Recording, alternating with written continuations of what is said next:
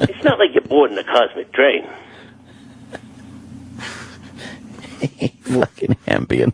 Well, did you see the light? People talk about the light. People talk about the light, don't they? I saw AJ, I saw Meadow, I saw Carmella, I saw them young, and then as I started to ascend further up into the sky, they started to get older. And then I saw babies. I didn't recognize them. It's very weird. And then it's like that night at Holston's, when everything went black.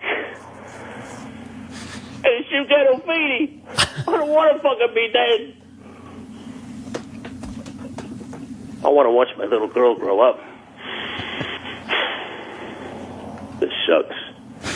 Jesus. Not to mention all the food I'm going to miss. The food and the beverages and the lifestyle. I got very comfortable. I got a lot of respect. But I was tortured. Come on. You gotta be pretty fucked up to play a part like that, Tony Soprano. At least you'll see Christopher when you're there. Fucking AT, welcome. Get your fucking ass up here right fucking now, and let's go for a fucking ride. Oh yeah? I'm gonna miss him. What about AJ? I mean, you think AJ's going to be all right with your passing there, Tony? I don't know. I'm going to be fine. I want money. Money. I've been saying that all day. Just walking around my house. I want money. The eyes really wide. I'm going to be fine.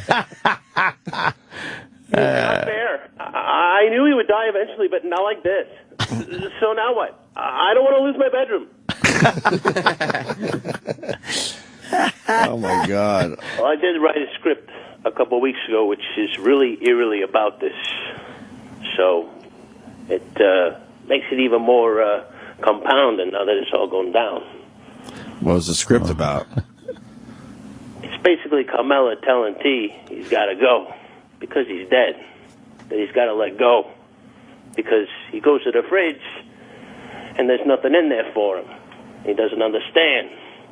Tom, what the fuck? You got to keep the meats on tap. What's with the fucking yogurt? Go, go. Yeah. She sits him down and she says, you got to go. Oh, yeah? Why? I live here. And she's like, no, you don't. You don't live here anymore. You got to go. Where am I going? What am I doing? I'm fine. I can take care of everything. I've got it covered here. I've made changes in life. I can do it. But you need to get out of here. Okay. What if I'm scared? Well, it's going to be okay. You're not going to go to hell. I'm not going to tell the whole thing, but it's that. Oh, wow. He was on the phone. It's amazing. Sounds amazingly like him. It's very, very creepy now. It is creepy. now it's creepy. What's even creepier is that we get a call from Gandolfini from the afterlife, and some ass keeps showing up and taking the phone from him. Okay, you got to go. Max, they don't want to hear you. They want to hear me. I know they do. But you're very upset, and you're on Ambien. No, you're on Ambien. now you get to listen to his schizo talk. Jesus Christ. Again, creepy. Yeah, you need to work on the Carmella voice. Anyway, fellas, I got to say you do a good job over there. I just hope everyone's getting along. I hope those serious bathrooms are clean enough for you. I hope at night you're going out and you're having some beverages and you go home to your families because that's all it's about. It's also about watching horror movies. What? Horror movies? Horror movies are good. Oh, Jesus Christ. I like watching horror movies because everyone's a fucking asshole. In a horror movie, you can cathartically watch them all fucking die in horrible, violent ways. So by the end, you're tired, you've seen a lot of death, a lot of blood, and you feel pretty good. Max, thank you, brother. Thanks, man. Thank you, guys. A salute. All right. Salute. Oh, yeah. Yeah, it gets worse. More of Opie and Anthony's Worst of 2013. Coming up. Tonight, I'm in Las Vegas. Finally, I'm at the Hard Rock tonight and Sunday. But if you happen to be out in Vegas tonight or Sunday, come see me at the Hard Rock. A couple days from now, New Year's Eve, Jesus, what a fucking year supposedly strong. I will be in San Diego at the American Comedy Company. And then January 9 through 11, Good Nights in North Carolina. January 23 through 25, The Punchline in Atlanta. February 6, 7, and 8, Washington, D.C. at the Improv. February 14, 15, the Borgata. It's college football bowl season on SiriusXM with live play-by-play of over 30 games, including the BCS National Championship between number 1 Florida State and number 2 Auburn. Davis is going to run it all the way back. Auburn's going to win the football game. The 100th Rose Bowl between Stanford and Michigan State, and the Sugar Bowl, Oklahoma versus Alabama. The biggest college football bowl games are on SiriusXM and the SiriusXM app. For a complete schedule of game times and channel listings, go to SiriusXM.com/collegesports. Be honest. Will owning a bigger TV help you get ahead in life? Will another pair of shoes make you a better person? Probably not. But what if you could speak another language? If acquiring a new language excites you more than acquiring more stuff, then wait until you hear this. As part of its biggest language learning event in history, Rosetta Stone is giving away demos of its powerful language learning software absolutely free. For your free demo, call 1-800-336-1905. And Rosetta Stone has made language learning more convenient than ever. Learn on your computer or iPad, then practice on the go with your smartphone or MP3 player without ever opening a book or memorizing boring vocabulary again. Do you want more stuff, or do you want a language that will last a lifetime? After all, it's all about priorities. To try a free demo of this powerful language learning software, call 1-800-336-1905. Again, get your free demo now. 1-800-336-1905. That's 1-800-336-1905. Hey, it's Tommy Z-Man here with a burning question. Are you up for saving a ton of money on premium cigars for the holiday season? Then FamousSmoke.com is gonna rock your little jingle bell. Ever heard of Oliva Cigars? These guys make some of the best cigars in the world, and now they've come up with an offer on a 12-pack of their tastiest hand-rolled smokes at a price that is unheard of. If you know super quality cigars, then you know names like the Oliva Cane, the Nub, Inferno, the Connecticut, Series G, Vindicator, and the Padilla La Reserva. And FamousSmoke.com has this flavor-filled 12-pack at only $29.99. Are you kidding me? This thing retails for almost $80. $29.99? Ho, ho, ho! That's $2.50 a stick! It's the Oliva Holiday Collection 12-pack sampler, and you can get it on the As Heard on the Radio page at FamousSmoke.com. Go to FamousSmoke.com. What'sYourPrice.com wants to know, who will you be showing up with this holiday season? Hey, Bill. Happy holidays. Whoa! She's smoking. Who's your date? This is Jennifer. Where'd you two meet? What'sYourPrice.com. Hey, Mark. Who's the hottie? This is Rachel. Say, bro, where did you meet her? Hey, Ron. This is your party. So why don't you have a date? There's no excuse. What'sYourPrice.com is so easy. You can pick from thousands of hot ladies and go on as many first dates as you want. Who needs mistletoe to be kissed? Get exactly what you want for the holidays at What'sYourPrice.com. Go to What'sYourPrice.com and use code FUNNY and receive twice the amount of dates. Just go to What'sYourPrice.com. Hey, baby. So what's your price? Ow! Ron, What's Your Price is a dating site, not a pickup line. Go to What'sYourPrice.com. Got a golfer to give a gift to? Good thing there's Golfsmith. Their team gets golfers. In fact, they're experts, golf gift experts, and they know the perfect gift for your golfer. Like the brand new SLDR driver, TaylorMade's new game changer, with more loft, distance, and adjustability that's already made it the #1 driver on tour. Or the highly adjustable R1 driver, available now at the lowest price guaranteed. Shop Golfsmith and Golfsmith.com and give the perfect round. This is Opie and Anthony's Worst of 2013. Worst of 2013.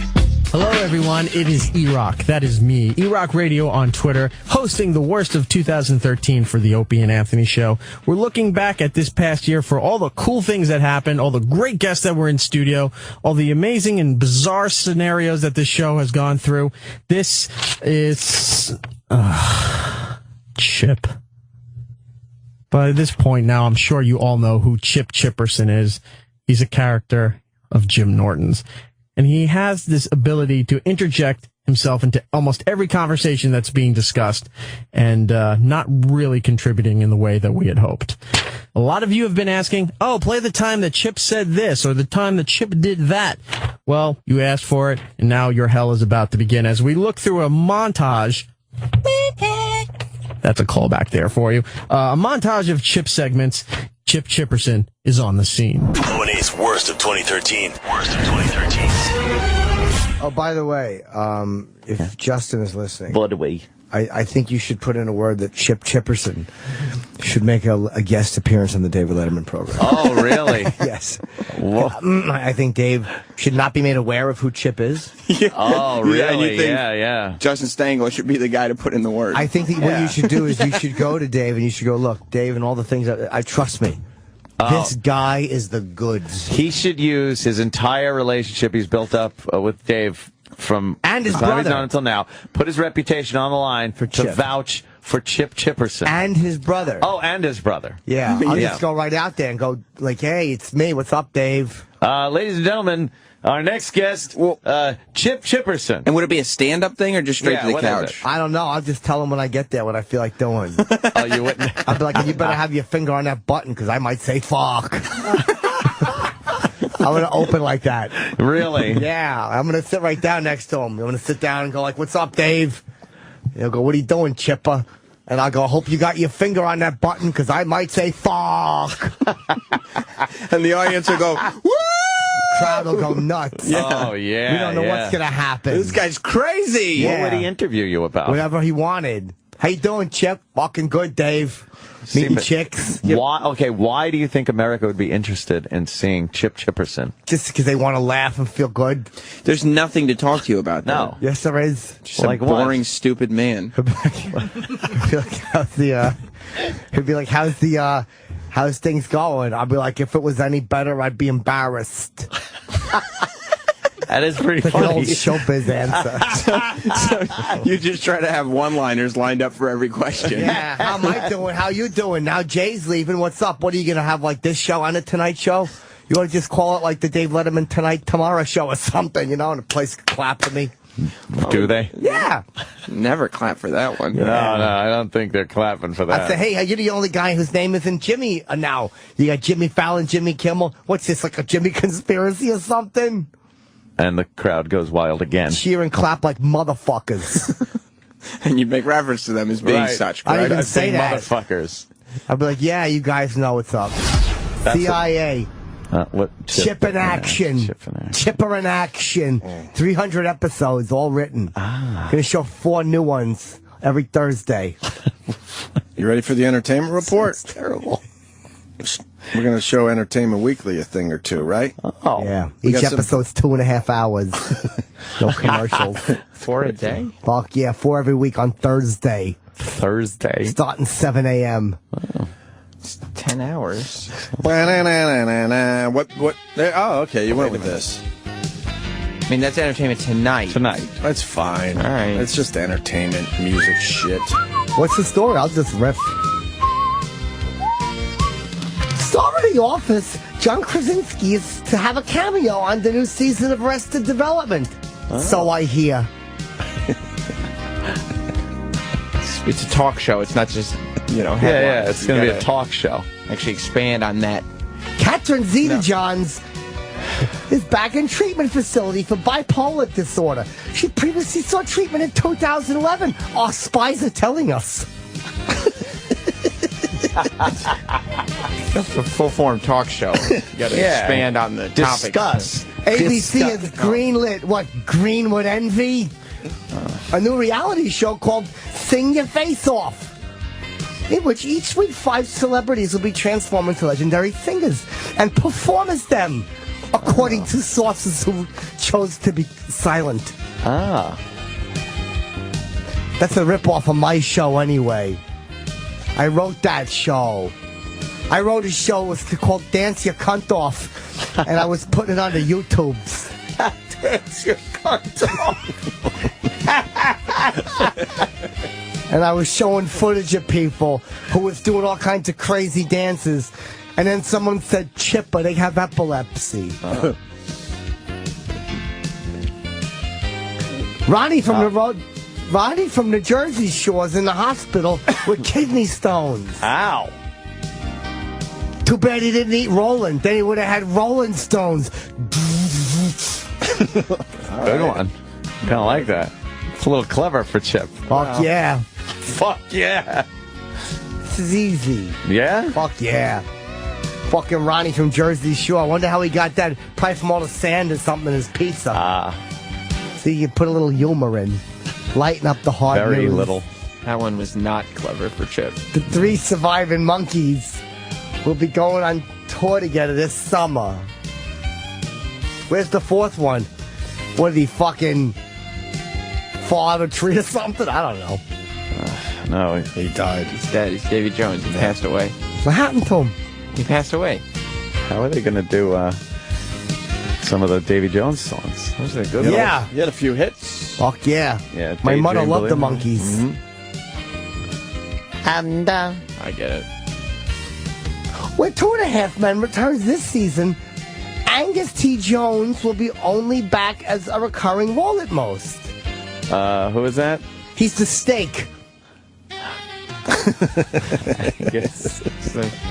Angus T. He's the guitarist for AC/DC. He's the kid that found God. He had a problem with the show. And, Yeah. He found God. Instead of 2.5 Men, they're going to have to call 2 Men and that fucking guy who you see once in a while or something. I don't know. Change the name. You got They me. should, Chip. That's good. Yeah, what do I know? Entertainment's easy. Hey, the guy's going to be on Arrested Development, from The Office to Arrested Development. I don't give a fuck. Well, You So gotta what? make believe you give a think fuck. that Big works. fucking yeah. deal. No, you got to kind of. Hey, that crazy girl married to Michael Jones, whatever his name is. Michael Douglas. She's in a hospital because she got bipolar. How come she didn't steal it? Oh. Double disorders, cocksucker. Well, this is working. I kind of like listen it. to this Fuck more yeah. before I'd listen to Entertainment Weekly Radio. Yeah. She's as nutty as a fruitcake, my mother would say. That's Oh, the pretty ones are always crazy, Chipper. Get yourself a nice lady with ham hock ankles. You want a lady who can carry the sofa up the stairs by herself. that's practical. Lamar always said that my mother had a lot of cushion. Lamar. She fucking her? No. Bless you. Don't sneeze in the middle of my entertainment report. Sorry. You already read all the stories. ABK has greenlit a new reality show We did that called already. Sing Your Face Off. Now, what kind of celebrities are going to be on this? 5 celebrities Yeah. are transformed into legendary singers and Fuck performers. yeah. So, what kind of celebrities do you think, Chippa? Fucking, I would say the girl who played Jo on The Facts of Life. Oh, She's fucking famous. I've seen her in quite a while. Yeah, Nancy McKeon. That was her, yeah. I know who it was. Oh, so her. The lady who played Edna Garrett on The Facts of Life. Well, they're not going to have 2 people from the Facts. Fuck yeah, they will. They'll just start singing. Well, who else then? Girl who played Blair on The Facts of Life. No, that's See that? 3.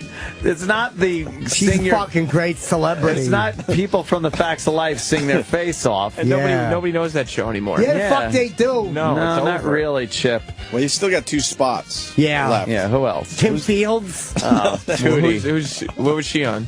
She was the black girl from The Facts of Life. Okay. My mother would always say, don't you ever come home with her, Chipper, or you'll be sleeping outside on a porch. But she had Lamar.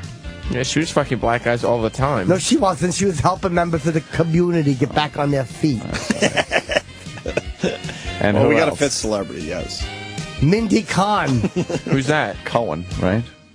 I don't like to say that because my mother didn't like the Jewy people. She said, don't bring no Jewy kite burgers into this house, Chipper. Jesus. I said, Ma, that's not proper. You can tell how Chip got so fucked up. Yeah, my mother said, if you want to see how many Jewish people are somewhere, you roll a penny. She says, Chipper, they run after it and bang their heads. My mother's a very wise, special woman. Yeah. But Mindy Cohen. Okay. She was Natalie from The Facts of Life. So is it going to be a She's theme? very Rubenesque. She looks like my mother, but she smiles more than my mother would. So the celebrities are like thematic every week? They have a new show that they... No, they're not. So the second week, who would you say would be on?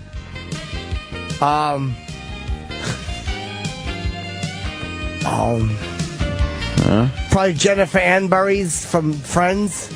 Aniston? Yeah. And who else? David Swinger. See, you're doing a thematic cast every week. No, it's from a different show. Everybody's just fucking dancing. No, they're singing their face off. Oh, I forgot. You I was mixed thinking it up of with- my show. What's your show? Dance your cunt off. It's where you get a bunch of girls and they gotta do like a really hard country left and right step until that cunt falls out. And when your cunt falls out on the floor, you win a prize or something. So it's all kinds of dances where their cunt could fall out, like river dancing, I guess. Yeah. Clogging, or the hard probably step, too. like 1 and 2 and 3. Right, and back and country forth. line dancing. Yeah. Not a soft shoe though. That wouldn't work. I don't care what they got on their feet. No, that's that's a type of dance. Oh. You're dancing your cunt off. Dance your cunt off. Chip, you're losing focus from I was going to put it on the fucking YouTubes. Right. You're losing focus from the entertainment show that you're supposed to do. That is entertaining. The radio show. Everybody would watch. I wonder whose cunt's going to fall off. It's this. It's this. She's got a cute face, but wow. Yeah. She's a turnip. Well. All right. Hi. Just people walk by the studio. Sorry. Yeah, we're distracted by a turnip. All right, so that's a good conversation about that new show, Sing Your Face Off. That's pretty good. Any other stories you want to elaborate on? You gave the headlines. We're elaborating a little more now, Chippa. 3 surviving monkeys are going out on tour. All right. But they're not going to be no singing because the guy's dead, so they're just going to play the music. No, there are singers. Yeah, they'll harmonize Mickey He Dolenz. sang, right? Mickey Got a lot of Dolenz songs. is pretty much the lead singer in that band there. Oh, all right. But now, are they going to be getting, who was the one that never really, Michael Nesmith, he never really liked being with the Monkees. No, he had the done with that whiteout shit. fortune, but I guess since the computer, the might need whiteout money fortune, again. yeah, he needs a little money. Yeah. Chippa, that what do you stock think? is dropped by now. Chippa, what do you think? I don't know. But I wouldn't mind going in there and fucking playing some sick fucking Puppies tunes. This isn't the entity. We talk about the story. Hey, you're not supposed to be talking about you. The Monkees going on tour. What's Mike the- Nesmith, Mickey Dolenz, Peter Tork. The new sick fucking Puppies song. The Devil's Circus. How does it go? I heard. How does it go? I don't think you've heard this one. yeah, I heard how I it don't think goes. you've heard this one yet. Oh, I did. No, I don't think so. Did a How does it go? How does first it go? performance yesterday. Yes.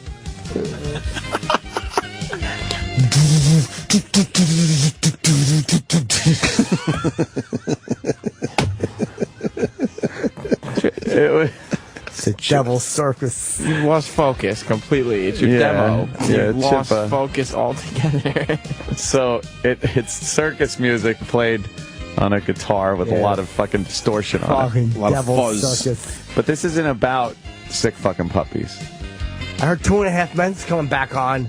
Oh, right. Now, Angus T. Jones, he had a problem with the show. He got very religious and had a problem with some of the themes of the show. He figured they were anti-God. He has cancer. What? No, he he doesn't. Now you're just spreading rumors. Oh. No. I just say stuff sometimes when I run out of shit to say. Just got to keep talking. Ran over the list of He was stories arrested twice. for rape. No, you he can't wasn't. say that. Oh, he wasn't? He wasn't That at didn't all. happen. He's just, I guess, the Catherine Zeta-Jones is in prison. No. She ran over somebody with a bus. She was backing up and she hit that cunt. Chip, she's in the hospital for bipolar disorder, but it has nothing to do with. She never hit anyone with a bus. Oh my God, she fucking bipolar. She hit someone with an axe. No, that fucking bitch is crazy. She was all fucking zooted on her medicine, running around throwing soup on people. I heard. No, that never happened. Yeah, she even threw fucking throat cancer at Michael Douglas and he ate it.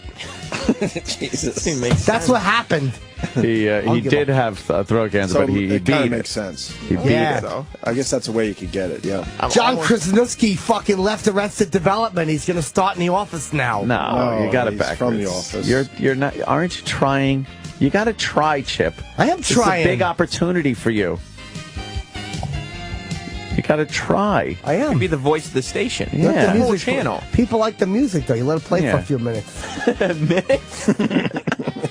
You talk about Ronnie from the Jersey Shore. He's got kidney stones. And then maybe talk about some of the other Jersey Shore guys and what they're doing. Yeah, you ever see Snooki get fucking punched in the face? Yeah. Years ago. That was like the first season of... 5 years ago. Yeah, they go do their laundry and shit real good. Hey, I'm going to press my shirt or something. What are you going out to get some fucking cooter? Fucking fist pump. I used to fist pump too. Did you? Fuck yeah. And you got to watch the language. This isn't a this they isn't want a it show. raw. They want it real. I don't know. No, they don't. It's more of this a, is XL shit. You're going to be talking to a lot of women. A lot of women are interested in. I got a big fucking pecker, ladies. No. How'd you like it stuck where the babies fall out? Third time running through the list of stories. How'd you like me to fill your dunce hole? Chip. See, no, Chip. You can't curse. I don't have you to gotta curse. stick to the stories, and you gotta elaborate on them. Just don't read the headlines. You have to be conversational. Okay. So what's up? What are you doing? You know, I heard Catherine Zeta-Jones is back in treatment facility for bipolar disorder. She previously sought treatment in 2011. Well, what do you have on that, Chip? She previously sought treatment in 2011. And all of a sudden, now she's back in a treatment facility for bipolar disorder. Catherine Zeta-Jones. So anything you have that can maybe elaborate on this? Yeah, she was already there 2011. That's 2 years ago. She was there, but now she got out. Now she's back in there again. And she's got bipolar disorder. You're just rephrasing the statements in the headline. You got to elaborate a little elaborating. bit. I don't think you are. Give her a little extra. Yeah, this is extra. Maybe your personal opinion. She's married to Michael Douglas. Oh, there you go. All right. And she was in a place in 2011 for bipolar disorder. And now she's back there. What do you think of that? What's that? What do you think of that? I think that it's been 2 years since she's been in a place for bipolar disorder, and she's gone back there. We get it. What's up with Big Ball Guy? Or Big Balls Guy? Does he have both balls? Man has surgery for 134-pound scrotum. He walks around. He's sitting on some type of bus here, right? And a public, bus. And he carries around a plastic milk crate, those milk crates, with a pillow. And he's got to sit on the chair, and then in between his legs, he puts the milk crate upside down with the pillow on it, and rests his gigantic 134-pound ball bag on the milk crate and pillow. Wow, that's a huge fucking ball. He wasn't born this way. What a burden. It just started growing? For 5 painful years, Wesley Warren Jr. watched as his scrotum slowly swelled into a 134-pound mass that hung to his ankles. All right, get Dr. Steve on Well, the phone. why the fuck wouldn't he stop when it was like... Well, maybe it'll get better. When it was 80 pounds. It's like if the diameter of your ball bag increases by like 1/8 of an inch, how about you go to the doctor? But there's a lot of wiring down there. How do you take care of that? He recalled a mid-sleep maneuver that slammed his right testicle. I felt the most enormous amount of pain that one could possibly imagine. And then it just starts growing from that pain point? Quickly subsided as if a big rig was rolling off his scrotum. Right. I felt like I dodged a bullet. Oh, big rig. The following day, the sac had stretched to the size of a soccer ball. So did he go? He's not saying. I went to the ER and they treated it as though I had some kind of infection. Antibiotics. Went to other doctors. No one was able to figure out anything for me. Oh, please. They would refer me to other doctors because I don't have insurance or the financial means to pay for these folks on demand. The appointment would be 6 weeks away or 3 months away. blah, blah, blah. Lives off disability. You think? Yeah. Who's going to hire him? He had help. Quite the distraction at the workplace. Yeah. Ooh, look at this ball bag. Right. Jesus. Oh, Dr. Steve will be calling us to talk about big balls in 5 minutes. Yeah. All He's right. dropping his children off. Oh, okay. I would have said to the guy, "You're nuts." That's pretty good, Chip. I know. Oh, 13-hour surgery. So what is he down For to now? what? Like what To was... remove the 134-pound mass. But what was the mass? And how did he get it? Just by rolling over in his sleep? Nah, he rolled over in the sleep, and it fucking... That's when he realized he had something going on down there. Something ruptured. It's some kind of fluid collection. Blood. No, he already had something growing, and when he maneuvered in bed, it exposed it to him. Scrotal lymphedema? What is it? Lymphedema. Lymphedema. Scrotal lymphedema. Scrotal lymphedema is what happens when your scrotum grows. Buildup of fluid. Fluid, the mass, and tissue. It will knit itself into the fabric of your scrotum. You know, those things you can't get on the show. Yeah. Tissue. Tissue, I don't even know you. Yeah. Hey, this is what you get when you wash your neck. You get Kleenex. Yeah. Dr. Steve Chipperson. Or something. Fluids or something. Jesus. Yeah, it's a big mass or something. You know, a bunch of people in church inside of your scrotum or something. You don't like Dr. Steve Chipperson? No. Who would? Flad. Yeah, a bunch of fluid. Wow, that's... I hate those stories. You gotta grab your balls when you're hearing these stories. I don't know why. Grab yours. Ow. Ooh. I don't like that. Yeah, bad as bag must have smelled. Oh my God. Oh. What happened? You know that feeling you get in your balls when you go in a car, and you're going over a hill, where you're going downhill and then it goes uphill really quick? Like it sinks back into you? What is that? I gotta ask Dr. Steve that. Why do you get a feeling in your ball bag when you go down a hill and then back up like that? What is that? Well, it's basically it's your sinking back, and it's gravity kind of pulling you back towards the center of your own gravity, which would be where you're seated. I don't buy that. Yeah. Because it's when you go up and over a hill, or when you go down and up. So you're getting the increase in G's and negative G's on your ball bag. You don't have any H's or I's or something.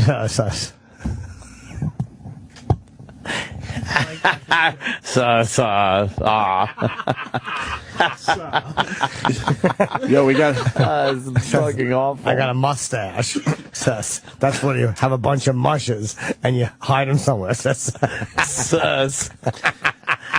Dr. Steve, we got a story of a guy, his fucking balls or his scrotum got up to 134 pounds. Nice. And he said he moved in the middle of the night and fucking felt incredible pain. I guess he, twisted the wrong way or something, and that's what he's claiming caused this, which I doubt very much. Yeah. Yeah, that's called massive scrotal edema. What the fuck? Well, a lot of times it'll happen when the venous supply of the scrotum is blocked. So if you get some compression of the vein, then the arteries can still pump blood in. But oh, man. Oh, that's disgusting. So how do you take care of this? Surgery is the only option on that. Compression will actually make it. Does everyone get soaked in the operating room? Oh, yeah. Wait, compression will do what? Compression will just make it worse. Like, so people think, well, you got a swollen leg, you put them in a compression stocking. But compressing swollen ball bag will actually make the problem worse. So you can't jump up and down on it? Yeah, just fucking.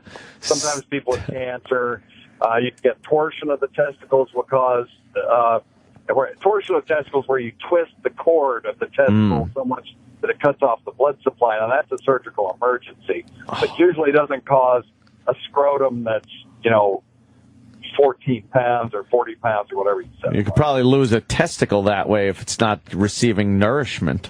Absolutely. Oh, Jesus. This guy got it up to 134 pounds. You chicks think it's fucking your tits are the problem. Jesus Christ. Got these fucking balls hanging down. Imagine trying to walk around with that shit hanging between your legs. Oh, my God. Yeah, you have to bounce on them or something.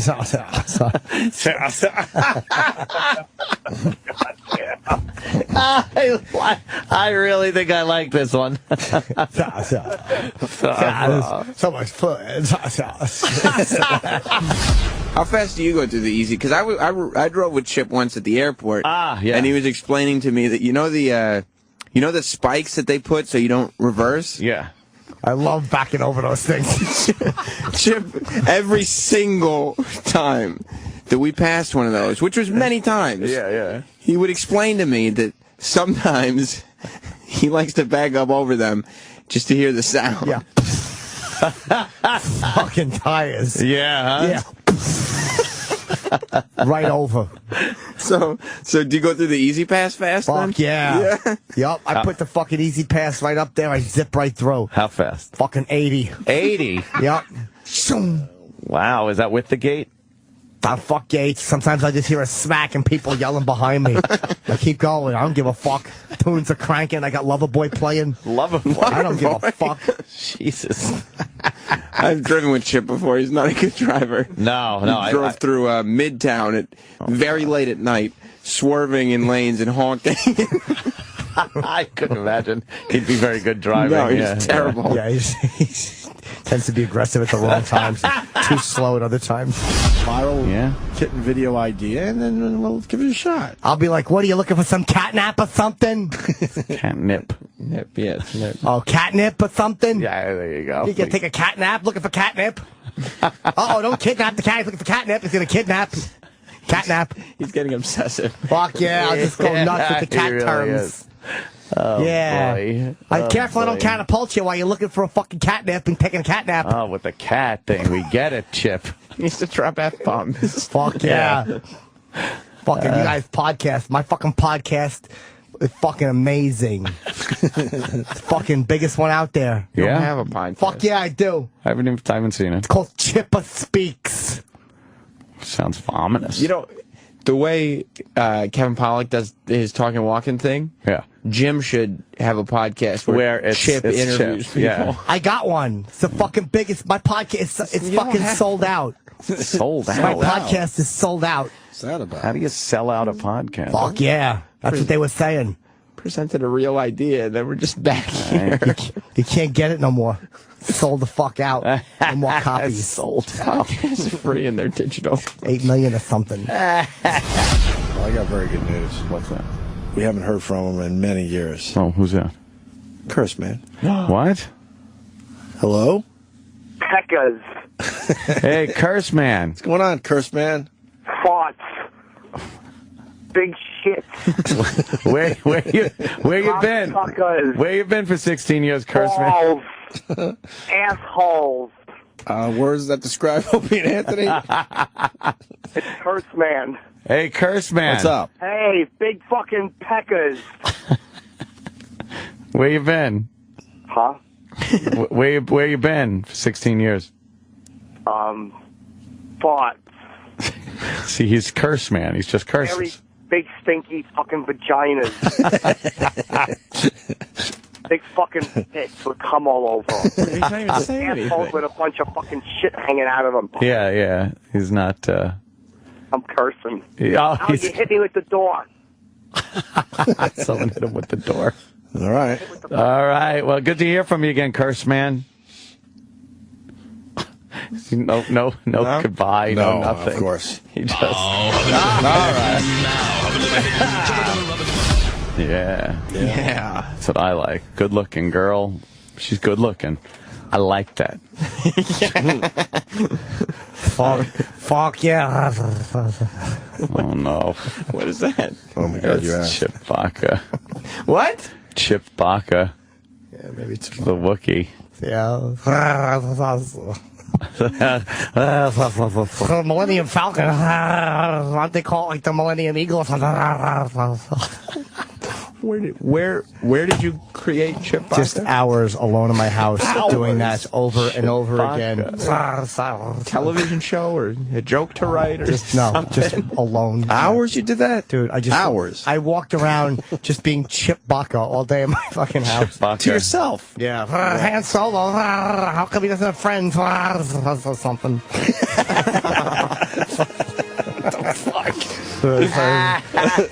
Fucking Yoda. He's fucking green with envy. He's green with envy. That's something. Whatever. That's horrible. Jedi. Should be a jet nose. Oh. Yeah. I don't really like Chip Baka. No, I don't either. It's Who shot first? Oh, Han right. or Greedo? Yeah. What's that? True. Who shot first? That's a. Yeah. Greedo, how come he doesn't be happy with what he's got?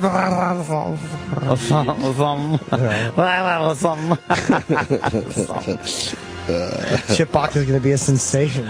No, he's not. You don't think so? No. I thought of it because I was talking to somebody at the Star Wars fucking Christmas special. I watched a little bit of it. Yeah. Oh, God. Isn't that so utterly bad? The fact bad? that got made is just atrocious. How anybody shot that and thought it was good. Yeah. Wow. Maud. Well, That's everyone was fucking starving for anything Star Wars related. Oh, God, it was terrible. So that's probably went into it. Mala and Lumpy and Itchy, the names. Oh, they were terrible. And then Jefferson's Starship or something was. I didn't watch the whole thing. Was there, and then. Well, they were. They're all talking. They were a big get back then. Bad. See, but this is now online. This was really hard to find for a really long time. Yes. The Star Wars Holiday Show, 1978 on YouTube. That one has no audio. You got to get one with audio, Sam. That one's got no audio. There it is. No. The audio was taken off. Yeah, they took it off. Why? Because there was a copyright violation. Oh. So you have to find little clips. To find the one with the Spanish subtitles. I was watching that one. Wait, but they allowed the video to stay up there, but not the audio? Yeah. Lumpy. The announcer. With special guest star, Beatrice Arthur. Beatrice. Art Carney. Oh, is this embarrassing? Oh my God, is this fucking horrid.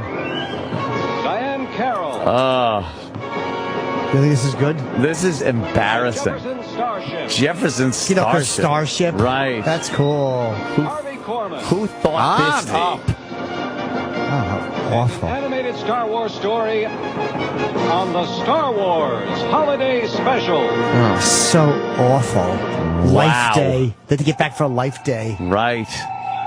Oh, this is so bad. You don't like when they zoom in on the Wookiee's house The and cartoon for Wookiee 10 house. minutes there's no dialogue? Yes, they're just making noises. They show Itchy and Mala and Lumpy playing in the house. Nice music. It's like a regular house, except they're shit sticking to their connection. Shit sticking to their... For the kids Yeah, this coming is down with it. a fake plane. This is it. Them just making Star these Wars, noises. Like Star Wars was like a massive movie and on a big movie set and everything. This is Yeah. on a shitty TV studio. This is all like about ours. marketing, though. It's like, that's why I hate George Lucas. It's just to sell stuff. What are they saying, Chip Baka? He's going, look at this plane. How come it's not called a symbol? And the old guy's going, get away from me, Chip Baka. Go in your room or something. I gotta lay down with Lamar. The worst is yet to come. This is so fucked up, man. This is O&A's worst of 2013 on the Opie Anthony Channel. Like this feeling can't hold us. Sirius XM wraps up 2013 with a full-blown party music channel, New Year's Nation, the soundtrack to your New Year's holiday party. The biggest upbeat party songs from across the Sirius XM Nation play on New Year's Nation to help you ring in 2014. New Year's Nation. Turn it up New Year's Eve at noon Eastern and keep it on through New Year's Day. Sirius XM Channel 3 and on the Sirius XM app. Honey, I'm home. Hi, sweetie. What the Where did all this stuff come from? A MacBook, PS4, 2 TVs? We can't afford all this. Relax. I've been kicking butt at Beezid.com's penny auctions, and I saved 80% off retail. Where? Beezid.com? That's right. And these are just a few of my wins. The rest I flip for cash at the Beezid store. Flip for cash? What do you mean? Beezid has a store where people can shop without having to bid in auctions. When you win an auction and would rather take cash, you can flip your win to the Beezid store. I posted my wins for about 50% off retail. Nobody can beat Beezid store prices, so I made money right away. Look. Look, here's a check for $1,500. Get it all for way less without the stress. There's only one place to go, Beezid.com. New users sign up between now and January 5th, and you automatically enter into Beezid's $75,000 holiday giveaway. One winner every week. Use code Opie and get free bids to join, or just show up and shop. BEEZID.com. I need to protect my company's email. Do you want an email security solution that's hard to install? No. You good with paying a fee for every user? No. How about a little extra for outbound email protection? No. Offshore or automated phone tree support okay? No. Then yes, we can help. The Barracuda Spam and Virus Firewall, the world's best-selling business email security gateway, with email encryption and data leak prevention included at no extra cost. Available as a hardware appliance, virtual appliance, or as a cloud service. And always humans to answer your calls. Try the Barracuda Spam and Virus Firewall free. Go to barracuda.com/yes. Magic Jack won the 2013 Consumer Choice Award for quality, value, price, and ease of use. Just $29.95 per year for unlimited local and long-distance calling in the U.S. and Canada. Magic Jack also lets you keep your phone number. The choice is clear. Do the math.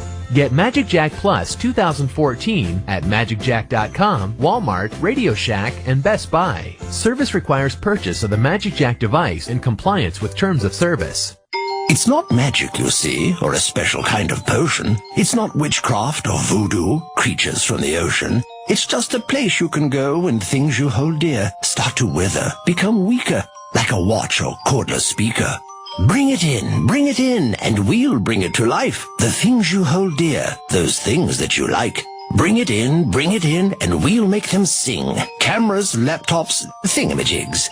Bushels of batteries to power what you own, to get you where you're going, your GPS or phone. For flashlights that won't light, for go-karts that won't go. Bring it in, we'll make it work. This by now, you know.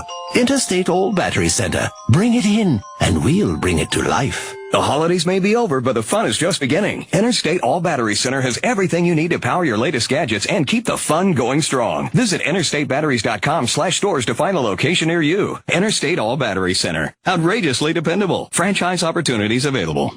Hi, I'm Barbara Corcoran.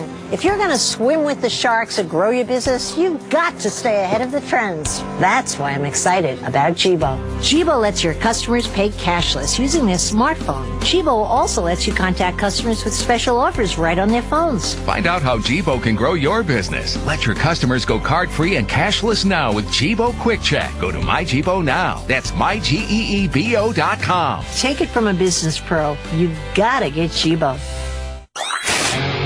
Opie Anthony's Worst in 2013 continues right now. Now. It's the worst of 2013, like the production said for the Opie and Anthony Show. My name is E-Rock, hosting this thing for you until Opie and Anthony decide that they're done with vacation and want to come back. In this segment, James Lipton is in studio. He's the host of Inside Actors Studio. Of course you know that. He stopped by promoting his new book and tells a story about a time when he was working in Paris, but he said he was a tour guide. Doesn't make any sense, but he'll explain everything here. James Lipton, right now. Opie and Anthony's Worst in 2013 on the Opie and Anthony channel. Well, obviously, we were astounded by the list of people you have interviewed.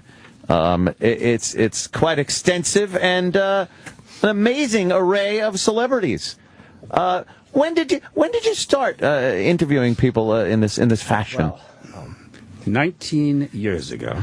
That's it. In 1994, when the Earth was covered in mists, I had an idea, as a member of the Actors Studio, that we ought to create a degree-granting program for the first time in the history of the studio, which was then 47 years old. And you know the people that had given us, from James Dean and Paul Newman and Marlon Brando and so forth, right up through Pacino and through De Niro and Jack Nicholson, etc. And I suggested at that time that the studio, first of all, was a very private place. It was a gymnasium, and nobody was allowed in from the outside. It was a place where people could go and make mistakes. Why? Because you learn from your mistakes, right? But you don't want to make them in public once you're famous. So that's how it worked. I said, why don't we create a degree-granting program for the first time? We don't have to let people in. The studio is still on 44th Street. It's still a private, cranky place where nobody can get in. But let's let this method that has been honed all these years out. in an educational environment. And that was how we started Actor Studio Drama School, which is now at Pace University. And when we started the Actor Studio Drama School, I had people who would... All of our core courses, by the way, are taught by life members of the Actor Studio. Mm-hmm. That way we get the continuity that we wanted.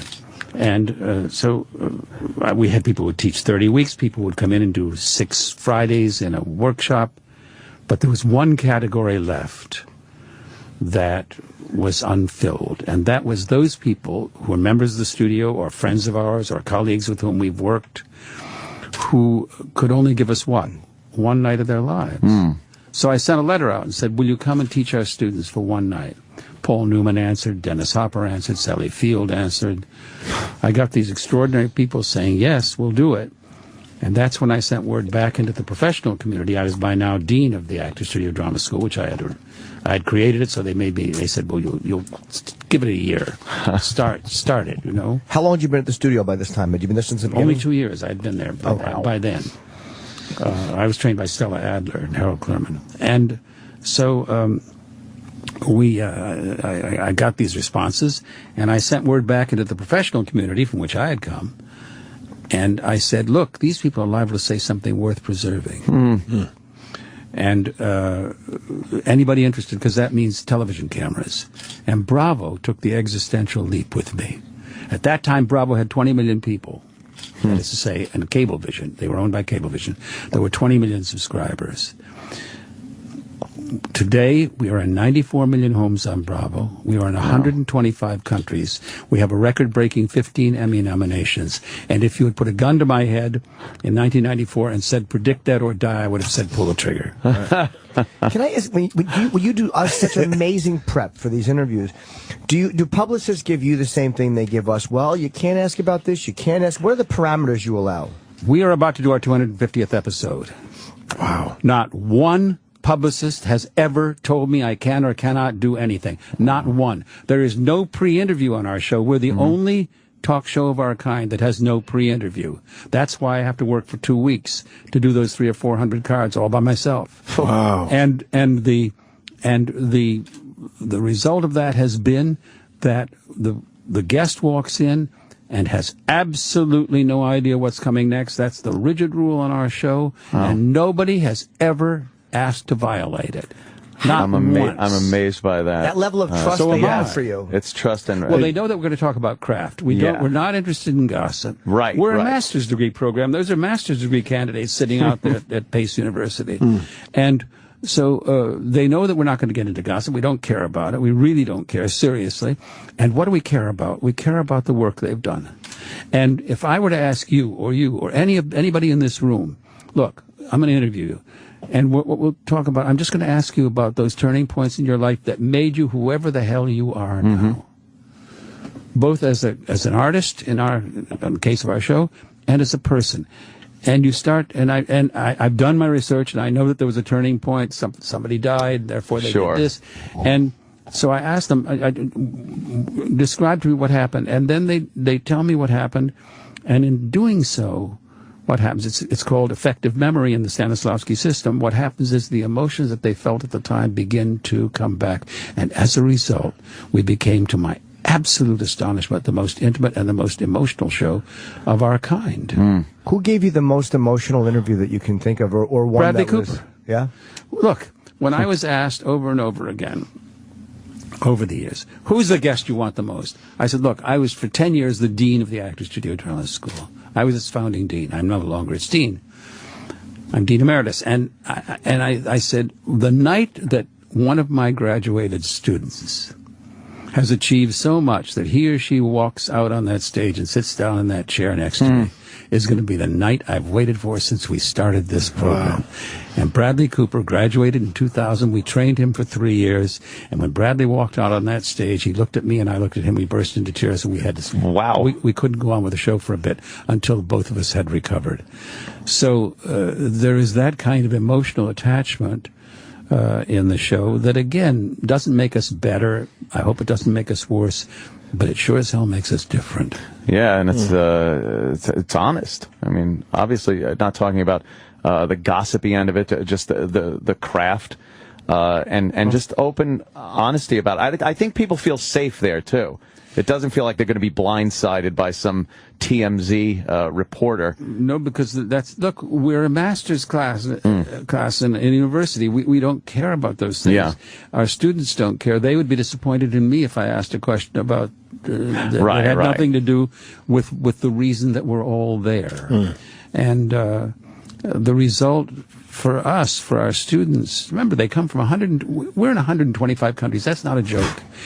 We were immense in France, in Japan, in Australia, in the Scandinavian countries, in Latin America. The show is just huge. And the result is that our students come to us from all over the world, and they come to us for a reason. And the guests know that there's a reason. Mm-hmm. And therefore the guests have a reason for coming there, which is to teach them.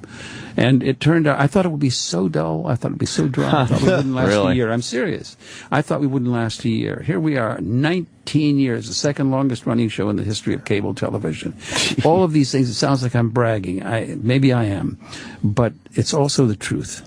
And it's not something that I had anticipated or even planned. It just evolved organically, the way an acting role is supposed to evolve. Yeah. How did you accept being thrust into pop culture like that? I mean, the parodies that have been done about you, which are hilarious. It appears that it appears that I am a figure in pop culture. Sure. Watch Arrested Development when it comes back on the air on Netflix. I'm back on the show. The Warden Gentles, like the character that I created on the original show. I'm back on the air. The Will Ferrell, of course. We all know about that. And it's not something that I can plan, but it is something that, to be perfectly frank, that I treasure. Yeah. I mean, Will's a friend. He asked me to be in his movie with him, which I did, and this thing has evolved too over the years. This relationship. Do I like it? People ask me, "Do you hate it?" Hate it? I would crawl on broken glass to have this kind of thing happen to me. It must have been odd, though, to be the dean of a university. It's all happening at once. I was one of 7 deans in a university, which is an academic position, of course, and at the same time, all this madness was happening. Yeah. That's an amazing story. Of all the people you've talked to, what was something that shocked you? Like, what's a piece of information somebody gave you? The most shocking one, I think. Well, brace yourselves. It's quite a tale. It's brief. Jack Lemmon was on. I'd known Jack Lemmon when I was a young actor and came to New York, and he was already a famous actor. And Jack was, you may know, an absolutely elegant human being. And it was near the end of his life, just a few months from the end of his life, and he was on the show. And because I'm dean of the school, I'm always trying to make a point for the actors. I'm didactic, which is one of the things people make fun of me for, and some people dislike me for. They think it makes me pompous. And but I'm always trying to teach them something. And so I was working with Jack, and we were talking about Days of Wine and Roses. And I said to him, you know, all the famous scenes in it, the scene next to the crib with the child, the scene in the greenhouse when you smash it, trying to find a bottle that you stowed there, the scene when you're arrested, all those huge scenes, emotional scenes. But the most moving, the most thrilling scene in the movie is the quietest. When you stand up in front of AA for the first time and say those historic words, and then I paused. I'm always trying to get my guest. I tried to get De Niro to say, "You're talking to me," he wouldn't do it. I did get Tom Hanks to say, "Life is like a box of chocolate." And I waited for him to say it, and he said it. He said, "My name is," he couldn't recall it, and he said, "My name is so-and-so, and I'm an alcoholic." And I turned to the students and I said, "See, look, no pushing, no begging for anything. Just do it. Just do what the character does and let the audience provide the emotion. See, no pushing." I said, "That's acting." And he said, "No, it's not. I'm an alcoholic." Oh, wow. Wow. And there follows a 15-second pause, which I kept in the edit, because I edited the show. And it's right there. We just stare at each other. And I saw he didn't want to go any further, and so I went on to the next question. But it was the most startling moment in the history of the show. Wow. And afterward, his wife said to me in the green room, first time Jack's ever said that in public. Wow. So the fact that he said that, I guess, obviously meant he was in recovery and had kept that private. Wow, that's he was, but he had never admitted to it in public in his life until that moment. Would you call that a surprise? Yeah. Well, not in this studio, I wouldn't. You know, come on, I enjoy a couple of beers myself. But you're an interesting guy too, in that you how much of this is folklore. But back in France, when you were a younger guy, you know what is this? Are they Jim God, are you going there? Okay, we have to ask. Yeah, you were. Go ahead. You were. I don't want to say a pimp per se, but I was a macro. Which is not strictly speaking a pimp. A pimp is somebody who exploits the women who work for him, and generally speaking, that relationship nowadays it's unthinkable. Unthinkable. I'm talking about when I was a youngster. This is long, long ago, where it was all regulated in France and so forth. But a pimp exploits the women and often treats them horribly. We know that. But a macro works for the women. They employ him. And I was living in Paris. I couldn't get a work permit. It was out of the question in those days. Were you acting there? While you were there? I had been acting in Greece in a film. And then I came back, and I didn't want to come back to the United States for a while. I wanted to live in Europe, and I particularly wanted to live in Paris. There's an expression in French called rite de passage, rites of passage. I was going through it, and I wanted to continue to go through it. And I had met, by chance, because I had gone, as Americans did in those days, to the Rue Pigalle to see a sex exhibition, which was, in those days, was commonplace in Paris, and in America didn't exist at all. And afterward, I had had a drink in the bar in the bordello and met the young woman who had participated in this, and we became friends. She was from Cannes. She was a beautiful young Canoise.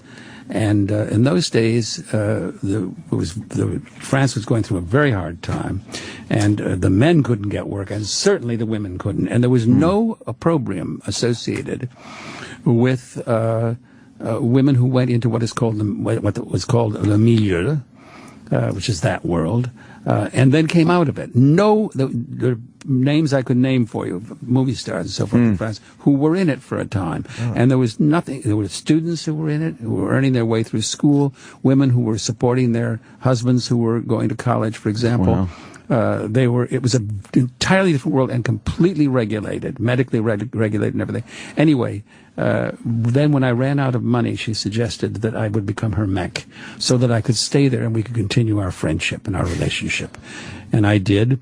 And it was one of the most interesting years of my life. Now you know the whole story. Wow! But what is one of the responsibilities of? I would go to I would probably mopping up in the morning. I would appear at American Express, which is where all the tourists turned up, especially the American tourists. Right next to the Palais Garnier and to the Paris Opera. And other people would be there saying, would you like, I conduct tours, would you like to see Chartres, would you like to see Notre Dame de Paris, etc. All these people would be these tour guides. I was a tour guide. I would say, you want to see some sex? and these startled Americans would say, yes, this is really what they came to Paris for in those days. And then when was this, Jim? When was this, roughly? 1950s. Oh, okay. And so, France was still recovering from the Second World War. And I would have to go with them because they were nervous, they were frightened about it, and so I would take them there to the bordello, and my girlfriend and another woman or a man or whatever it was we had arranged, this thing would occur, and these people were electrified by it. And they would ask me to translate for them and speak to these people and tell them what they wanted to see and so forth. So it was a very strange time in my life, but it was literally the only way I could remain in France. I couldn't earn a living any other way. I would gladly have done something else. Now that's probably a much more fun way to make a living. Did you get involved? Interesting. Were you a part of What do you mean by get involved? Well, I mean, what I would love to No, I mean, she was my girlfriend, for Christ's sake. Yeah. I wasn't going to, betray her even with her. Wow. You follow me? It's very complicated. You didn't get jealous? No. Well, she wasn't. We were friends. We were really friends. More than anything else. Right, yeah. And she had arranged for this. It had to be arranged for her. They would have found me floating in the sand because you couldn't practice that profession unless you had been endorsed. Okay. And so she got me endorsed. Wow. What a great story. I've never discussed this with anybody else before on radio. It's quite amazing. Part of your history and just part of history. We never do that. Well, What's I never would have discussed it at all. I did in my memoir, Inside. Yeah. It's there in black and white for everybody to read. But Arthur Lawrence, the great playwright, had been there. And with a whole group of people, with Stella Adler, who was my acting teacher, and they were all there in Paris. They came for the summer, and I was there, and that was when I was working. And they asked me to, and I took them all and arranged one for them, this as a sex exhibition. And Arthur wrote about it in his memoir. Oh, really? Yeah, 6 years ago, just before I wrote my memoir. And he talked about it, and so I felt he had outed me. Did he drop your name in there? Drop my name? I thought maybe it was an anonymous type. No, he devoted a chapter. He called me. He didn't mention your name. The guy who hosts the Actors Studio. No, I wasn't that then. He called me the sex guide. Wow. Paris. And so once that had been done, there was nothing I could do about it except in my memoir to put it on record truthfully, once and for all. When Julia Roberts was on my show years ago, and Julia had played, of course, a prostitute famously, and I said, did you interview prostitutes and so forth? She said, yes, and we got into that. And then I began to talk about, I said, well, when I was in France, and so forth. And then I realized I had trapped myself. That was long before I ever discussed it. And I didn't want to go any further with it. And Julia, she started laughing. She couldn't stop laughing. And it's one of the most famous moments on the show where I was just sort of fumbling around and I didn't know what to say or how to get out of it. And Julia could not stop laughing. I tried to drink her water and her teeth were rattling on the glass. She let you off the hook, or she probably could have pursued it. Oh, she didn't? But I didn't confess anything. Right. It wasn't until Arthur Lawrence wrote about it as an experience of his life that I decided I'd better set the record straight, such as it is. It's an interesting story, and you know what? It's so it's in a time in history where it doesn't seem as seedy as anything like that now. Listen, the women who were in the milieu in those days were, some of them were very, very elegant, and as I say, they were examined weekly by a doctor. It was completely regulated. Some of the bordellos of that time were among the most famous in the history of the world. These women were like geishas, and they were so royally treated, and as I said, women moved in and out. They needed the money. They were desperate, and so they would do this for a while. Then they would come out of it. People would know that they were in it. There's a very famous, very, very famous French movie star who was in and out of that milieu. I won't say who it was, and that's not my right. But I know that she was. And when they came out of it, there was no opprobrium whatsoever. People never even gave it a thought. Wow. The French have always been we're the United States of America. We're uptight. What tradition do we have that the French do not have? The Puritan tradition. There is a Puritan tradition in America, which we inherited from England. But the Catholic countries of Europe, France and Italy and so forth, do not have a Puritan tradition. As a result, they look, and neither does Asia, neither does Japan, for example. And so in those countries, you don't find the same kind of nervousness or obsession with sex. They're much less, much less obsessed. Less uptight, too. Just less uptight. One of the problems with the Catholic Church today is that it has become absolutely riveted on the subject of sex. Right, yeah. And I'm not criticizing them, that's their right. But it is a fact. And they are more sophisticated perhaps about it, or and certainly more casual about it. They don't see it as every encounter as a life-changing event. Sure. I'm not saying that's right or wrong, but it's different from our own tradition. We are more uptight, and it has to do with our Puritan tradition. Yeah, absolutely. I think it takes away from some things that could be, art. I think it takes away from art in this country Look a lot. at Japanese art, the greatest Japanese artists, the Rembrandts and the Da Vinci's of Japan, all painted pornography. Pure graphic pornography. My wife is half Japanese and half Irish, and she studied art with a great Japanese artist. He was a national treasure. They declare them national treasures in Japan. And he gave her as a gift once. It hangs in our house. This painting by a master, one of the 18th century masters of Japanese painting, and it is a pure pornographic and it has a place in your home right there prominently displayed? Pride of place. You see? Wonderful. I love it. Why not? Absolutely. Why not? Absolutely. Did you study with, did Brando study with Stella Adler too? Brando studied with Stella Adler. De Niro studied with Stella Adler. Harvey Keitel studied with Stella Adler. I studied with her for 2.5 years.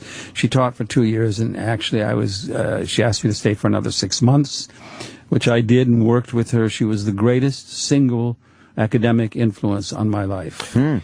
So you knew Brando? Yes, I knew Brando when I first came to New York. He was already, a star, but I didn't know him quite well. Yeah. I'm always fascinated with people who got to know him because he seems like one of these guys that was rather difficult to get to know. Like, at the end of his life, I was always trying to get him to be on the inside of the actor's studio. By then, he was reclusive, and he would sit up in his home, and he would make phone calls. He would call me, and we would talk for 45 minutes, but he would never appear on the show. By then, he would not come out of his house, and he was very, very, very bizarre. He'd speak to me in Spanish, and I said, I don't speak Spanish, and then he would stop. But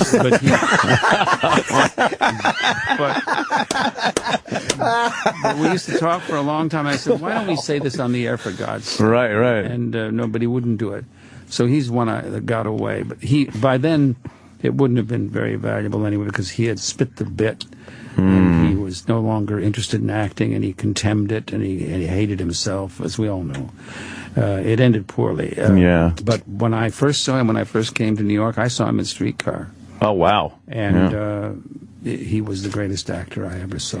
Did he really dislike guys like Rod Steiger? Because there's this famous story about when they were doing that I Could Have Been a Contender, Charlie, that he wouldn't even do Rod's close-ups with him, that he hated his acting. Is that the truth? I have no idea. I don't know. I don't answer that.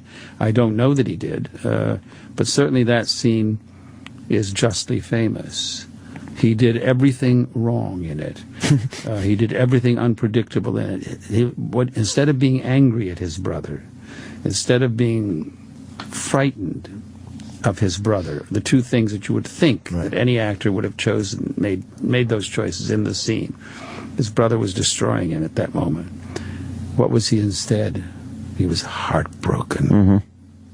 He was heartbroken that his brother would do this. It was the most amazing choice, and only a Brando could have made it. I think that nothing impresses me in an actor more than risk. If an actor takes chances and is utterly unpredictable, then I know I'm in the presence of a great actor. And there's one more ingredient that's necessary. If the actor...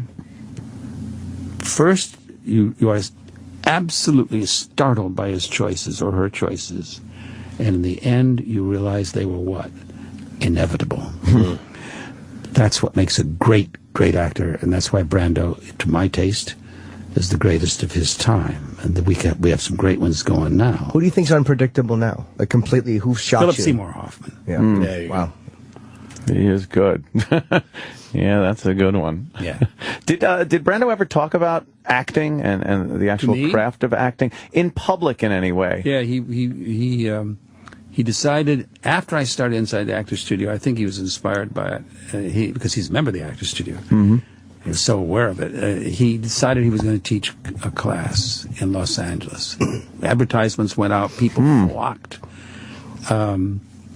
And they rushed to be taught by Marlon Brando. And they arrived at the appointed place, and he was waited for the door to open for him to come in. He walked in a dress, as I recall. It lasted, I think, about 24 hours. That was by then he was two. Yeah, he hated acting. Isn't that odd? He thought that acting was not a worthy profession. And you know why? Because he was a genius. Geniuses make one mistake consistently. They think that whatever they do is easy. Why? Because it's easy for them. And they didn't have to learn it because it came from instinctively. And as a result, they think it's easy, and it's easy for them to become contemptuous of it. Because, look, I'm doing this thing. What's so special about what I'm doing? Why should anybody make a fuss? And eventually, people like Brando become contemptuous of it. For example, Ted Williams had to teach himself every moment of swinging a bat.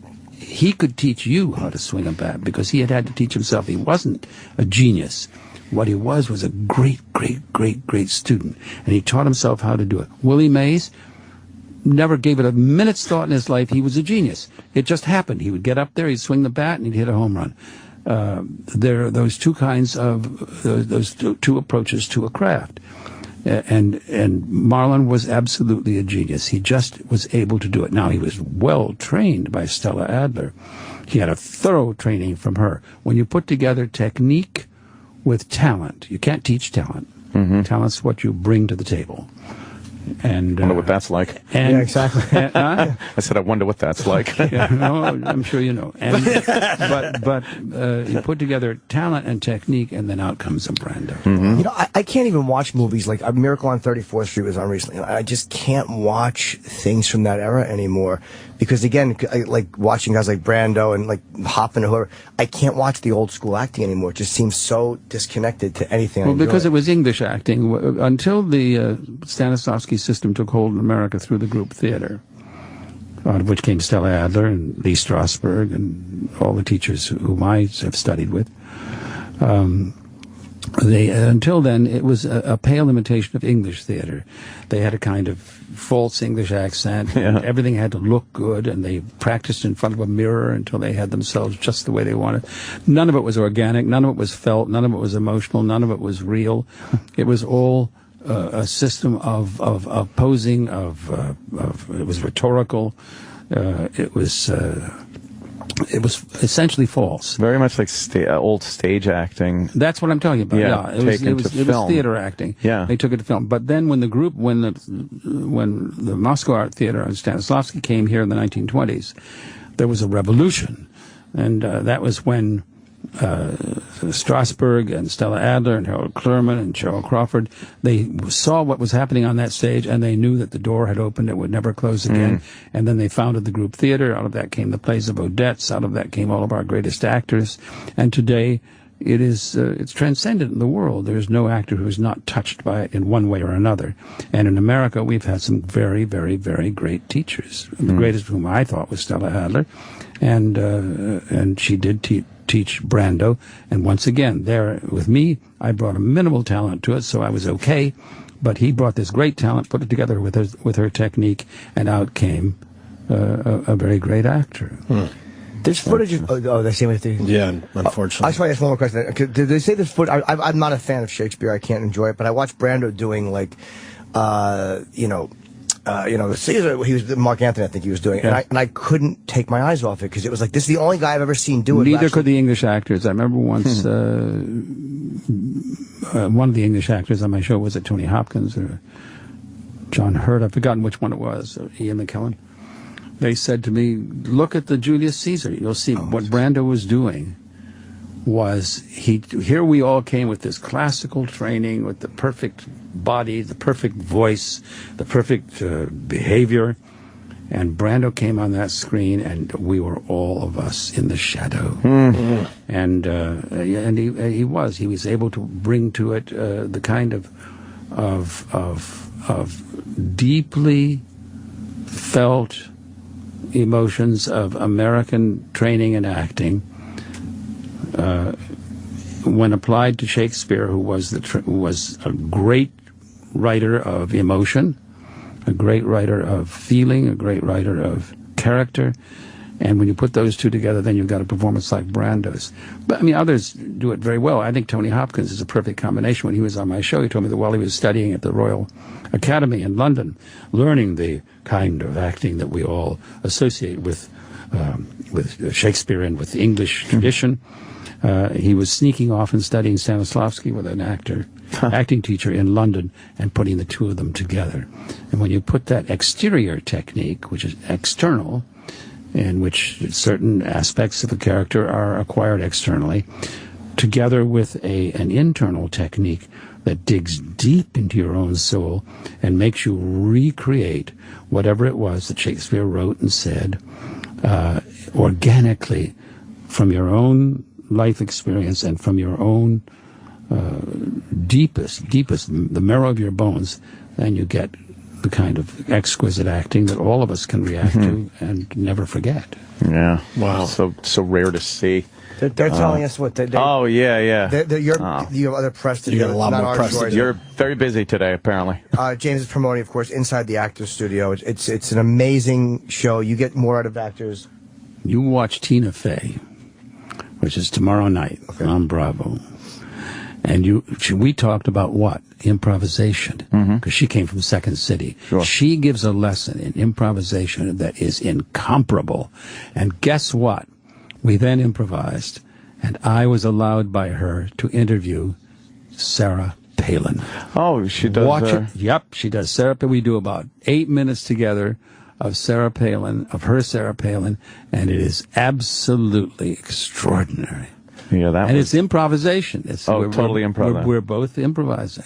You're an amazing interviewer and a great guest, and Yeah, thanks so much. What you get out of actors is amazing. No one gets that kind of stuff out of them. Thank you. Fantastic. Absolutely. Thanks for coming in. And I think a great interviewer gets things out of people. Like, some people got James to talk about things that he hasn't talked about. Right, Jimmy. Yeah, my wife is, if she hears this, she's going to kill me. Meanwhile, you should have maybe gotten an acting lesson from him instead of acting. Yeah, I really should have. I do things that are unpredictable, too. I forget the lines, and when I do remember, I suck. Jimmy has a problem. He doesn't know what to do with his hands to make them look natural as he's acting. Yes. He's either by there or fault. Hands are the problem. Look at, you watch Humphrey Bogart. Bogart never figured out what to do with his hands. He usually tucks them into the belt of his pants. Really? Bogart couldn't even figure it out? Watch him. He was never comfortable with his hands. I find that, what I'll do is I'll just put them over my head out of frame, and people just forget that they exist. That's why in the K Mutiny he was doing that with the marbles, but he just brought those one day. It wasn't even part of the script. The worst is yet to come. This is O&A's worst of 2013. On the Opie and Anthony channel. Check out the Opie and Anthony podcast today. On this week's podcast, family stories, all mom stories. Jim Jeffries, comedian, calls his mom Gunta. Jim Norton's mother leaves him a voicemail about his habit of ladies of the night. And my mom gets made fun of for belonging to a women's club. I love the show. We're talking crazy. Find the Opie and Anthony podcast on iTunes and at Facebook.com/ONA show. Podcast, go ahead. Hey, I'm Jeff Regan. I'm on Alt Nation weekday mornings, and I pick the music. I started radio in college. I used to host a show and put together playlists, and that's where I first got into alternative. It's my job, and my pleasure, to handpick each song Alt Nation plays. It's what I love to do.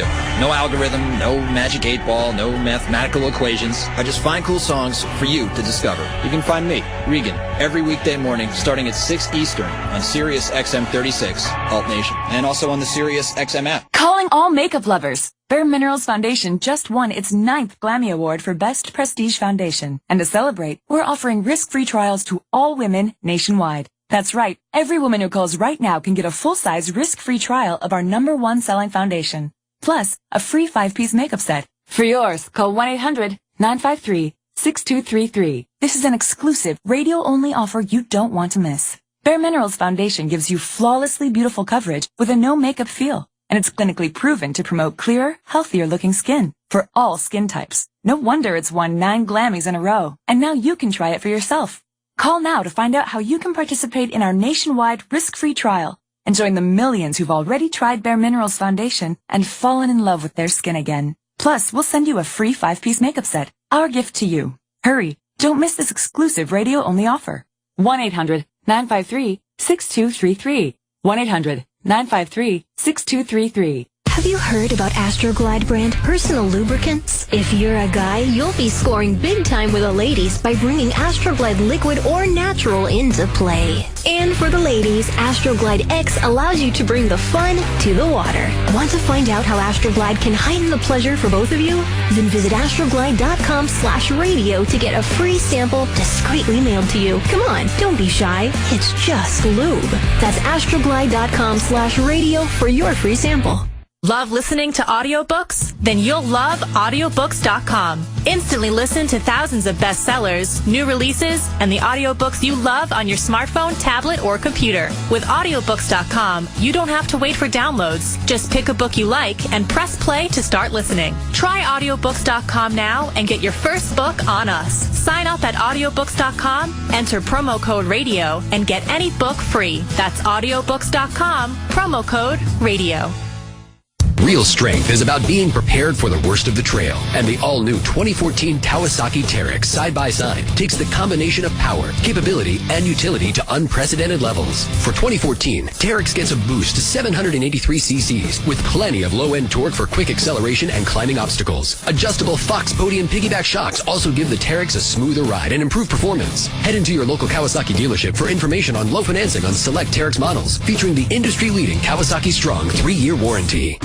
Just 6 days left of the countdown to #1 sale at DaveSmith.com. DaveSmith.com is the world's largest Dodge, Chrysler, Jeep, Ram dealer for 9 years and counting. And the Northwest's largest GM dealer for 18 years and counting. Receive low prices on over 1,500 new Dodge, Chryslers, Jeeps, Rams, Chevys, GMCs, Buicks, Cadillacs, and top-quality pre-owned vehicles. Go to DaveSmith.com, see how much you can save, and enter to win a Chevy Sonic.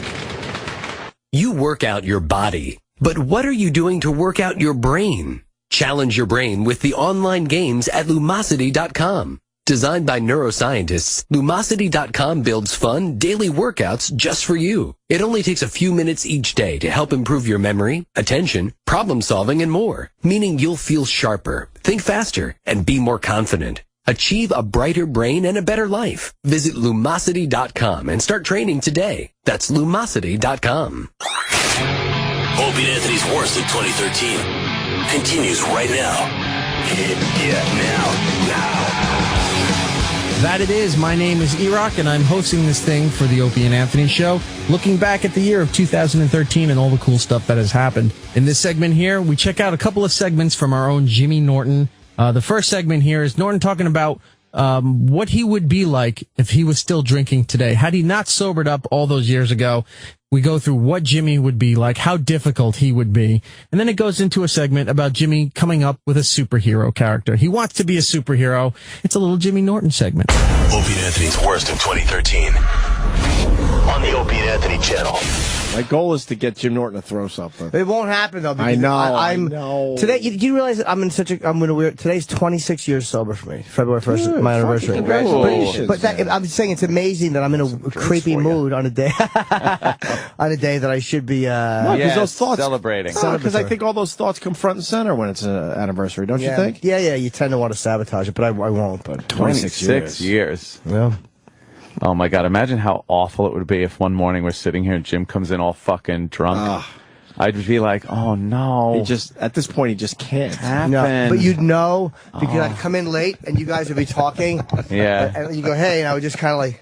Oh, no. My God, that's the look. The head down, looking like the pile on the top of his eyes, kind of like, private pile on the toilet. Dude, that is a scary look. Is that how you look? And then it's like, Jimmy, are you okay? Yeah. Oh, Jimmy, you okay, man? You feel all right? Yeah. You seem sick or something. You fucking guys don't appreciate me, man. Oh no! Oh no! No way. Oh, that sunk. I would literally start crying. I would fucking feel so bad. I give you fucking everything. Oh my God, I would remove myself from the situation. Oh God, I'd run. I'd run out of this studio. I would run. Oh my God. Jimmy, when's the last time I got a fucking thank you? Jimmy, we appreciate you, obviously. Fuck you, your ass! Jimmy, I'm gonna ask you something very, might be sensitive what? here. Yeah, I don't fucking, what the fuck do I care? Have you been drinking? Who fucking cares? What, do you fucking care all of a sudden? You don't give a fuck. Oh my God. Oh what, my now? God. Now you fucking care? Where was the fucking caring? Holy shit. What have I done in the past that showed that I wasn't caring about you or whatever you're doing? Who the fuck is Kenny? He doesn't give a fuck either. Why do you want Kenny, Jimmy? I want fucking coffee. Oh, I got it. Oh. Oh, he's got his coffee. What the fuck are you filming? Just because I've never seen you act like this, we're concerned, Jimmy. You don't give a fuck. No one gives a fuck about him. You don't fucking care. I hate that no one gives a fuck about me. What do you fucking care? I think we've proven we care. Yeah, fucking. Where's Gary? Fuck him. You were that guy. If it wasn't a big deal, I would love to see this. Oh my God. No, it would be the saddest thing. Yeah, it would be sad. I do want to say that, but holy fuck. You were not the fun guy? Look at the No, look. you're the fucking fun guy, remember?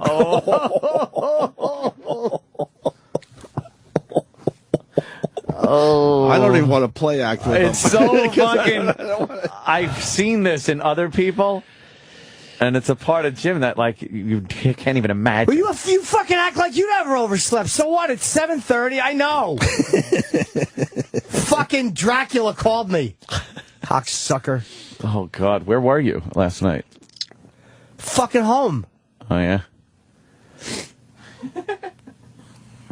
Feel all right? Yeah, I'm fine. Feel good. What were you drinking? What were you drinking last night? I don't fucking know. Oh, no. Oh, no. And then the crying started. No. Fucking no. This would be so fucking difficult to sit through. I would never sit through this. You all right, Jimmy? Fuck you. I'm fine. You sure? You don't sound fine. I'm good. I'm good. Okay. Okay. Oh, my God. Someone's saying, oh, maybe that's it. Maybe Fez is drunk every day. Oh, wow. Oh, yeah, Fez. Get married. Oh, yeah. Yeah, he's getting married. Yeah. You guys fucking care about that. But we don't care about... You didn't make any prank calls or anything when you were on drinking last night, did you? Man. Fuck, man. My phone was on. I think so. Who'd you call? Scott. Oh, God. You're talking about the president of this company? God. Yeah. You called him? What did you say to him? I don't know. It was I was just talking about how he doesn't care. What did he say to you? I just heard boop. He hung up on you? No, I left a message. Oh. I don't know if you heard. Well, people are wondering. Well, Mongo the trucker, he wants to know how you feel about E-Rock. Fuck Mongo. What are you, part of the fucking show? Fucking Mongo. I wouldn't be able to deal. No fucking way. What is he, fucking Mongo now? It's the Opie and Anthony and Mongo show. Get fucked, Mongo. Get fucked. Look, dude, you got to calm down a little bit. I'm calm. Dude, I'm fucking down. Perfectly fucking They'll calm. throw us right the fuck out of here. You got to calm the fuck down. Dude, you got to calm down a little bit, I'm right? fine. You all right? You sure you're fine? I'm late fucking one fucking time. Jimmy. I thought yesterday was Sunday, so I'm here now. Well, that happens. All right, you fucking Tuesday. Yeah, that happens. You just got to chill the fuck out, though, man. Fine, dude. They're listening down the hall. You all right? Yeah. All right. Yeah, we understand. We've had a few. You could just be happy, though, right? You could be fun. I'm happy. Have some fucking I'm fun. Fine. Dude, I'm fucking fine. Oh, God. Why you, like... Why at fucking Lady Gaga getting sued. That would be something that would really be important. What the fuck, man? I don't know. It's something to do with her old assistant, I think. Yeah. Mm-hmm. 26 years. Of what? 26 years sober and you fucking blow it. I don't get it. Who fucking counts anymore, man? What's the number, right? Doesn't fucking matter. Yeah. You're not gonna drink today, right? I'm just fucking doing what I do, man. You do what you do. I'm fucking just doing what I do. Fair enough. Who fucking cares? You look like you're gonna be sick. I feel sick. Oh no. How many drinks? I didn't drink. You said you drank. I'm just tired. Oh, it's just tired. Oh. Yeah, I'm doing the same thing you're fucking doing. I'm looking for a fucking ending to this bit. The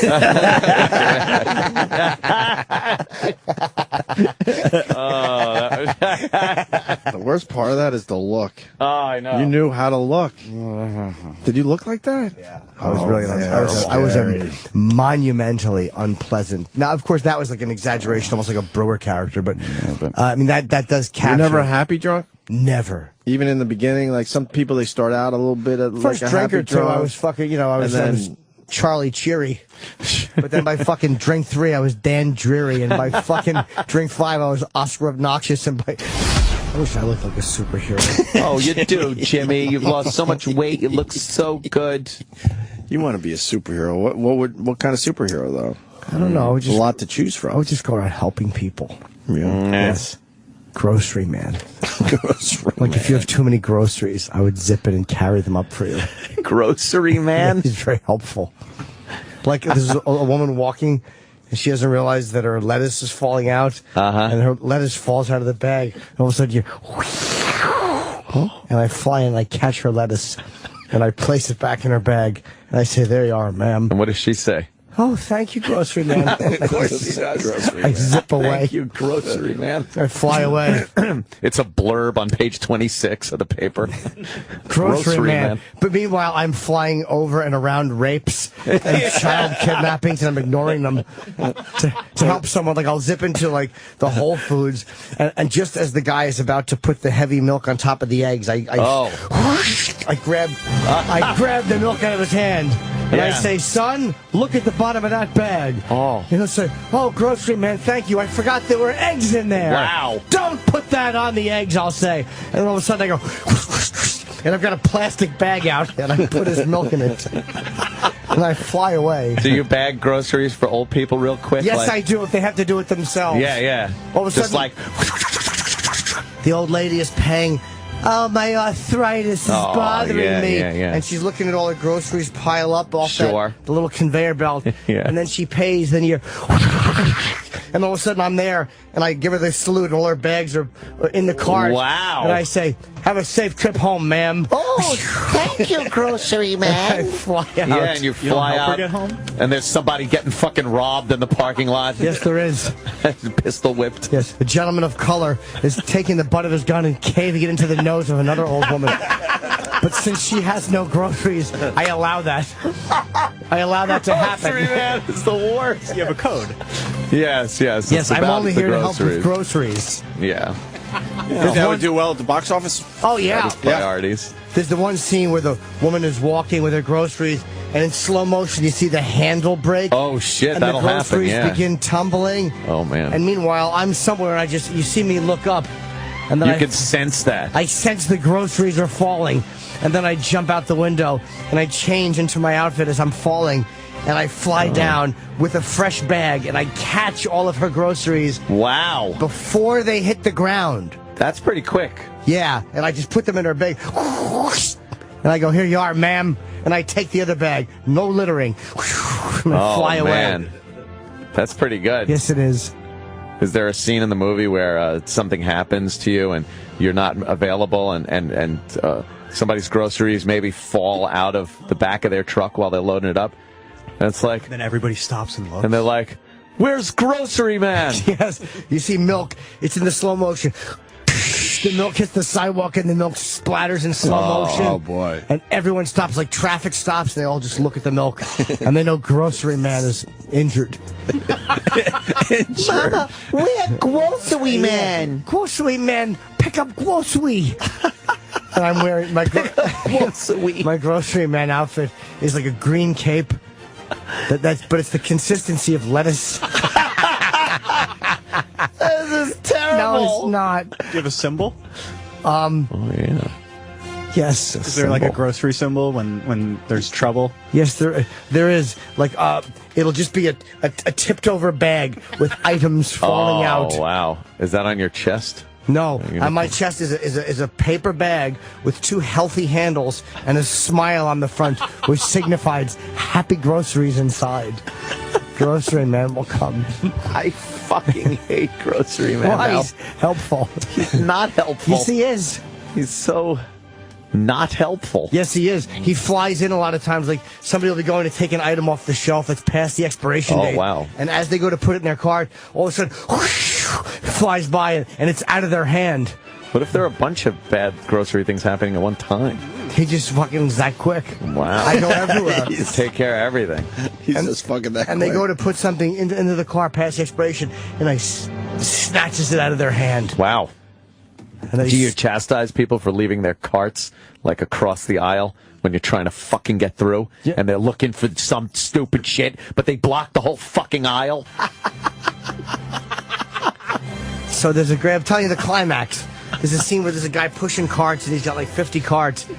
But there's a car coming down there, and he doesn't see the cart guy. Oh, shit. And grocery man flies in and lands right in front of the car and puts his hand up in the stop motion. Oh. And the car stops, and then he waves the carriage guy across the street. Oh, my God. What an insignificant hero. Yeah, it doesn't even this sound like guy you have is. a nemesis. You're just helping people. His nemesis is probably Iraq, wants to eat all the groceries. No, my nemesis is expiration dates. Oh, wow. And poorly packed grocery bags. That's my nemesis. There are many nemeses of mine, and I must stop them all in all lands. I don't think this would gross as much as Iron Man 3. Yes, it would. Yeah? I'm putting it head to head. Grocery Man 1. Iron Man stinks. Against Iron Man 3? Yes, Grocery Man flies around and helps everyone with their groceries. Who are you thinking to play Grocery Man for the big movie? Moi. You? Yes. Oh, wow. I am Grocery Man. That's amazing. Especially with my new physique. Yeah, I'd go. Is there a love interest to get the female audience? Oh, yeah, there should be a love interest. There's gotta be. Come on. Yes. She's the only one who knows your identity? Grocery Man's got a really weird love interest. Oh, no. It's not. I already know. Go ahead. No. Her name is Betsy. Oh, Betsy. Yes, and she has cerebral palsy. Oh, okay. Oh, okay. What? Why? I don't know. You don't know? I don't know. Like Betsy. Yeah. I don't know. I read out of improv. No, but I'll tell you why. Because okay, that's how. Because he met her because of her cerebral palsy. She was always dropping groceries. Oh, and that's something Grocery Man hates. Yeah, so he began and he fell in love with her after he helped her. Like she dropped another can of peaches. Why peaches? Every day. She likes peaches? She loves peaches because they're just fun to hold with her fucked up hands. Yeah. And she dropped the can on the bone of her foot. Ah. And she was like, ah. And the Grocery Man flew in. Saved her. Yes. Helped her out. Yes. That's nice Grocery And then he Man. made love to her violently while she laid on her side. Grocery Man has no ethics. her hand was propped up stiffly like a praying mantis hand. Grocery Man. It's not against his ethics to use his Grocery Man status to get laid. No, what he does is like when a woman he takes his lettuce cape and he covers their face with it and he violently makes love to them. Violently. Yes, Betsy with cerebral palsy. Yeah, his gal. Yes, she's That's 52. his lowest. She's an older lady. 52? 52, yeah. It's gonna be a hit with all the kids. This will not fucking gross $10. You don't think this would be a hit? No. You know what happened? Is it's going to be such a big hit that the headline is going to read Grocery Man, GROSS dash. Oh, yeah, for the gross. Yeah, the big box office gross. What did the box office gross? Yeah, Rotten Tomatoes, not in this movie. Yeah, see? Oh, boy. How did Grocery Man first find out he had these powers? When he was a boy. When he was just a baby. His mother was running around, futzing around, and something fell off the shelf. Yeah. She was making some baby food, and she screams, "Ah!" Because the baby food's falling, and his little fat baby hand caught it. Oh. Grocery Man caught it and held it up like, "Mama!" And she looked all like, "Oh my God, you were in the other room. What happened?" Yeah. Grocery. That was his first. His first word was grocery. His little fat hand. Grocery. This is the dumbest idea I've ever heard. It's a fucking hit. No, it's not a hit. Yes, it is. The worst is yet to come. This is O&A's worst of 2013. On the Opie Anthony channel. It's the final weekend of the NFL regular season. Throws to Decker in the end zone. Touchdown, Denver. Playoff berths, seedings, and home field advantage all get decided this Sunday. Wilson play fake. Looks to the end zone. Fires. Golden Tate. Does he get in? He does. Touchdown, Seahawks. Did jolly old St. Nick bring your team a playoff berth or a lump of coal? Hear every home and away broadcast of every NFL game, all the way through Super Bowl 48 on SiriusXM Sports. You owe the IRS over $10,000 in back taxes, and you simply have no way to pay it off. And the IRS will not stop collection activities until they're paid. What can you do? Relax. 911 Tax Relief has your way out. In fact, you may qualify for one of many programs offered by the IRS, including a little-known program specially designated for people who can't afford to pay. Once you've been qualified and enrolled in this program, the IRS no longer pursues collection activities against you. The calls stop, wage garnishments and levies are eliminated, and you stop making monthly payments. It's that simple. If you owe the IRS $10,000 or more in back taxes, have unfiled tax returns, or experiencing a bank levy or wage garnishment, call 911 Tax Relief now. They are highly rated with the Better Business Bureau, and their expert staff of tax professionals can get you the best possible settlement. Call 1-800-290-6303. 1-800-290-6303. 1-800-290-6303. If you're overwhelmed by debt and thinking about going to a credit counseling company for help, think again, because the majority of those companies actually work for the credit card companies, and they make the credit card companies a lot of money from people just like you. But there's another way out of debt, and it's not bankruptcy. A way to reduce your debts and save you thousands of dollars. Even better, you can find out how for free by calling 1-800-508-2757.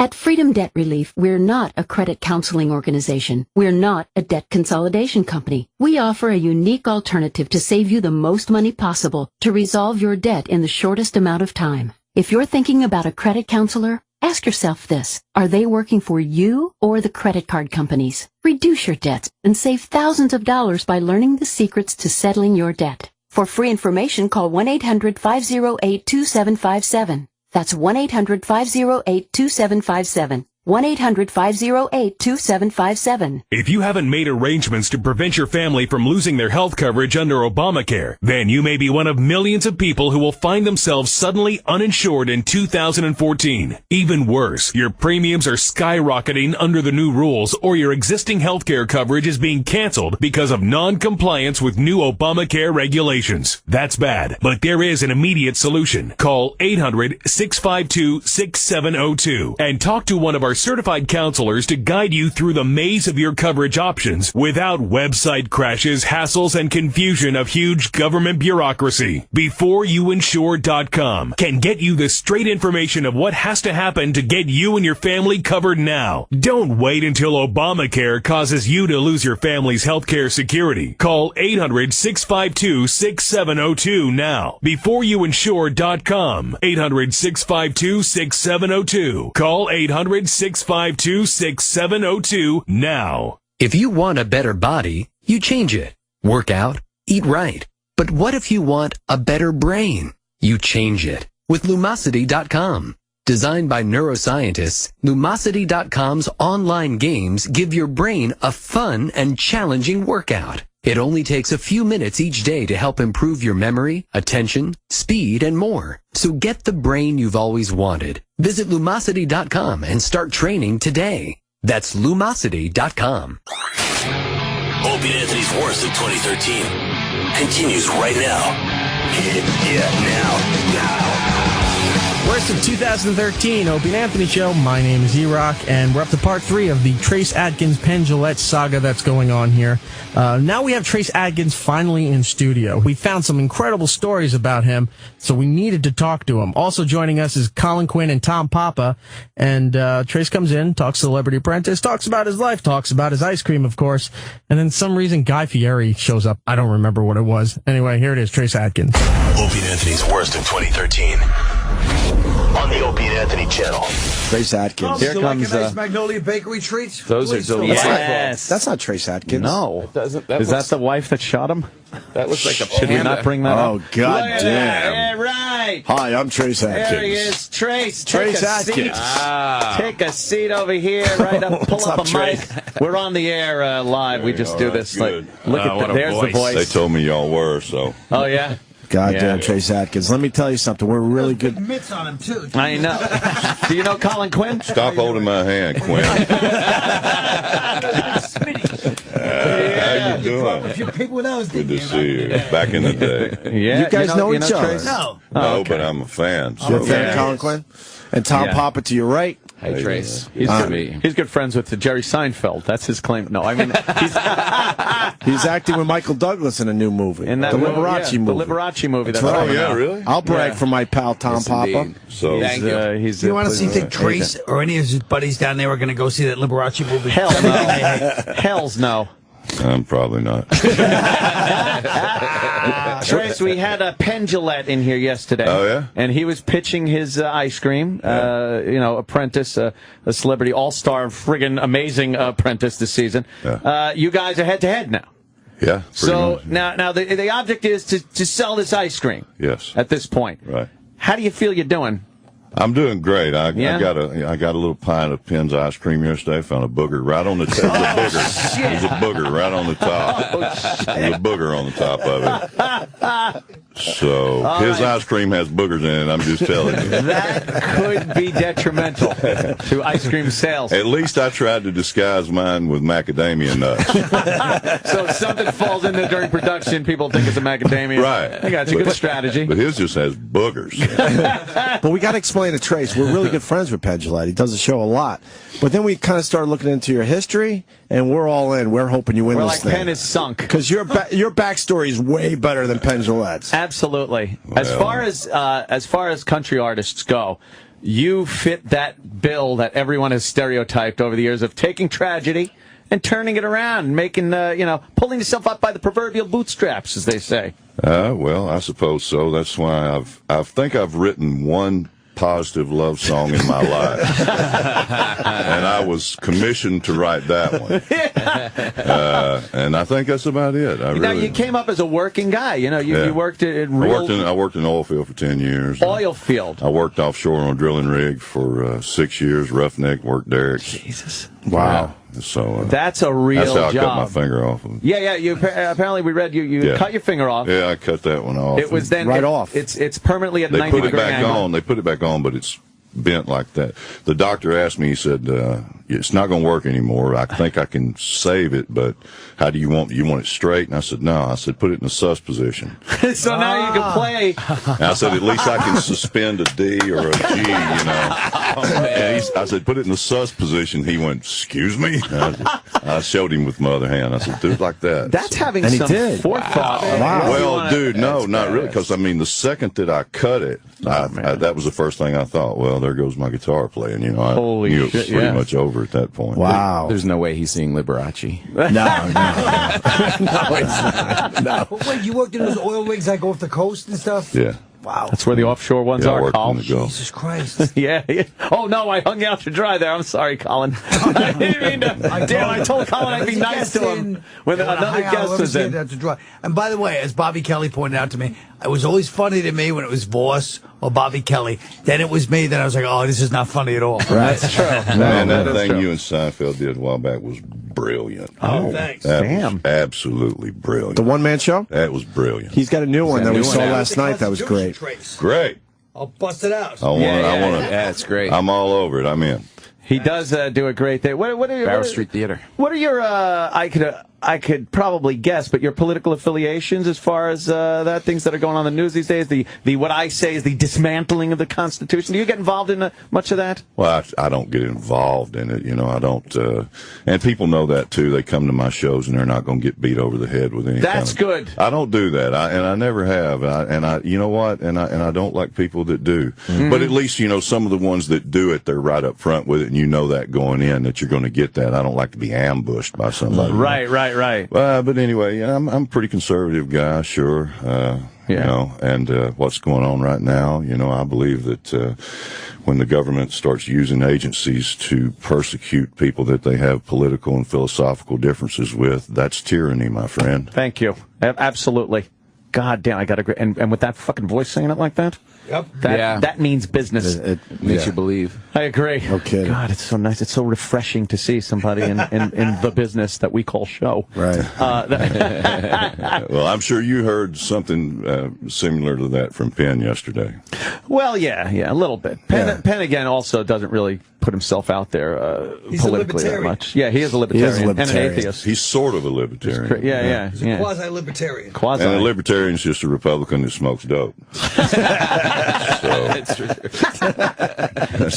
That's really true. Do you go shooting and stuff? Yeah, if there's something needs shooting. No, very good. Yeah. Do you, I mean, I enjoy a little gunfire. But I go to the range. There's not much going on. Well, I do appreciate my Second Amendment right. I've got a lot of guns. I got a lot of guns. Yeah. As many guns as he does. I got a lot. It's very difficult in New York Predator too. drones. Well, I don't have a Predator drone. I want one of those. I want a drone, man. Well, no, I got a pretty big one with cameras on it and stuff. I could send it up autonomously to patrol the neighborhood. Awesome. That's great. I monitored some people getting a pizza delivery the other day. It was very exciting, very compelling video I got from that one. But no, I really do. And in New York, it's very difficult, as you probably know, to even say that you own guns. But no, I love it. I picked up a Barrett 50 cal. Man, they make those just right down the road from where I live in Murfreesboro, Tennessee. Oh, isn't that fantastic? Yeah. You ever fire one of those? I have. A lot of fun. I don't have one yet. I'm about to get one. Yeah. I just got a Desert Eagle 50 caliber. I got one of those too. Oh, wow. What a treat. You take that down to the indoor range and fire. They won't. At my indoor range, they won't let me shoot it. They won't? No. Over here in Nassau, they let me. But you watch everybody from all the other slots, they peek their head around like, what the hell somebody's got a cannon. is he firing there? It's a 50 caliber pistol. Yeah. It's the Arnold Schwarzenegger one from that. From the guy that I got it from, he said, dude, don't ever shoot anybody in your house with this. It's not the most practical Wait till they go outside because it will make a mess. It's not the most practical gun to have, but it is a lot of fun. Yeah, I'm not worried about the killing. I'm worried about the cleanup. The mess. You shoot a melon with that thing, and it just can't find much of it. Explodes. Yeah. It's fantastic. Wow. Yeah. It's fun to shoot. Yeah, it is. Is it heavy? Very. It's heavy. Yeah. Very. You could, and you put a full magazine in there because the shells are really, really big. Really big. You could bludgeon, so you can do some damage with just beating someone. Yeah, you don't have to shoot anybody. You don't have to shoot the damn thing. We got to ask you, man. Speaking of shooting, when we learned about you yesterday, you got shot in the heart. Yeah. Jesus. Holy fuck. How'd that happen? The stories are insane. Really mad woman. Wow. Really? Yeah. And she had the pistol, and it was. I learned a very good life lesson from that. I held my hand out like this, and I said, "Give me that pistol, or I'm going to take it away from you and beat your goddamn brains out with it." Oh. And she stuck it under my arm and pulled the trigger. The bullet went in here and came out here. Wow. I mean, it went straight across the chest cavity. Went through both of my lungs. Did you think that was it? Because right in your chest. right when something like that happens, you just, you don't think. You know, I just remember thinking that it was brand new Berber carpet, and I thought if I bleed on this carpet, she's going to shoot me again. So I went to a room that had tile floor and laid down there to die. It's amazing what you think. Oh, my God. Wow. How close were you to dying? Huh? How close were you? I don't know. You know, they life flighted me to the trauma center at Vanderbilt University Medical Center, and they saved my life. It was. Had it not been for that trauma center there, I wouldn't be here. Did she call 911? She did. She did. Yeah, she did. That's so. And he never pressed charges. Well, I got a good clean divorce out of the deal. Wow. You know, now we understand. After my divorce, I would rather have been shot, I think. It would have been less painful. Now we understand. Financially viable. Because we're like, how do you not press charges? Well, he answered that question. That is a good... It was cheaper. That's a good chip to bring into the courtroom with you. Well, oh, yeah, and by the way... Right. Let's not forget. Yeah. Wow. No, it didn't go to court. Yeah. Wow. Wow, that is something. You must have really pissed her off. Yeah, I did. I really did. Tom's taking her side. I love it. It's like, hey, Trace, what'd you do? Right. Trace, I'd be remiss if I said just enjoy my a body muffin is from covered with scars, and I deserved every one of them. Every one of them, I'm not going to sit here and try to say anything. An oil rig accident is rarely just, hey, someone got a Band-Aid over there. It usually ends up being pretty... Yeah, I got a scar here. You know, I busted my ribs, and, you know, my elbows I've had to operate on because jacking the pipe in the derrick, you know, and I wore my elbows out. And so, you know, I'm all used up, but, you know. Was that good money at the time? Yeah. Good money. Yeah. Better than what I make now. I make hundreds of dollars a year now. Fuck, man. Oh, damn. Were you playing music the whole time you were out there, or did that come up later? No, I was playing guitar and trying to write stuff when I was out there. Yeah, I started. My old man got me a guitar when I was 10. I don't really know why he did it. He didn't play, so that's when I started. Oh wow! And what was the big break there that got you off the rig? My second wife wanted to move far away from my first wife because they didn't get along at all. Yeah. So we moved, and she said, "Let's move. I can't stand her." And I was like, "Okay, well, I don't really like her that much either. Where you want to go?" And I said, "Let's just go to Nashville." I said, "You know, I like to sing and play, and maybe I can make something happen." So, were you knocking around the clubs over there in Nashville? Yeah, I played clubs there for about 3 years. They got a lot of bars. I was working construction and playing. You got to have a day gig in Nashville too. Yeah. And you just kind of play clubs in the same way till someone notices. And yeah, I played the club circuit in Texas for about 5 years, in Texas, the Southwest, Texas, New Mexico, you know, Oklahoma. I played that circuit for 5 years. Did you enjoy it? In the late 80s. Was it fun? Yeah, I did. Yeah. I really did enjoy it. And it finally got to a point where I faced myself in the mirror one morning and said, "You know what? 5 years ago, I wouldn't even have hung out with somebody like you because I'd gotten really strung out, and it was, you know, I had to get away from it, go back to the oil field to save my life." Wow, really? Wow. Damn. Too much partying. That's some perspective. That's what strung out means. Yeah. For you from the Liberace movie. Which one of you Nancy's doesn't like maple in my ice cream anyway? Oh, boy, I don't know. Who said that? Sam, was that Somebody you? said. Oh, Sam saying he doesn't like maple. Yeah, I don't know who said that, Trace. That would be crazy to say in front of you. We just assumed with everything you have going on in your life, you were probably head of the maple producers coalition or something. Hey, let me write that down. Yeah, write that down. We're all big fans of maple, right, Ed? Yeah. We love This is maple. where it starts. Now stop. Trace, you're an oil rig guy, a badass, a bar fighter. How the hell did you end up with maple macadamia mashup? We're putting a stop to it tonight. Okay. We're putting a stop to it. Let me tell you where I'm at in my life right now, man. Yes. I have prostitutes coming up to me going, "Dude, the shit you're doing for money is just How can you live with yourself? And I don't disagree with him. I have no pride anymore. You know what, though? I'm just like Quinn. We sold our dignity a long time ago, and I sold mine cheap. I don't know about him. I gotta say though, the All-Star Apprentice ice cream here from Trace, the Maple Macadamia mashup. Proceeds going to the Red Cross, the American Red Cross. Right. See, that's pretty goddamn good right there. Yeah. You can't totally say you sold out. And then also your Wounded Warrior Project work is amazing. Well, that's been a privilege. Absolutely, right? You know, the association with them has just been just something that has just been a humbling experience for me. I've been doing that for a few years now, and just a great organization. We hope you win Celebrity Apprentice. I do too. That'd be cool. You just told Penn that yesterday. No, I don't even know. No, I said it after we looked at his backstory that we have to go with this guy. I did say that. I changed my opinion, even though he's a really good friend of ours.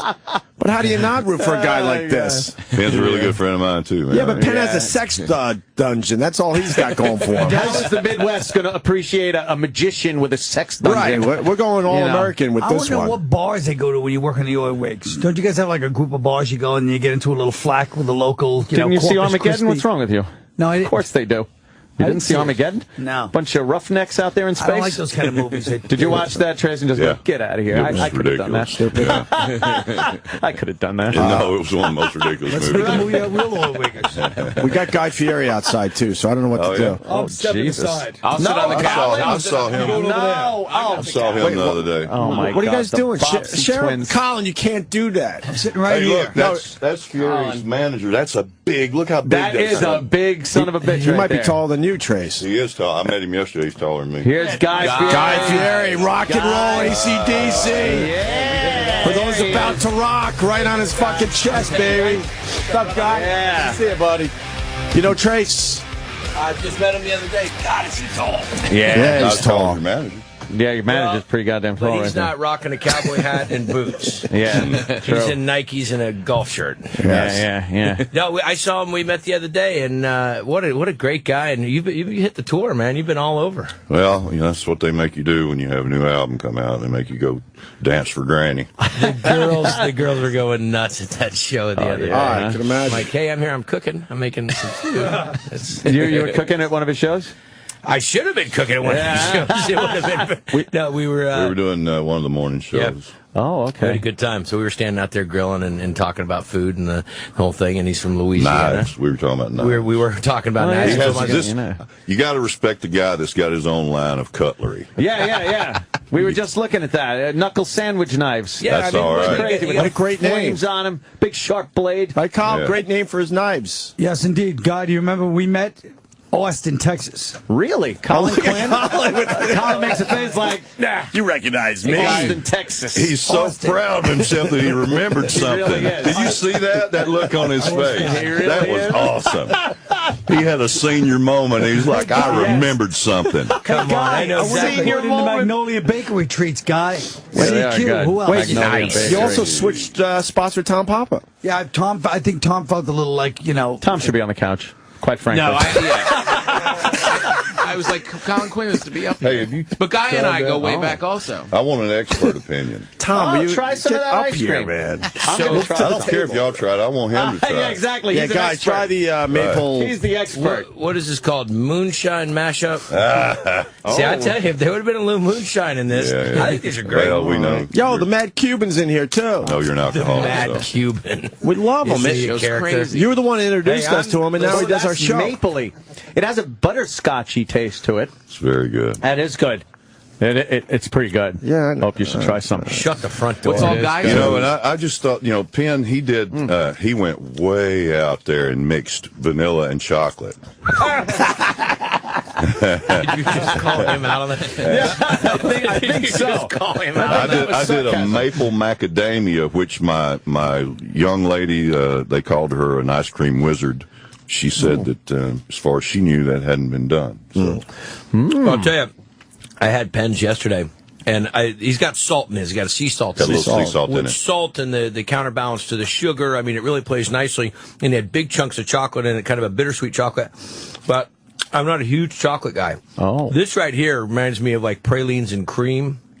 That macadamia nut survives in there. A lot of time the nuts kind of get, they kind of get crushed and they're a little soft and they don't have any texture. This has great texture. It's not overly sweet. You think maple, and I'm like, oh boy, someone's going to go crazy with the Mrs. Butterworth. But this got a good balance, man. She kept coming to me, and I would say, come on, give me some more maple. And she kept cranking up the maple intensity. I thought I may have gone a little too far with it. You think it's all right? It's almost too much. Can you ship this to people's houses? I mean, or can you only buy Dwayne Reed and Walgreens? Yeah. Walgreens, Dwayne Reed. Is it only in New York they carry it? No, it's everywhere. Everywhere. I'm nationwide, dude. What's national, right? Nationwide. Hell yeah. Nationwide. God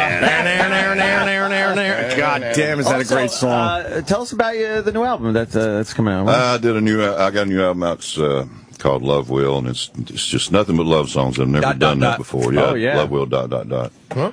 There you go. Thank you, Guy. Yeah, man. Guy knows. Did you do that? The first time I'd ever done that.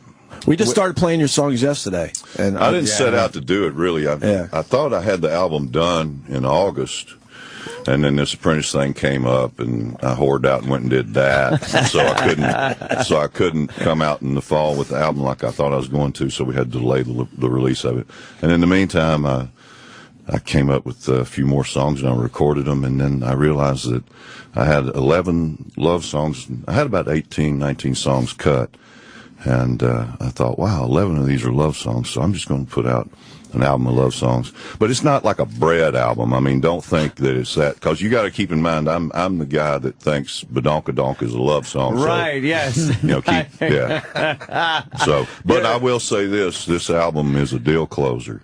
If you've got, and she's not cooperating and spend an evening with her, put this album on and close the deal. Sounds like Fast Times at Ridgemount High. Or let her go. Yeah. It must have been somebody's baby. Jennifer Jason Leigh's getting plowed again. Every time that goddamn song came on. So what did anything change in your life where you're like, I love songs, let me jot a few of these down? Or No, I don't, not consciously. I don't, but maybe there's something going on. I think I don't want to get all into that stuff, man. But I suppose there's a time in a man's life when he starts staring mortality in the face, and and you start realizing. What was that for you? Like 10, based on your bio? Holy shit! I always thought I was indestructible. Now I kind of know that I'm not. So that kind of sucks. Getting shot in the heart does that to a man. Yeah, man. Who said that? Oh, the couch. Oh, my Tom. Poor Tom. I can't even see him. He's at the kid table. I couldn't stand to see Colin Quinn after watching his show last night sitting on the couch. I couldn't stand to see Colin. I can't have the legend be on the couch. You should have seen when Mark Cuban and Bill Burr was in here. I was sitting on that couch. It was ridiculous. You were just being pounded. That was terrible. And now you're just name dropping Mark Cuban. Wow. If I had a fucking Desert Eagle that day, there'd be no Mark Cuban. Wow, damn. Opie or Bill Burr. And of course, Guy Fieri, you have a book with like the longest title ever. What is that?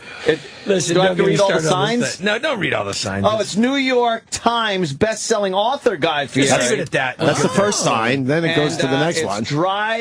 Diners, drive-ins, dives, the funky finds in Flavortown, and America's classic joints and killer comfort food includes behind-the-scenes stories and jocularities from the Triple D crew and restaurant owners. Cut me, Mick. Cut me.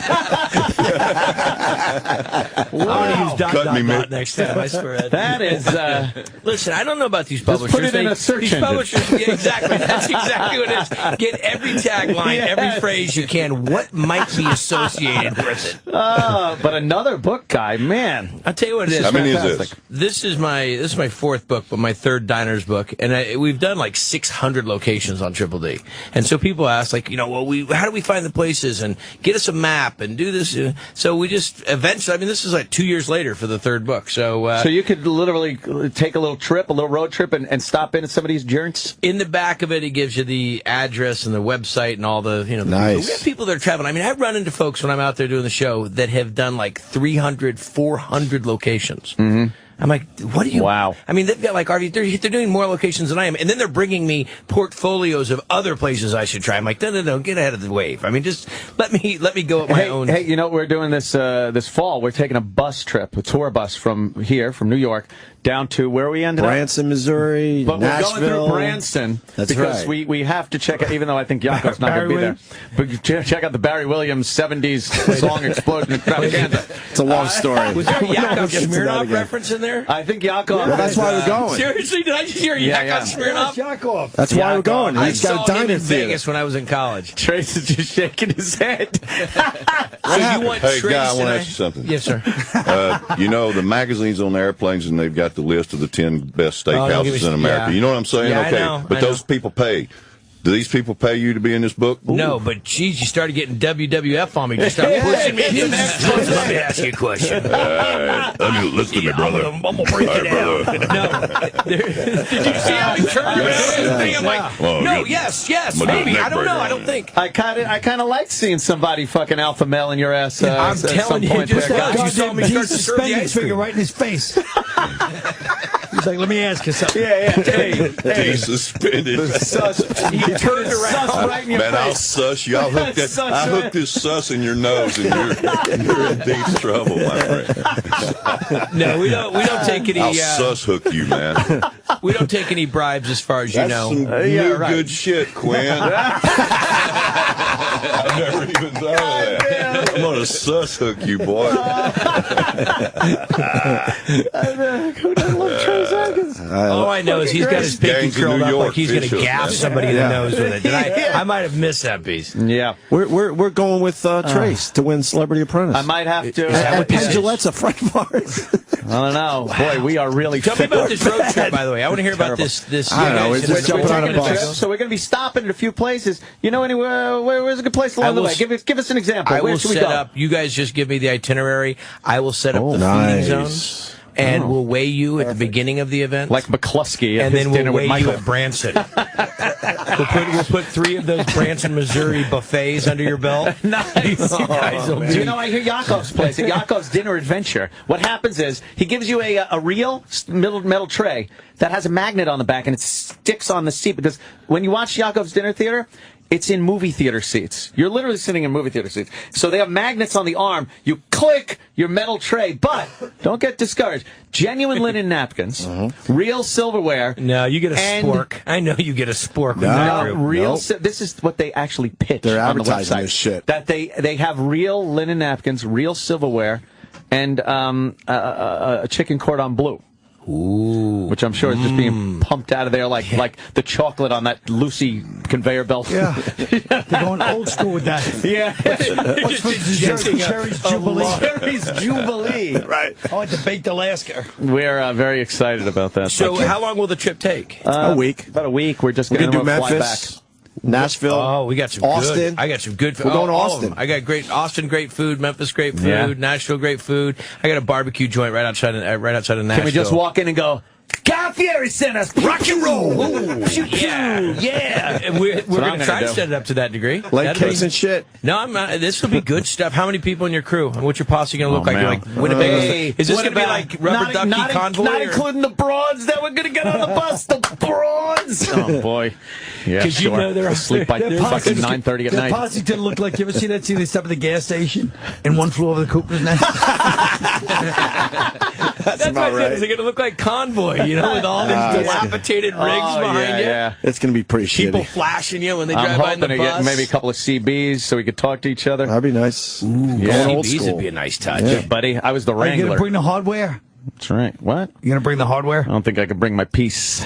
Why not? You cross state lines. Yeah, everything's fucked It's not up. Smokey and the Bandit. You can't do that. I had one on the bus one time I forgot about it. It was in my nightstand by my bed, and then we crossed the border going into Canada, and they put me in jail. Oh, they did lock you up? Yeah, they locked me up for 6 hours. They locked me up for about 6 Shouldn't hours. they How know? do they come on and handcuff you is what I want to know. No shit. Well, Whose I just- job is Six, that? get on there and get him. No, I copped to it immediately because it was like border crossing trainee day, and so they were just like going through everything. Oh, man. So I immediately said, okay, wait, I forgot about something, and then I told them where it was, and then they just... Shouldn't they take things like that into consideration and know that it's like, look, It's Trace Atkins. He's not going to fucking be blasting off in Canada with this gun. It was an honest mistake, as opposed to somebody is trying to commit some kind of real crime now. Right. It was weird. And then when they gave me my pistol, it was a little .380 automatic, wasn't a big deal, but they handed it back to me, and they had completely disassembled it, so it was just all in pieces. Kept souvenir parts. I had to walk back across the border and mail it home. They wouldn't let me drive back across. Wow. So now do you have a weapons charge on you in Canada or something? No, but that's why they really got mad, because I had a weapons charge here. And oh boy! I like the fact that every question Trace answers is like another story. Really? This leads to another whole Pandora's box. I love it, man. We were shipping the Camaro we used for Triple D across the border, and I just been at was at Kid Rock's place doing a shoot for. Oh God! And we loaded it up. We loaded it up. You don't like the beer? Or you don't like rock? They found guns and dope and women in the trunk of the car. So we loaded up. He makes this great beer. And we had it on the show, and I wanted to take some back to California, so I threw it in the trunk of my Camaro. Well, I just happened to forget the Camaro was on its way to Canada, so I get a call from this driver stressing out. There's beer in the back of your car. Where the hell did that come from? Yeah, I don't know. Oh, shit. Yeah, but they let it go. They let the car come into Canada, cruise around with the 10 cases, and cruise back out. Oh, okay. Did they know? No weapons charge. No weapons. Yeah, No. You got to watch that. I hate the fact that you go from one state to another, and your gun's good here. It's not good here. You're responsible, and we trust you, and you went through all the hoops here. Like in New York, you got to go through so much. I should be able to cover every goddamn state in the union, but I can't drive across Jersey. Unless it's in a locked box, separate from the ammo. You're not stopping until you get to Pennsylvania. Shit like that, which is really stupid, because then if someone steals the car, instead of the gun being on you where you have possession of it and know where it is and it's not going to get in anyone else's hands, now someone's got your gun and your car. The laws make no sense. They punish the law-abiding citizen, do nothing to make anyone safer. Where is this coming from? I've never heard you talk like this before. Exactly, Carl. Do you know a New Yorker just got arrested? A New Yorker just got arrested because of the new law that only allows 7 rounds in your magazine. And he had 10, because he had a 10-round mag. Right. And he got pulled over. He had the pistol on his seat, a Stady, pulled him over.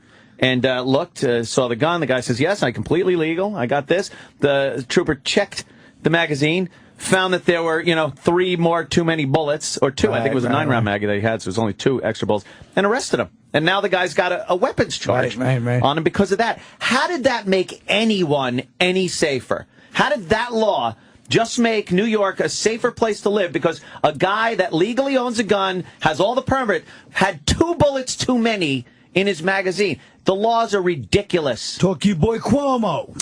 Yeah, well, he's one of your people. The gun charge I had was a similar kind of thing. I wasn't doing anything illegal. How did it? I had a pistol, and it was in my boot pocket of the door of my truck. And at the time, I didn't have a carry permit. But anyway, so the pistol was there in the door, and it was loaded, of course, and I got pulled over for something else, and the guy looks and he goes, "Is that gun loaded?" And I said, "Is your gun loaded?" "Yeah, it's loaded." I carried it as a paperweight. There are 2 useless things in this world: a dull knife and an empty gun. So he said, "Assume the position," and took me directly to jail. Wow. But that's my gun charge. I mean, I didn't like. What state was that? What state was that? That was Tennessee. Tennessee. Wow. I think now I have a carry permit. Tennessee, in Tennessee. So they're all cool with it. If you hook up like fucking Ted Nugent, they like deputize him, and he could carry anywhere in the country. A bazooka. You got to get that. I like the fact that Trace doesn't think he's getting arrested. He's like, "Hey, officer, there's 2 useless things in this world: a dull knife and an unloaded gun." Instead of going, "It's loaded, sir, but I'm on my way." Why did you sell him? Hey, fuck you! You're not going to do nothing about it. It's loaded.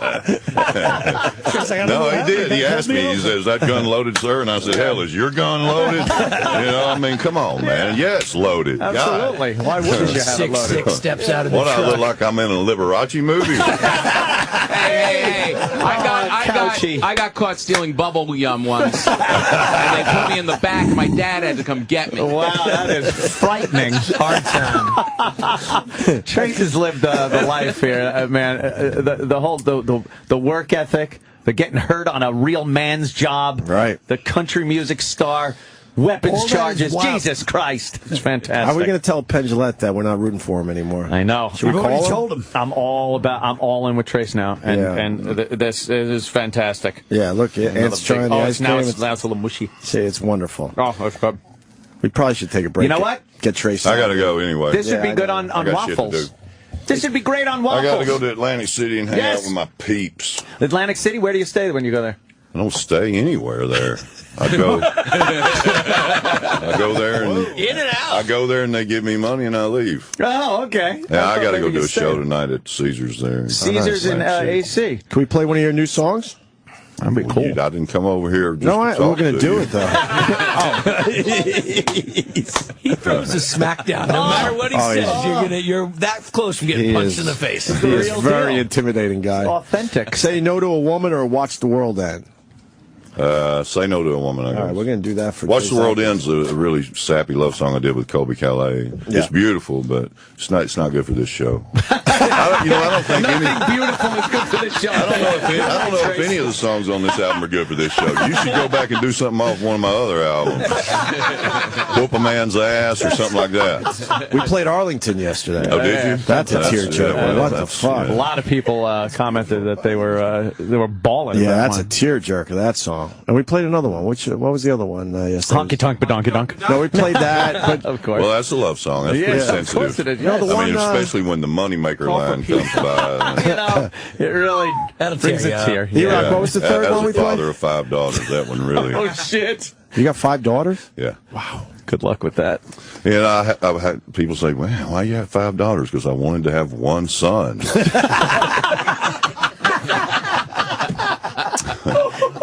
And after the 5th one, I didn't even leave the hospital. I just walked down there. I said, dude, you got to do something about this, man. That's it, huh?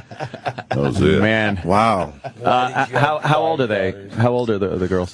28, 24, 15, 11, and 8. All right, so you've had to deal with guys coming over the house. Yeah. How does that for a dad? I've never had a problem with it. Some of my likes. Of course, you're 6'4". Yeah. Hello. Man, that would suck. What Man, part? you meet a girl, you're liking her and stuff, and it's like, oh, let me introduce you to my dad. Oh, yeah, oh yeah. By the way, my dad's Trace Hank, and you're like, oh my he God, doesn't he's put up giant. with shit. Yeah. He wants to wrestle you in the backyard. Yeah, right. Yeah. Just don't fucking. All right, we gotta get stay Trace away out from of his here. pinky. He'll put it in your nose. Don't let him sus hook you. Oh my God, King, he's going for the susser. That's going to be my wrestling go-to move, man. I'm going to do some WWE, man. There it is. There you go. Go to the sus hook. Trace, thanks so much for coming Absolutely. in. What a pleasure, It was a pleasure to meet you guys. It's a lot of fun. I've been a fan for a long time. It's great, man. Thanks, man. Colin Quinn, wow. Colin. Thank you. Liberace. Liberace in the Couch corner. there. Tom Papa. Guy Fieri. The worst is yet to come. This is O&A's worst of 2013. On the Opie and Anthony channel. Hey, this is Robert Kelly, and I'm promoting Friends of the Show. What is it? Friends of the Show. Ugh, I'm not a friend of anybody here. But anyways, let's lie to the people and tell them what they want to hear. So I'm doing Friends of the Show, and this weekend it's all about me. Robert Kelly's You Know What, Dude? Podcast. You've heard them for years as regular guests of the Opie and Anthony Show. Now, hear them do their own thing. This week, Bob Kelly's You Know What, Dude? Friends of the Show. Starting today at 11 a.m. Eastern, 8 Pacific on the Opie and Anthony channel. The SiriusXM Town Hall with the cast of Downton Abbey. We are so excited about next season. Join editor of Entertainment Weekly, Jess Cagle, with the aristocrats and servants of Downton Abbey, a show that took the world by storm. All the characters have evolved. He doesn't belong upstairs and he doesn't belong downstairs. No one disrespects a gay butler and gets away with it. Me neither. Downton Abbey, a SiriusXM Town Hall. You're always hoping that it's going to have that Downton flavour, and they always do. Throughout the weekend on Entertainment Weekly Radio, SiriusXM 105, or listen on the SiriusXM app. This is four-time NBA champion and men's health advocate John Sally. Prostate cancer continues to be one of the leading killers of men over the age of 50. I've seen many relatives, friends, teammates, and coaches fall victim to this disease. Taking Vermax Prostate Formula is an all-natural way to promote healthy prostate function and urinary flow. You can find Vermax Prostate Formula at Walgreens, Rite Aid, or you can just visit at VermaxInfo.com. That's VermaxInfo.com. These statements have not been evaluated by the FDA. This product is not intended to diagnose, treat, cure, or prevent any disease. Thinking of going to New York City and doing some holiday shopping? I'm Bob Diener, president of GetARoom.com, and I've negotiated some great deals for you. The upscale Bedford Hotel on the east side from $157 a night for huge rooms. Rates from $119 a night at the newly renovated Skyline Hotel on the west side. Rates from $90 a night at the famous Hotel Pennsylvania, and rates at the charming Boutique Hotel in the middle of Times Square, the Washington Jefferson, from $127 a night. GetARoom.com. One Little Joint Supplement. You know this powerful little pill is great for your joints. It even has powerful benefits to help increase your mobility and flexibility. But the joint supplements of today are sadly incomplete because they don't give you the joint relief you're looking for. Until now. Introducing the complimentary 2-week sample of Instaflex, our most powerful joint formula ever. It's the #1 selling joint supplement at GNC. The only thing our complimentary sample of Instaflex is missing is the price. Because right now, we're offering adults a complimentary 2-week sample as part of a nationwide giveaway. Call and claim your sample today. 1-800-451-4810. Instaflex provides powerful, effective joint relief for your knees, hands, even your hips. Prove it to yourself by calling now for your complimentary sample. Instaflex is available at GNC, Walgreens, and Vitamin Shop. But you can only get your complimentary 2-week sample by calling 1-800-451-4810. Call now for your 2-week Instaflex sample. 1-800-451-4810. Welcome to Blake Line, the completely real and legally binding relationship advice show. I'm your host, NBA superstar and licensed relationship expert Blake Griffin. Let's take our first call. Hi, Blake. This guy, asked me out. Could he be the one? Whoa, slow down. How do you know he's the one before you date him? I say try before you buy, just like the smartest, most beautiful way to rent and buy video games. Gamefly.com, where you can play all the latest video games before you buy them. Great idea. I'll try Gamefly. Next call. My girlfriend says I need to visit more often. Oh, that's rough. When was the last time she visited you? Because Gamefly.com ships video games straight to your door. There's no late fees, and you can cancel anytime. Your girlfriend can't do that. Oh, Gamefly sounds great. All right. Go to Gamefly.com now. Click the controller, enter radio for a free 30-day trial. Thanks, Blake. I'll get Gamefly. Nothing's better than true love. Go to Gamefly.com now and sign up to play all the newest PlayStation 4 and Xbox One games. That's Gamefly.com. Have you heard about Astroglide brand personal lubricants? If you're a guy, you'll be scoring big time with the ladies by bringing Astroglide liquid or natural into play. And for the ladies, Astroglide X allows you to bring the fun to the water. Want to find out how Astroglide can heighten the pleasure for both of you? Then visit astroglide.com/radio to get a free sample discreetly mailed to you. Come on, don't be shy. It's just lube. That's astroglide.com/radio for your free sample. Opie and Anthony's worst of 2013 continues right now. That it is. My name is E-Rock. Thank you for listening to the worst of 2013 for the Opie and Anthony Show. I hope you're enjoying it. If not, I don't know what the hell I can tell you. We'll see if 2014 brings along something better. In this segment here, we welcome Courtney Love to the show.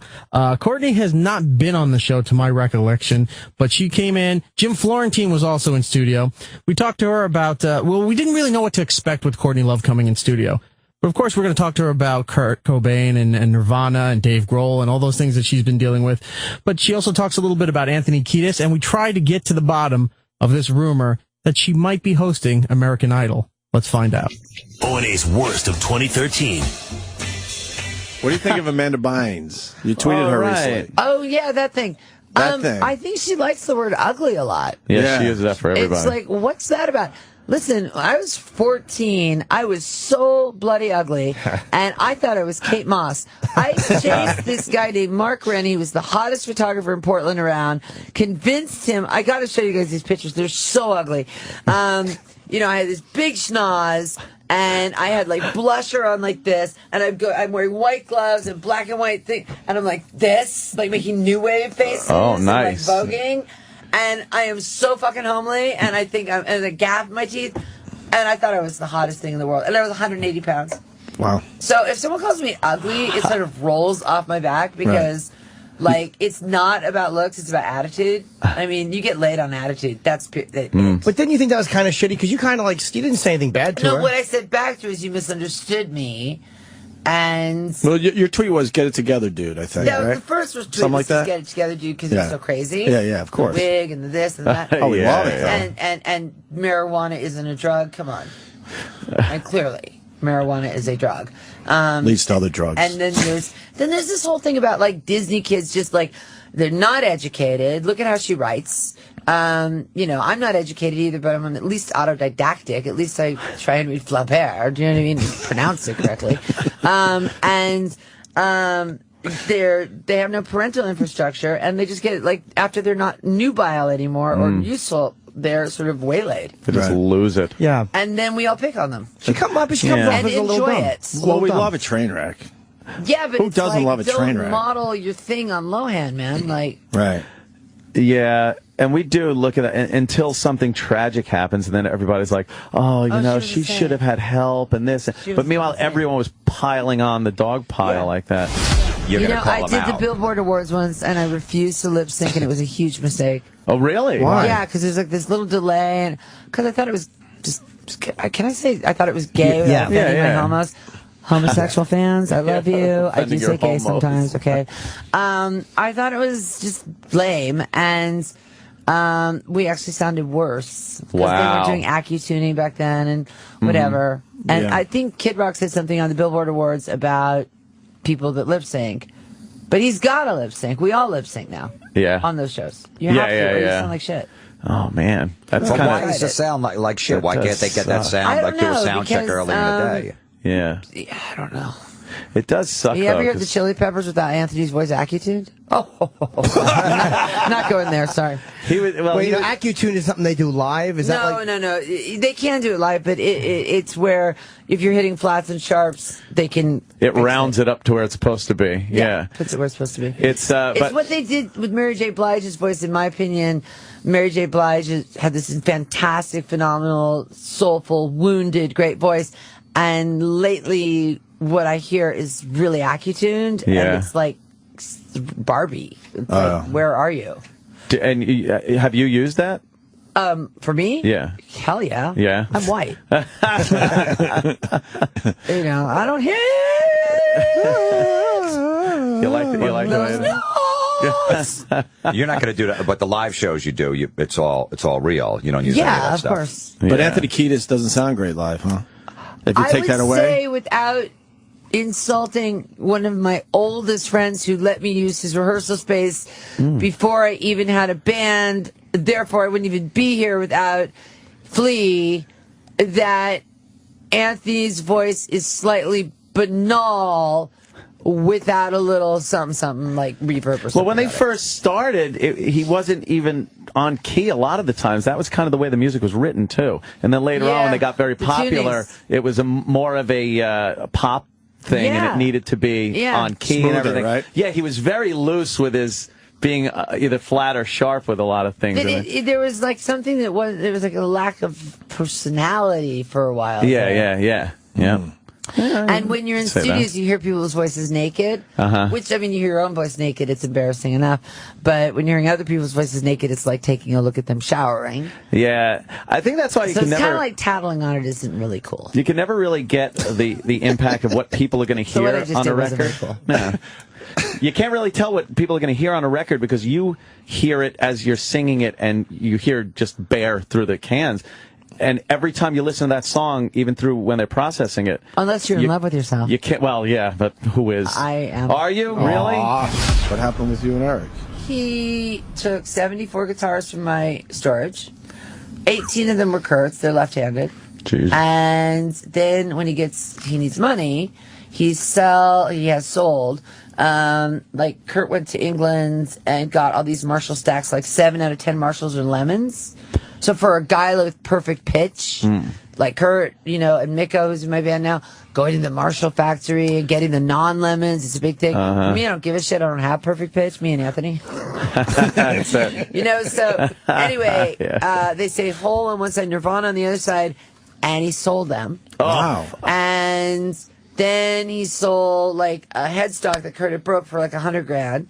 And, it's like there's this guy in BC who collects stuff, and he's a bit gross. Like he collects like syringes. He collects pill bottles. What a ghoul. Paul Allen also has 45,000 plus items that are like basically the contents of me and Francis and Kurt's entire home. And that's a long story, and I don't want to make allegations against Paul Allen on your radio show because he's got more lawyers than I do. Oh, boy. Oh, boy.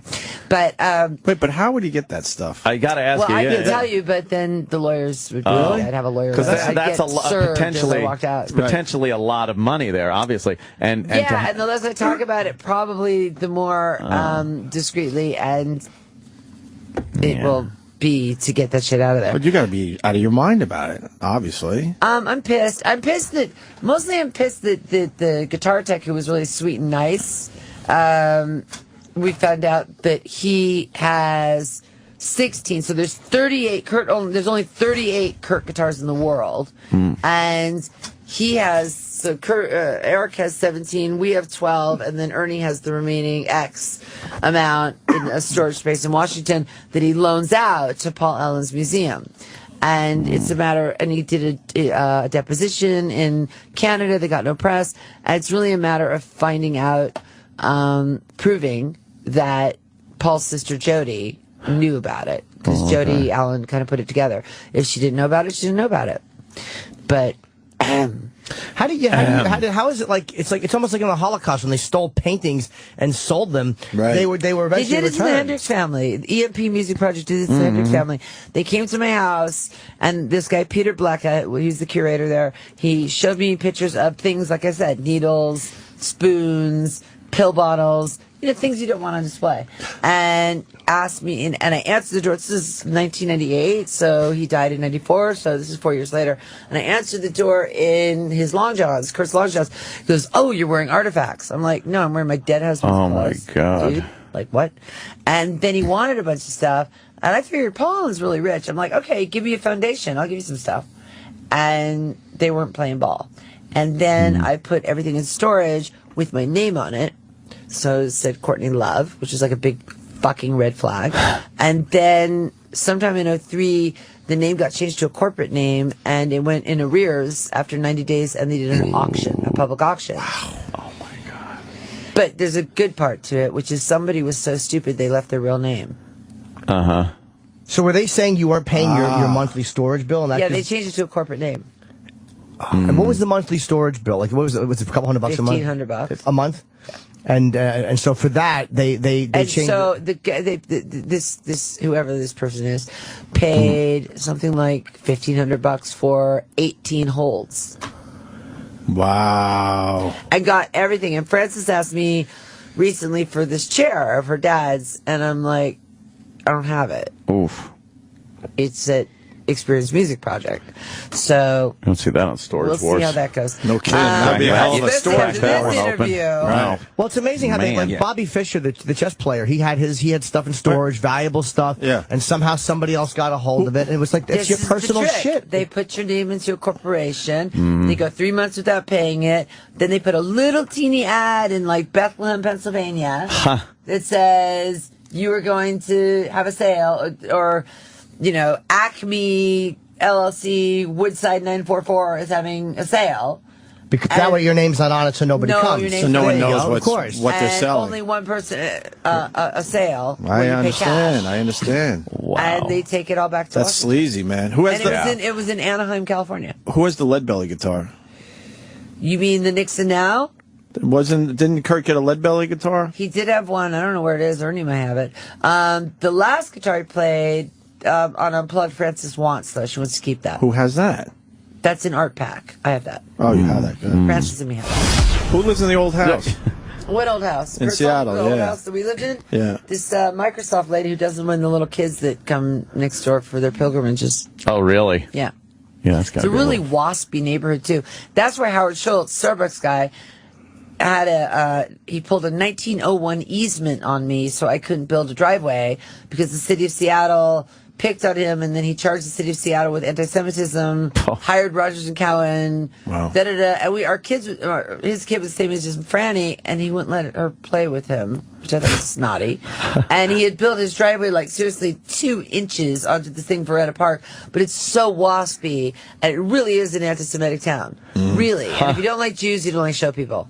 That's a rule. So I remember going into this meeting, it's all these wasps, and it was the Friends of Veretta Park. And if you look at pictures of that thing, I mean, every day they have to take every whatever month they have to take the bench down because people write shit on the bench. Because his ashes aren't anywhere because no graveyard in Washington that's in the Willamette Valley will take his ashes. Why? That doesn't sound right. Suicide's a felony in Washington. It's actually in some states it's considered mental illness. Right. But in Washington state, for insurance reasons, because lobbies tend to make a lot of laws, suicide is it's very high. It's very high by men with guns.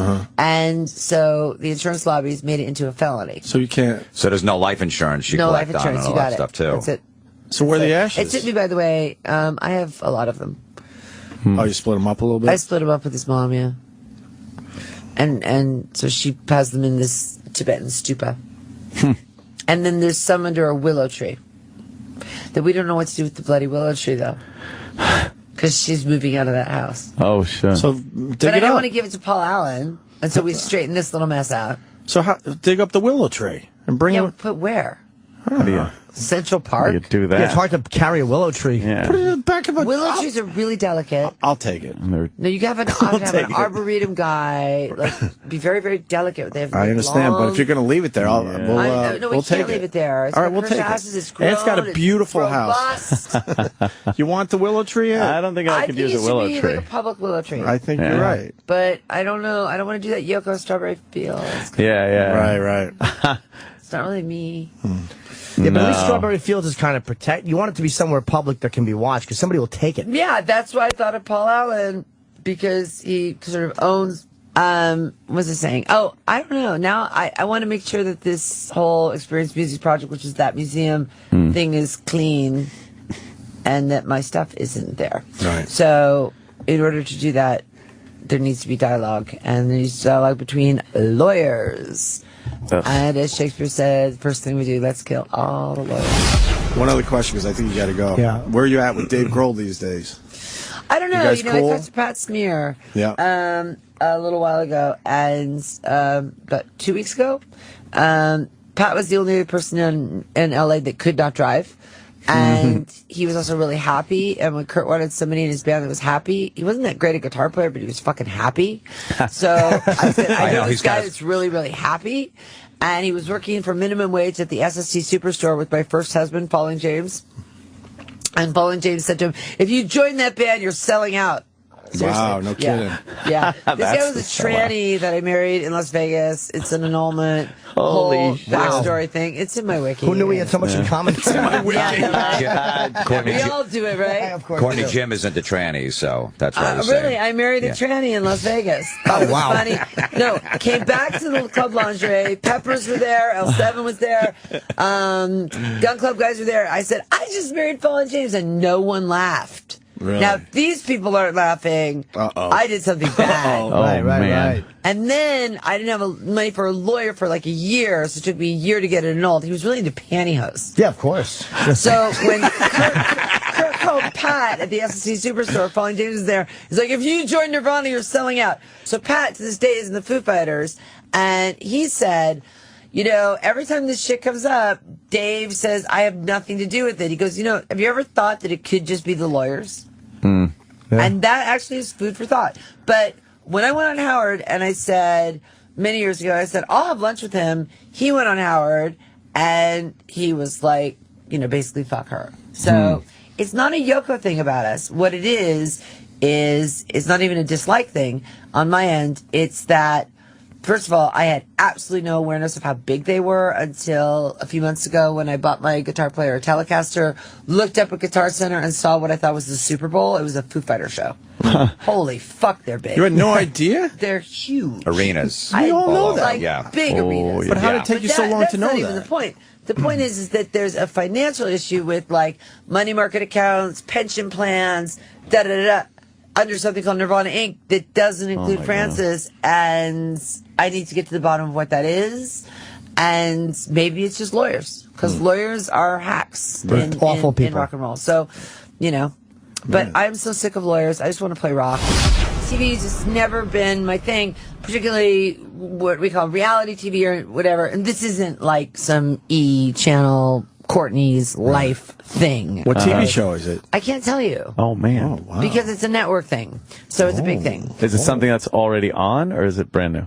No, it's renewed. Good time. Well, maybe like, American Idol. I can't say. I just can't say. Judge or something. I just can't say. A judge on American Idol. I just can't say. That's a big She gig. can't I just can't say. Wow, you're going to be on American Idol. That's great. I did not say that. I'm That's just a saying great that. gig. Yeah, Wow, that American All I know Idol. We is got a that- scoop today. Is that this show is looking for...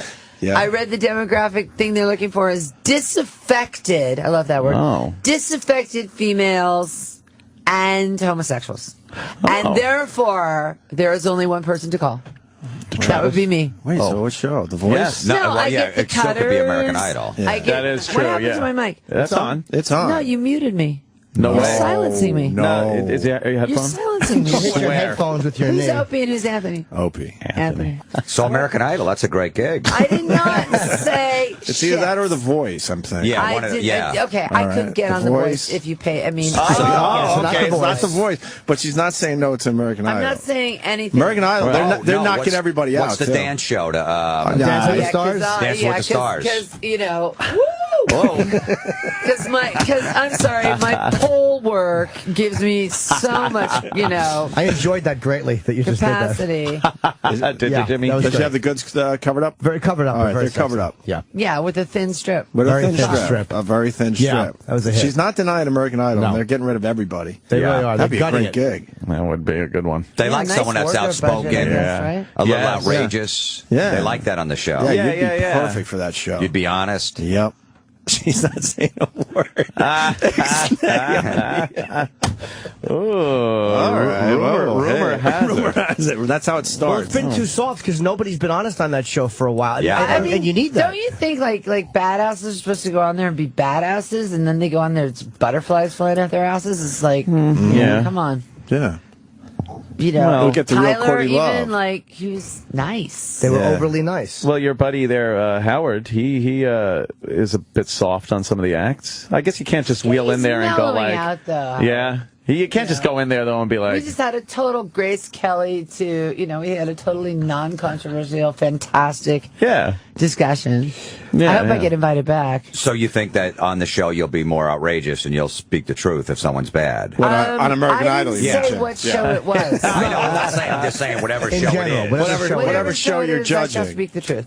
Right. So if someone's lip syncing or all that stuff, you're gonna call I them did out. the Billboard Awards once, and I refused to lip sync, and it was a huge mistake. And I'm sorry about our misunderstanding. no, about it wasn't a shock misunderstanding. It was jocks. nothing. No, it was nothing. See, it wasn't shocking. We barely Courtney, even right? This mentioned interview it. wasn't shocking Yeah, we at were- all, right? That we didn't. Yeah, we weren't bothered I by it. know. We just want to get to the bottom of it. That's all. We were just we happy. were cool the whole Bottom of the time. damn thing. Look, we're just happy American Idol. That's friggin' awesome. That's Congratulations I on the never American Idol. fucking said anything about American motherfucking Idol. More awkward moments. Can you turn your head and cough? Epic fails. That was a shitty joke that bombed. And foul-mouthed rants. Why don't you shut the fuck up? Coming up, Opie and Anthony's worst of 2013 continues next. Want to lose weight? Listen up, because an incredibly effective weight loss supplement is being given out to 100 callers right now. Because it's so potent, please take no more than 1 capsule a day. Be one of the first 100 callers to get a risk-free trial. 1-800-504-9756. Supplies are limited because this product is proven and can cause dramatic weight loss. It's called AF+. Take 1 capsule just once a day as directed, and you can experience maximum weight loss. Pounds in days. It's all natural, safe, and healthy. But if your weight loss with AF Plus is too dramatic, please decrease use and only take it every other day. Only 100 callers are guaranteed to get a risk-free trial. Call 1-800-504-9756. Mayo Clinic research proves that carrying fat in your midsection raises your risk of heart disease, stroke, high blood pressure, even cancer. If you need to lose weight, you absolutely must call now. 1-800-504-9756. 1-800-504-9756. One little joint supplement. You know this powerful little pill is great for your joints. It even has powerful benefits to help increase your mobility and flexibility. But the joint supplements of today are sadly incomplete because they don't give you the joint relief you're looking for. Until now. Introducing the complimentary 2-week sample of Instaflex, our most powerful joint formula ever. It's the #1 selling joint supplement at GNC. The only thing our complimentary sample of Instaflex is missing is the price. Because right now, we're offering adults a complimentary 2-week sample as part of a nationwide giveaway. Call and claim your sample today. 1-800-451-4810. Instaflex provides powerful, effective joint relief for your knees, hands, even your hips. Prove it to yourself by calling now for your complimentary sample. Instaflex is available at GNC, Walgreens, and Vitamin Shop. But you can only get your complimentary 2-week sample by calling 1-800-451-4810. Call now for your 2-week Instaflex sample. 1-800-451-4810. Hi, I'm Daniel Mancini. I want to thank everyone who's been buying my meatballs and sauce. Now, those of you who haven't tried them yet, you're probably thinking yours are better. Well, it takes me hours to make mine, just like you. I use all natural ingredients, just like you. And I use the recipe my grandmother taught me when I was just a little kid. So instead of spending hours in the kitchen making yours, go to MamaMancinis.com, find a supermarket near you, and pick up some Mama Mancini. Mama Mancini, the meatball lover's meatball. Available at your local supermarkets. It's not magic, you see, or a special kind of potion. It's not witchcraft or voodoo, creatures from the ocean. It's just a place you can go when things you hold dear start to wither, become weaker, like a watch or cordless speaker. Bring it in, and we'll bring it to life. The things you hold dear, those things that you like. Bring it in, and we'll make them sing. Cameras, laptops, and thingamajigs. Interstate All Battery Center. Bring it in, and we'll bring it to life. Visit interstatebatteries.com/stores to find a location near you. 'Tis the season of giving a gift that matters. Donate to the Search Dog Foundation, a non-profit organization that takes homeless shelter dogs and turns them into fearless lifesavers, ensuring no one is left behind when disaster strikes. Every dollar donated towards the Canine Caravan Challenge by year-end will be matched up to $50,000 total. A little can go a long way. Be part of the search at searchdogfoundation.org. Feel like telling someone to fuck off? Fuck yeah. I like where this is going. Call the Opie and Anthony FU line. You can do anything. You can literally do anything you want. Say something. Do what you gotta do. 866-FU line 1. That's 866-FU-LINE-1. Fun stuff. That's genius. Amazing. I love it. It's the Opie and Anthony FU line. And if your call doesn't suck, it just might make it on the air. Fuck yeah. This is Friends of the Show. Friends of the Show. Audio entertainment courtesy of the people you hear and hear about on the Opie and Anthony Show. This week, Robert Kelly's podcast. You know what, dude? Hey, it's Bob Kelly. Thanks for listening to the You Know What, Dude podcast. Dude, I listened to the podcast on the Opie and Anthony channel, man. They edited some stuff out, dude. It wasn't the complete thing. You want the whole podcast unedited?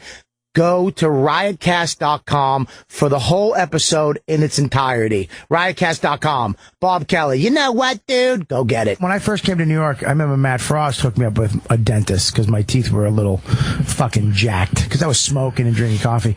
I went out to Long Island and I remember this is sexy Bob. So good looking. And I went out there and I remember the fucking dental assistant made out with me. Really? Yeah.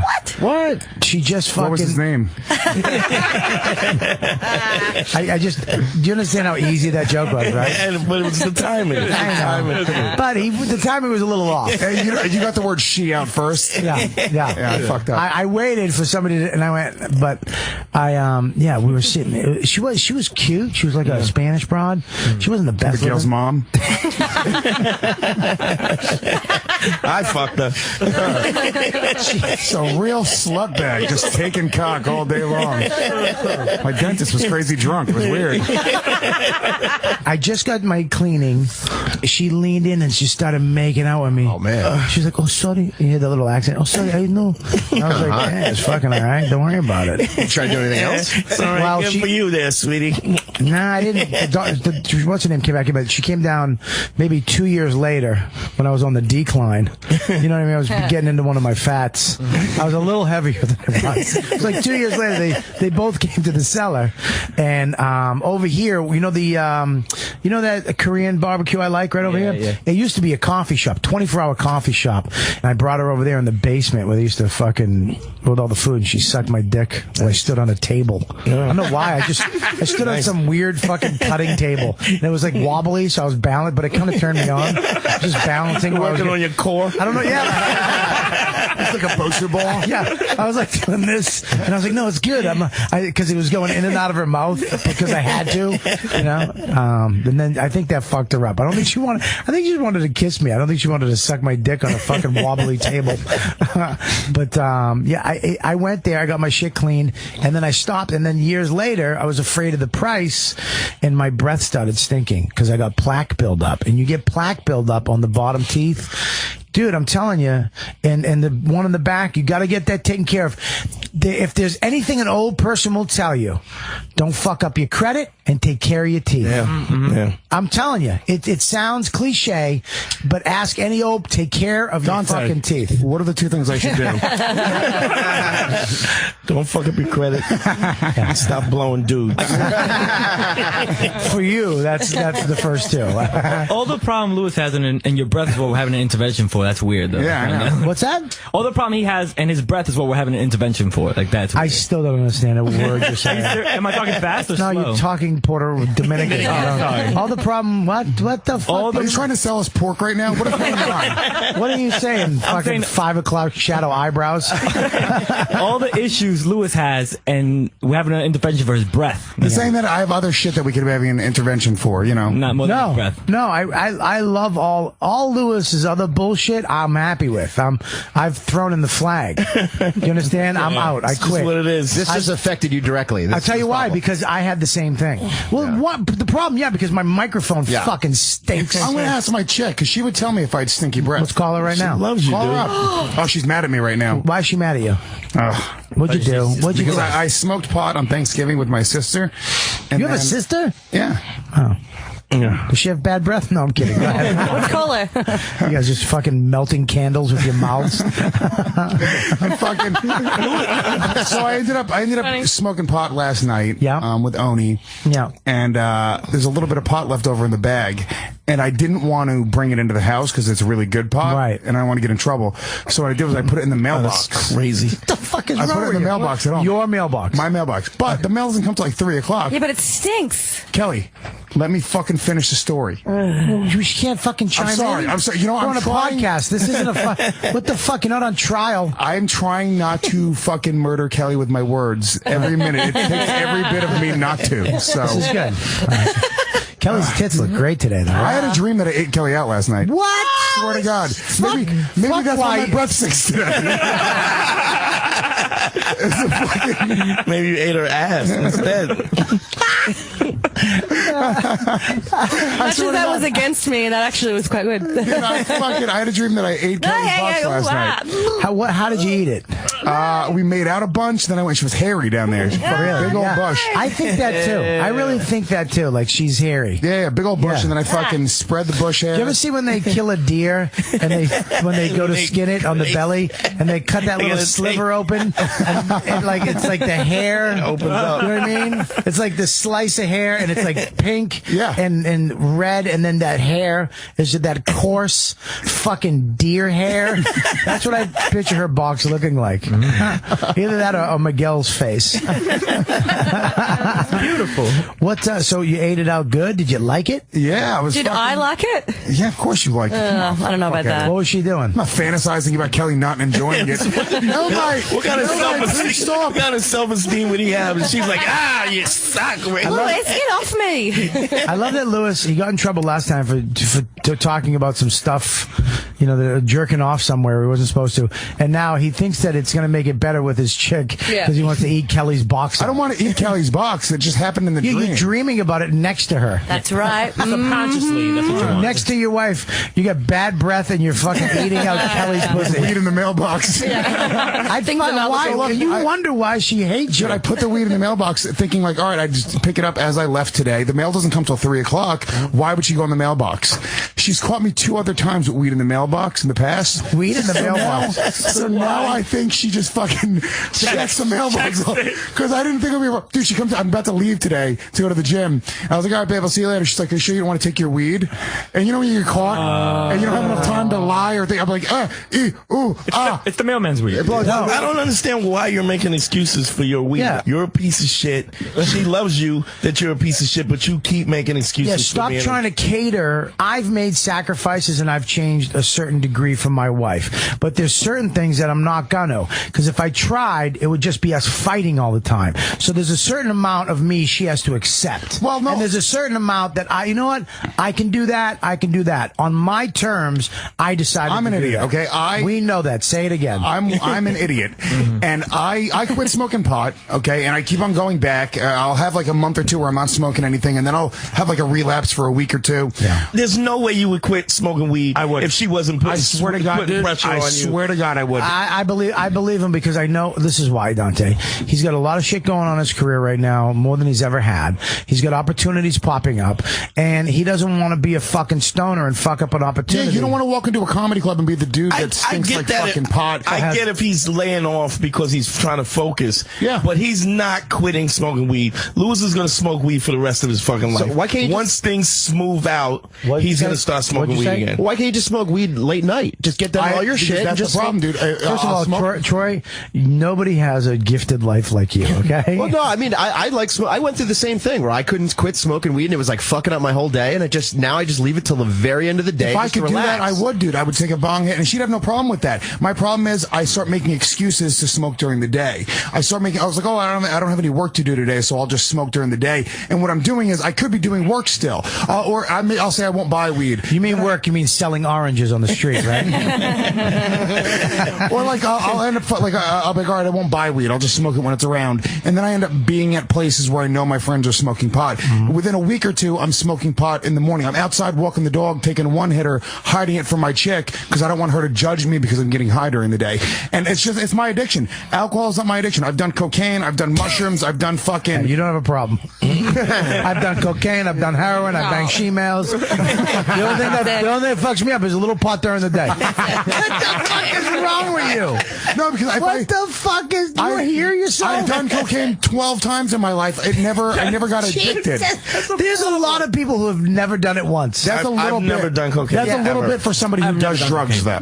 You don't do drugs. You don't do drugs. I like weed. But I never ever even tried cocaine once. No, I have. Trick one. I sold it. I've done it. I like it. I love it. Hang on. Wait a minute. Stop. What do you like coke? When it's good. What do you mean good? Well, when it's a good cut, like when it's not cut up with a bunch of shit. Are you on coke right now? No. And I don't do it. I don't do it regularly, but occasionally if it's around, sure, I'll do it. Here, can I say something about you though? Your life is a little. You DJ too. You're like a known DJ. You gotta do cocaine. Okay? Yeah. I mean, you're at a party. You're at these fucking big bashes.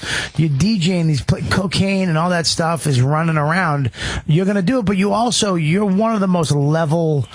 You have this weird confidence and levelness about you that like I don't have. I know I don't have. I know Lewis doesn't have. You know what it is? I smoke weed and I do yoga. That's what it is. No, it's not. Yeah, it is.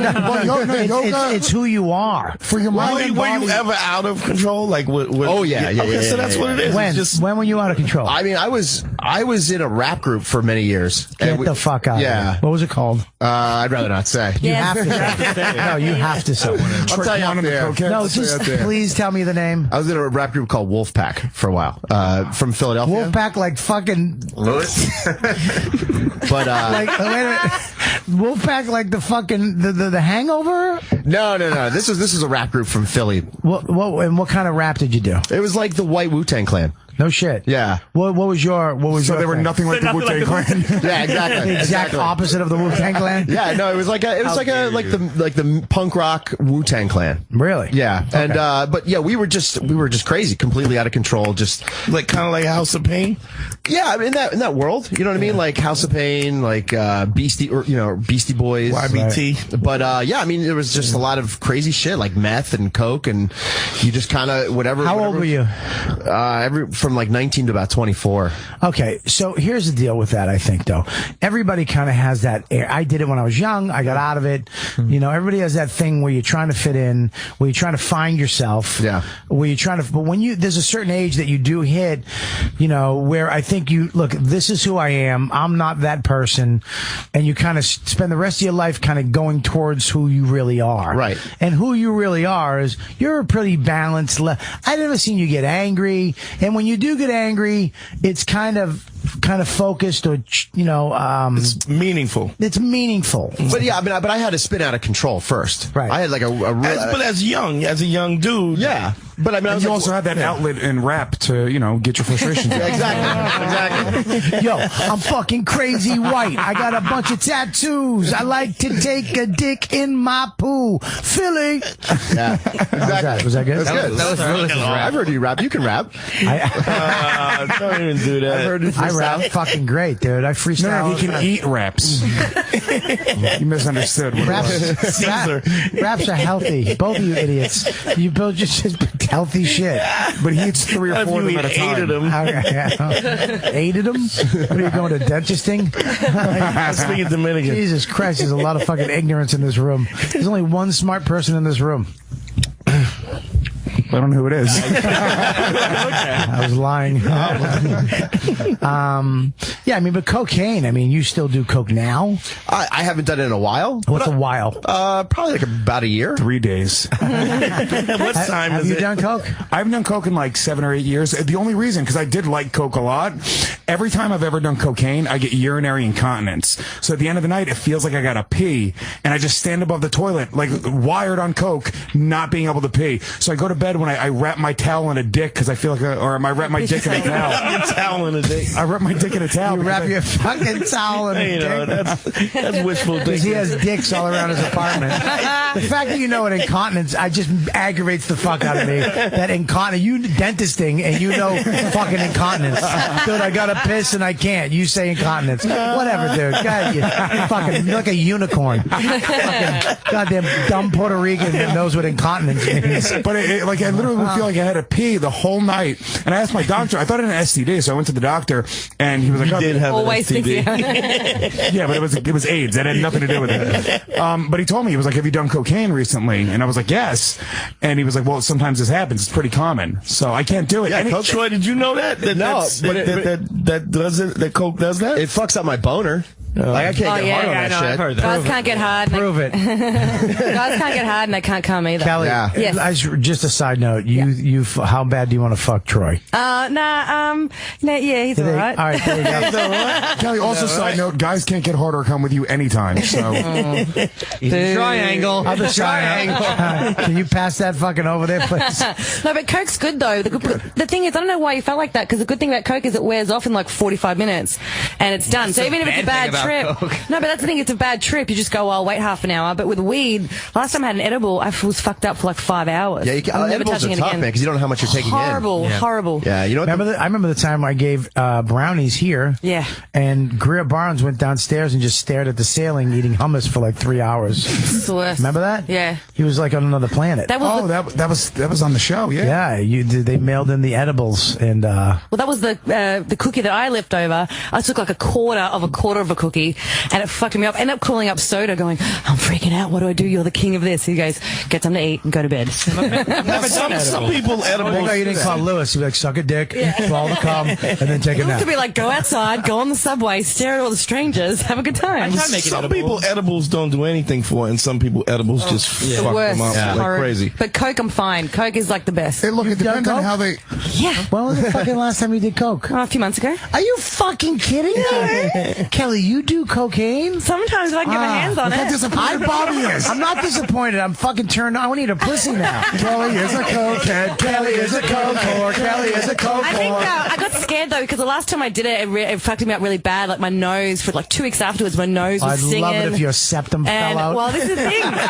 You were just a fucking nasally Mexican. Hello, my name is Kelly. I got shot in the nose. Just a fucking hole in the middle of her face. I have a problem with eating. What if we find out you're not Australian? You're just a real cokehead. Like Yeah, well, in Australia it's like $350, but the guy I was blowing, allegedly getting it off was like $20. Blowing. No, the last time I did it, I had a really bad experience because like for 2 weeks afterwards, my nose was stinging. I couldn't sleep. I was really fucked up, and I spoke to someone about it. They were like, "Yeah, that doesn't sound like you had how much? coke. You had meth." Really? You snorted meth? Yeah, By the way, she told me know when it's meth though. Kelly told me. It was hard. Hang on, Breaking Bads. Why? How do you know when it's meth? It just has a different taste than Coke. It's blue. No. Is it blue? It's not really blue. I've never seen the meth I've seen is never blue. I thought it was just really choppy. Like I should have chopped it up more. That's why this is okay. Speak. But that's what I thought. And then later on, Kelly told me this last time. After judging me for anybody in the chat room, how much does Coke cost? In $50. 50 for a half. I was getting it for like 40. 100 for a gram. Allegedly. You've done Coke? Wait, no, a gram is Time out. That was the wrong prices. How much is it cost? It's not 100 for a gram. It's 50 for a gram. Can we It's say not allegedly? 150 on an 8-ball. Are you crazy? Who are you getting ripped off by? 150 on an 8-ball. Yeah, that's lucky you get 150. Can we say allegedly? Because I don't want to get kicked out of the country. Hold on. Scopo gets ripped off by Puerto Ricans. We just found that out. No, I get it from the white people as well. No, you got to go with the Mexicans, man. They hook it up. It's $50 for a fucking gram. It's 150. It was a Puerto Rican that gave it to me. That was the bad cut. I'm like, oh boy. I got bad cocaine in Amsterdam. First of all, why we're buying drugs on the street in Amsterdam is beyond me. But some dude sold what are you talking about? Why not? You can't go. They don't have Coke bars. Yeah, but you can get if you just ask around, you could find good shit. You don't need to fucking buy it from a shady Surinamian in the fucking Surinamian. How the fuck do you go dentisting to fucking incontinence to Surinamian? Professor Lewis. I actually did. I did a report on the country Suriname in the 4th grade. So I knew Suriname. Suriname, yeah. I knew so much. Suriname. I know so much about that country, and I met. There's a huge Surinamian population in Amsterdam. Those are like the black people of Amsterdam. Well, they sent the Surinamese in to Who the rebuild. fuck are you? What is happening? They rebuilt Holland. Is there a fucking really? Yeah. Is there somebody behind me with fucking notes? What the fuck is this show? Lewis did a speech in high school. Surinamians. No, the Surinamese, they sent them to Holland. If you fucking you say anything, I'm gonna fucking kill you. Okay? Can I be dumb and ask what the original country is? Suriname. It's in fucking Suriname. I've never heard about that country before. They sent them there to rebuild Holland after the war, and so now the Surinamese, the second and third generation of the Surinamese are they're like Roman gangs. Yeah, they're like the their black families. Their families initially came there to work, and they have houses and stuff, and so now you have these kids like these middle class Surinamese kids that running gangs and shit. Really? Yeah. And we bought Coke from one of them. We brought it back to the hotel, me and my buddy Gene, and we fucking Gene. Yeah, Gene. Mean Gene. You remember my poem? Mean Gene Levine. And we fucking laid it on the table, and it was like crystally. It was like it looked like Domino sugar, and we still took the chance, and we fucking took a line each, and like our eyes burnt, and we almost vomited, and we threw it in the toilet. Why? It's been cut with some crazy shit. Yeah. I don't think It wasn't cut with anything. There was no Coke. Laundry detergent. It's fucking rat poisoning. These fucking apes just. Can't trust Suriname. That's why you stick with weed. You can see what's going on with weed. Miguel. So you should have came, got your teeth clean, and bought some Coke from my dad. Your dad sells Coke?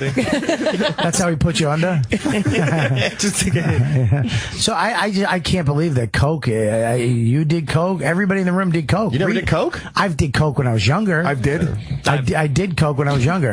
Meth wasn't out. When I quit drugs. It makes more noise when you pick it up and put it back down. So why gong it? That's a flub gong. We were supposed to get a new gong, but fucking we didn't. We'll get one, right? Yeah, I got one. All right. Yeah, I did it back in the day. I did Coke and all that, but I only did Coke. My friends stepfather dealt it, and he was smaller than us.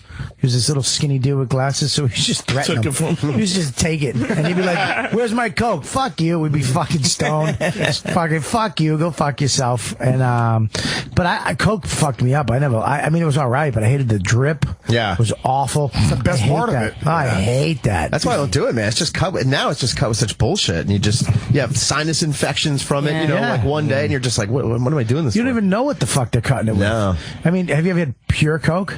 I've had really good Coke. I'm not sure if it was pure, but really good shit. And you just, when you know it, you know it. Yeah. Disco Coke? Yeah.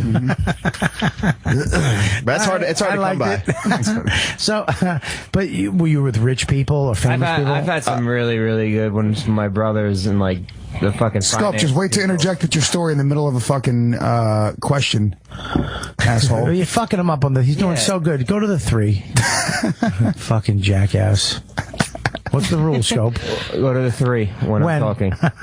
Yeah, what did you just do? Every other key? You just went through every other camera. Because I'll tell you why. Because you get a fucking anger problems, and he made you mad, and you went, you're trying to always control your fucking guinea wop rage. Go, Chris. Don't hold back, Chris. Go get him. Fucking your Coke rage. Your fucking hands freeze up on the mouse, and you're going to squeeze it, and fucking, suppose you don't turn green. All right, whatever. Let's just order up some Coke. Now we're talking about it. Let's have a party. Seriously. I'll call my guy. Yeah, you have a guy? I can have it delivered right now. I can get it. Get some Coke. Get some Coke. Best podcast ever. We can't. I'm not letting you guys eat in the studio. You think I'm going to let you do fucking blow? My first time doing Coke be on YKWd. That'd be awesome. Yeah. You're not doing Coke, you fucking Dominican. It's also, don't say your first time, it's your only time. Oh, my only time, right? Allegedly. I make that a habit out of it. Yeah, we're not doing fucking Coke. No. Nobody's getting Coke delivered. Okay? What the fuck happened? Anyway, how much is Coke? It's like 150 for an 8-ball. Can you guys put in together? And would you do Coke, Dante? No, right? I'm not doing no Coke. I'm not doing Coke. I'll put in, though. You got 40? I got 40 on me. You got money? You want Coke? Well, I would love. I stopped doing that because I stopped drinking. Here's the deal. But I don't do it then, Scope.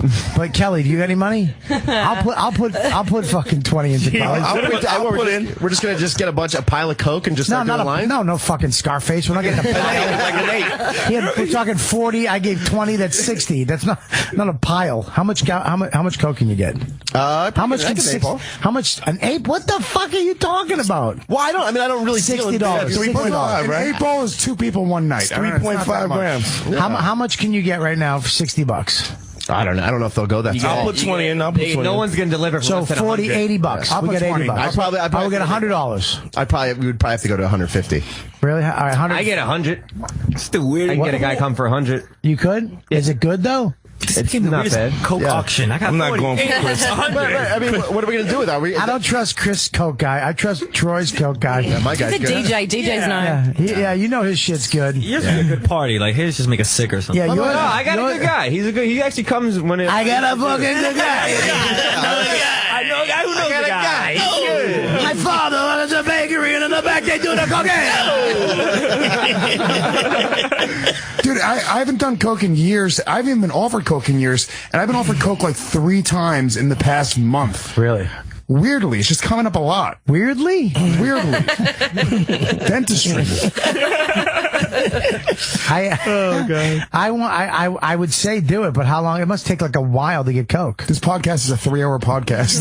No. I'd literally just leave you guys yapping, leave the mics on. I'd come back tomorrow. You guys don't. We're in the West Village. It must not be that. Just wake up Troy Kwan's dick in Lewis's mouth. A little fucking mushroom flopping out of the side of his mouth. Troy can't get hard though. No. He's on Coke. I go inverted. Kelly's sitting on fucking Troy's face. Sounds like a party. It sounds fun. Why do you think Kelly's attractive? She's pretty. She's funny. Yeah, definitely. Pretty funny? Whoa. No, she's pretty and she's funny. Funny helps. Are you have a girlfriend? I did. You did? You done? Unfortunately. Coke overdose. She died. She had a heart attack. She did, actually. She did? Yeah. Oh, I'm sorry. Yeah, no, that's right. I didn't know that. Yeah. What the fuck is wrong with you, dude? Did she really? Yeah. Yeah, she did. Last August. Oh, I'm sorry. No, dude, it's fine. I mean, Jesus Christ, why would I That was right. I mean, it's yeah. I mean, it's, when does that ever happen? Jesus dude, Christ. you can't come into these situations for like 2 more years. No, bro. dude, it's cool, man. I'm so sorry. As soon as you asked me if you had a girlfriend in my mind, I was like, hang on. And it took me, I was too slow to think about it. And I should have stopped You knew? Yeah. Oh, okay, Yeah. 'cause I okay. found Oh the my show. God. She's been dude. stalking you. Oh, She so actually He killed her. Kelly Jesus, Scopo. Kelly killed her. Hey, I got a guy who got the guy who will take him out if you want him, Kelly. For a second, I thought it was Danny, sorry, and then dude. I just realized, I'm sorry, dude. I should have tried to. No, it's fine. veto it. It's totally. It's I'm totally so fine. sorry. No. Okay, what happened? You really want to know the story? I mean, Jesus Christ, we just made. Oh God. Can you tell it in a funny way? Probably not, but you guys can try to make it funny if Dude, you want. it's all. Oh, When it gets too serious, hit the gong. You're in already. You might as Yeah, well. when it gets too serious, hit the gong. Yes. So we know. my God. No, but seriously, I would. I not that I would love to, but I. He's like, I'd love to hear the story. Holy shit, that has never happened. I'm going to name this. I'm going to name this. It's fine. No, the Troy. No, I'm not. There's a million jokes that come up. No, go ahead, let him out. It's fine. Don't hold back. How long were you guys dating? Well, we were together for about 2.5 years. Oh my We lived God! together. Can I ask how she passed away? We were in Pennsylvania hiking in the mountains, and she fell. What the fuck, man? Yeah, Hit the dude. gong. Fuck. I'm done. Yeah, we're out. Listen, let's get some coke on me. Everybody's doing coke, and I'm doing coke. I'm throwing 27 years of sobriety out. I'm doing coke. I've never done coke, and I'm going to do it. I'm doing heroin. Fuck it. We're gonna get Whatever heroin. you're in, I'm in. Traquan. Let's go Wait, deep. all right, listen. That's Can I fucked just back up a little bit? I hike a lot. Did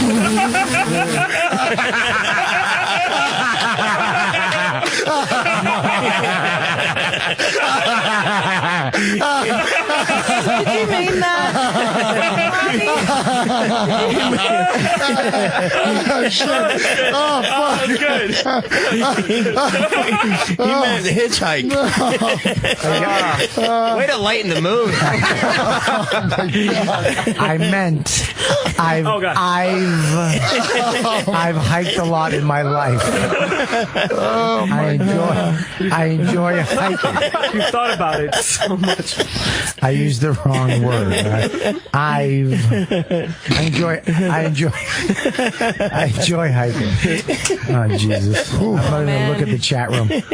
I enjoy hiking. I me and my wife go up to the White Mountains for the last 20 years or whatever the fuck, 15 years, and there's all trails up there. My family has a house up in the mountains. Blah blah blah blah blah. I've been going up there since I was 19, going up there and doing hiking trails and shit like that. But I've never gone on something that you could actually get hurt on. Totally. I mean, it was always just a trail. Yeah. But I mean, were you guys were you enthusiasts? Did you guys climbing? I mean, how was it dangerous, or was it an accident that could have happened to anybody? Well, it's a pretty dangerous, pretty treacherous area. It's up in Jim Thorpe, Pennsylvania. It's called Glendinocco. Okay. And when you go there, when you get ready to go up on the trail, it does say enter at your own risk. People have died here. Really? Yeah. Oh God, you read that before you went up? Yeah, but I've been going there since I was a kid. Oh God. And Did then she?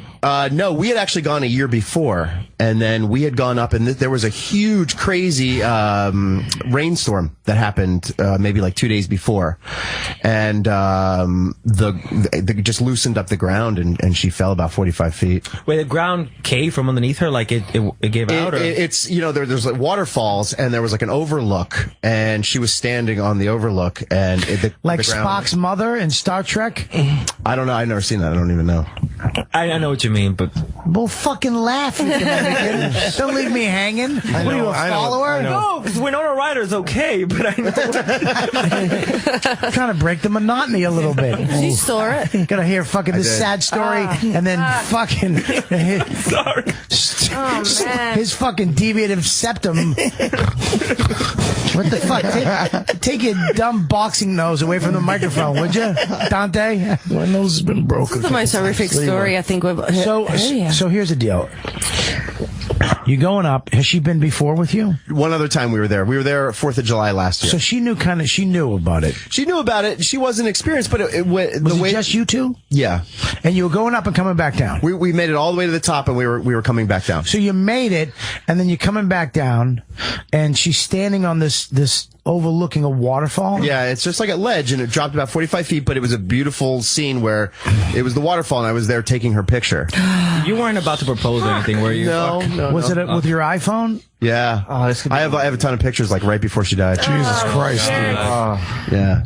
And all right, so what happened? What happened? She slipped? Well, she's standing there, and I didn't know this until the police report and the people, because there was people down below. Oh, God. And she, just the ground started falling out underneath her, and then finally it all collapsed. Was it just a little piece of ground that she was on that she got to? Or it was like a ledge, but it looked solid. Can I say something? Me and my wife, we 2 summers ago, we went hiking up in New Hampshire, and we went up to this kind of fucking weird overlooking a waterfall. Same shit. We're like 100 feet, and she walked over to. I go, stop it.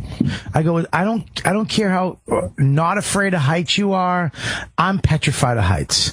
I don't like when people go out over. I go, I'm not dealing with this because you don't give a fuck. And you don't have to deal with it. I go, you don't have a fear of what's you. I'm not saying that you should have done this, but this is. I'm so scared of this situation happening that I actually cursed my wife out. I was like, fuck you. She's like, it's fine. I go, it's not fine because I don't feel comfortable with it. Get the fuck back here. We can see fine from here. Well, my chick does the same thing walking on the subway. She just walks like on the fucking edge. I'm like, what are you doing? Yeah. It's like, I don't mean to compare, but I'm just saying I've been in those situations and I get freaked out, but you guys would probably, you guys have done this before. You've done it a million times. Yeah. So, it's crazy, man, because you literally go there and you're like, you're walking up, you have breakfast that morning, and you head to the mountain and you're having fun, and it's a beautiful day, and you're taking each other's pictures and you're crazy in love, and then all of a sudden it's like you're leaving the mountain alone, and it's a pretty fucked up feeling. And how crazy do you feel? You're like, I could have been right next to her too. Like I could have. Well, then it's just a range of emotion because that would have been. In your head, that would have been better. She lived for about 45 minutes. That's what's fucked up. But then it's almost like then you just go through this range of emotions. Like, what could I have done to prevent this? Nothing. How do I reverse this? How do I fix this? You know what I mean? It's like you just don't even know how to process that. And you're driving home and you're like, you gotta wait a minute. Oh, wait a minute. What? I mean, when she fell, what did you do? Did you run over to the edge? I was in shock. You know what I mean? And I had to climb down 45 feet to get down to where she was.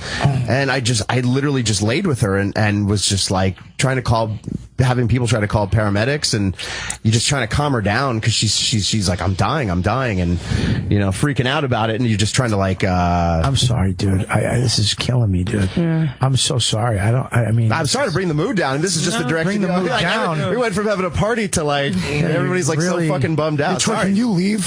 Yeah, dude. That's what Coke does. So we're about to do Coke, and now we definitely need Coke. We're sitting here with a pile of Coke, and literally a bunch. I'm about to cry, bro. Yeah, sorry, dude. I'm sorry. I didn't mean to. No, it's heartbreaking, dude. Okay, brother. No, listen.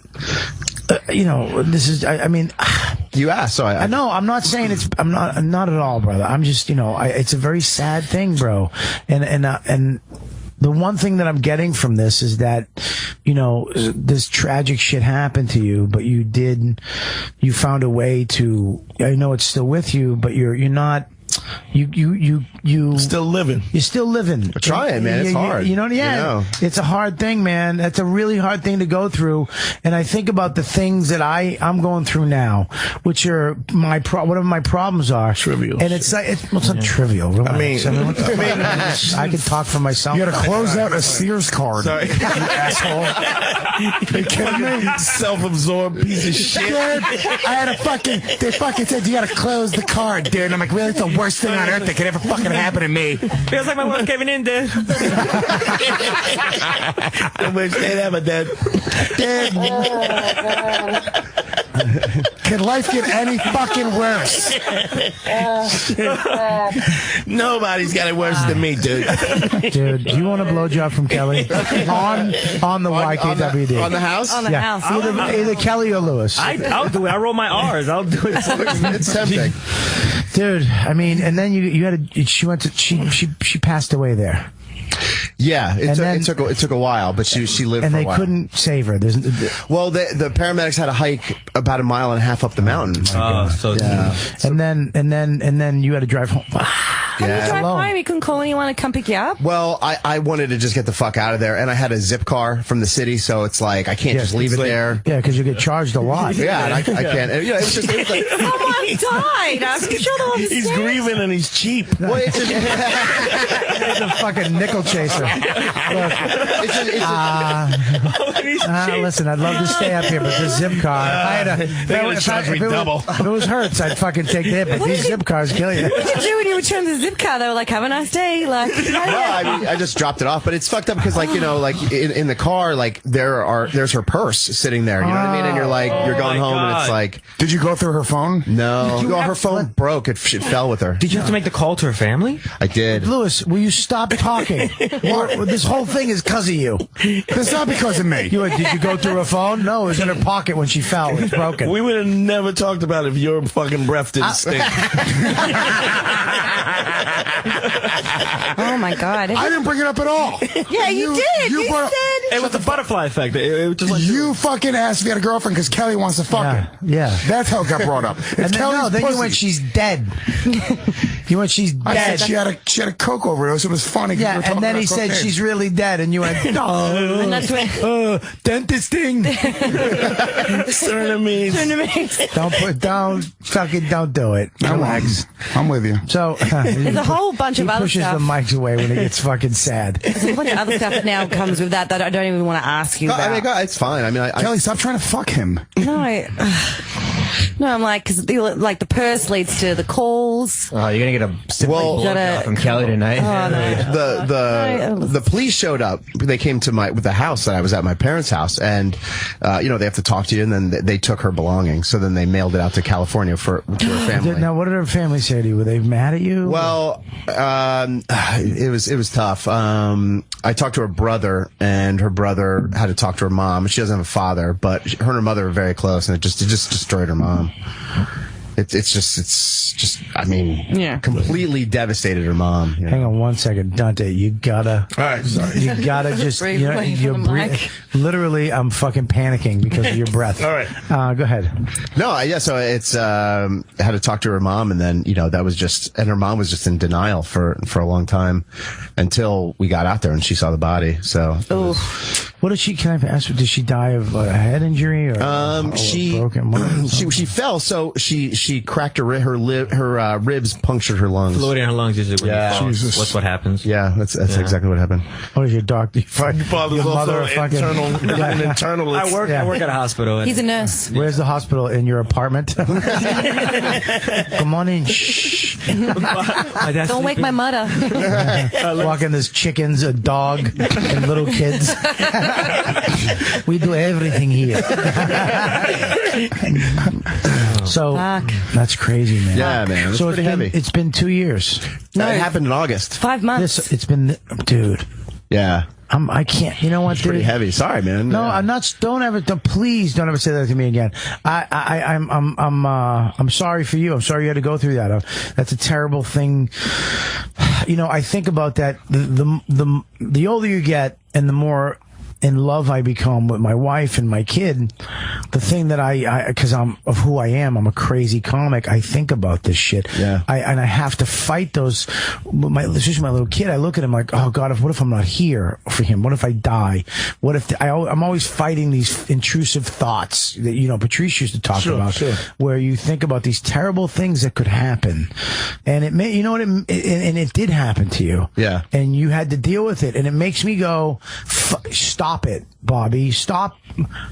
Enjoy it. Right the fuck now. Stop thinking about if, when, coulda, shoulda. You miss what's there. Not even by thinking about what could happen. Even if it's fucking 4 seconds of missing my kid's energy or that moment. I don't care how corny this sounds. By thinking about this stupid stuff that could happen, you have no control over. It's the will of the universe. Yeah. It is what it is. It's nothing you could have done. And unfortunately, I mean, it's just life, and it's going to happen to everybody here. You know what I mean? It's just a matter of time when. Yes, you know, it is. and it's right. but it's just the one thing that I'm just so grateful for in looking back at our relationship. And we were actually fighting earlier that week. We were in an argument, and I'm just so grateful that we had made up and we were back in love, because just the thought of having that on my mind where if something was unresolved. Yeah. I mean, I can't imagine. Troy, do you really think that matters in the grand scheme of things? I mean, I think people, just like you're saying, these things happen in that time and place in that moment. But if you were fighting because you were living, and it just... Yeah, but he has to have something to hold on to, and that is but hope I'm and saying faith, that people do that. Like my father, when my father passed, we weren't really talking. But I mean, I loved my dad for whatever in whatever scope that is, and we just weren't. And he just happened to pass before we made up. But it could have been a time we could have made up. We couldn't have made up. You know what I'm saying? I don't know if it changes anything. I can't really speak for anybody else. I just know, for me, I just know that I'm just so glad I have that peace in my heart. That when it was over, we were crazy in love with each other. You know what I mean? And in her last moments of living, she knew that she was loved. And when I told her while she was, in her last couple minutes that I loved her, she knew that was real. You said that to her before, right then? Oh, I just kept telling her, like, I love you so much. I love you. And I just kept holding her. And yeah, man, it's fucking heavy, dude. It's real. It's real. It's some real shit, dude, And it's like, I've just never experienced anything like that in my life. So I feel so bad bringing this podcast to like a screeching halt. You didn't bring it to a screeching halt. No, seriously, dude, leave. I'm talking to Miguel right now. Sorry. Listen, you're gonna get laid forever. I understand, but that's I'm not all that fucking horseshit. Listen to me, Troy. You didn't bring this to a screeching halt at all, dude. This is it's okay to fucking be sad. It's okay to fucking talk about shit like this. This is life, man, and it's good. We joke around all the time. We fuck around. We joke. We're even making light of this in a weird way. We laugh, but it's amazing to me that I mean, it's not amazing. It's just that you thank you for talking about it. Yeah, man. Thank you because it. I've just experienced death in the last couple of years. Really, his career for my first time. You know what I'm saying? Yeah. With Patrice. Yeah. You know what I mean? And my grandfather passed away, and I didn't know how to fucking deal with it, man. Yeah. I didn't know. I mean, Patrice, I still believe he's alive. I'm driving home the other night, and I was going to call him because I forget.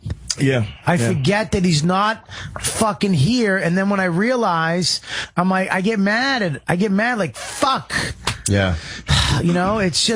It's a tough thing, and I think it's shocking, and I think the shock, it's almost like when my son was born, I was in shock. The same type of like, I don't know how to feel.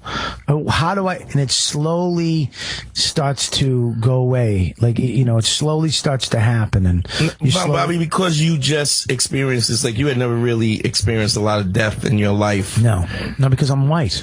Oh, okay. Well, straight. My dad is the youngest boy of 16 brothers and sisters. Right. Yeah. Right. So he's black. Well, I mean, he's born 1920. Yeah. So they needed a lot of blacks on the farm. Because you had not in the farm, but whatever, running numbers. So, so at 9 years old, I was going to funerals like from the time I was like 9 years old because my aunts and uncles. So you're not that you're used to it, but the Patrice thing didn't. It wasn't any easier because of that. Like, but like funerals was how we. That's like for as a kid. This is how I saw my cousins. Yeah. I got to see my family because of funerals. So when my aunts and uncles would pass, so we're talking about. So you'd kill people in your family so you could get together. Well, yeah, kind of. No, let's have a barbecue. Kill Jackson, motherfucker. I don't appreciate Jackson. It's real racist. What do you want me to say? I don't know Smith? anybody. McGillicuddy? What do you want me to whip? Dante. Dante Jackson. It's a great name. But just going to funerals. My whole life I went to funerals, and it just doesn't. I have such a hard time with like death and funerals and all that shit, dude. I mean, I've gone to maybe 3 funerals in my life.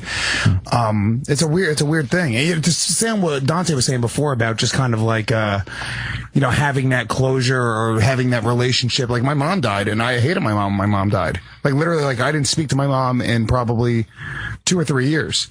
And it's fucking, I get why, like now, I look back and I go, yeah, I was justified for the way I felt about my mom, but there's still a part of you that kind of goes like, nah, I wish I would have fucking made things right. But you make those choices in the context of the time and the context of things that are happening. Right. And you make those, just like you're saying, Bobby's saying, I don't want to give up a minute of my kid's energy.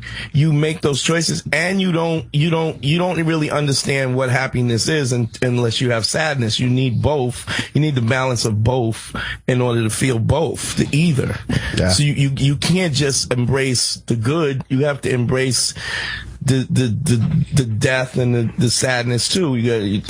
Otherwise you don't feel either. That's like what I say about Kelly's role on this podcast. She's like the death and the sadness of the podcast, but it's a big part of the entire life of it. It's too wordy, Bobby. Well, we made it. We let him fucking roll himself out on that. I love that you made eye contact with me. I was going to save you. It's like the string.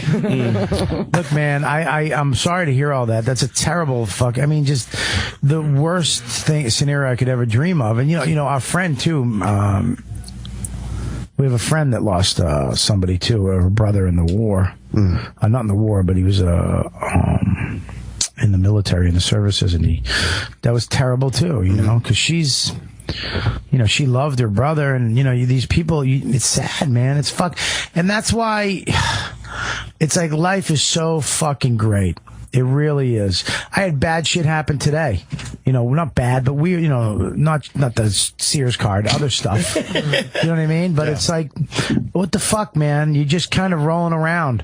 And you have these moments where you're trying to get home to the people you love. We're just all trying to spend time with the people we give a shit about. We're working to make money, to get back to the people we give a shit about, to laugh, cry, love. Yeah. That's all we're all doing. Yeah. I just want to I'm going to go to work, I'm going to fly here, I'm going to do this, I'm going to do that, take a train, because I'm going to get home and I'm going to have dinner with my chick, or my family, or my son, or my daughter, or, go to Christmas. We're all trying to just be with each other for a short amount of time to laugh and have these moments like we're having right now, and, that's why we do what we do. That's why we pay the bills. That's why we sacrifice ourselves. And you never know when that's going to go away. Or you never know when someone's going to be taken from you. Yeah. Whether it be your mom, your dad, your girl. I don't know. But it really makes you take pause, at least me.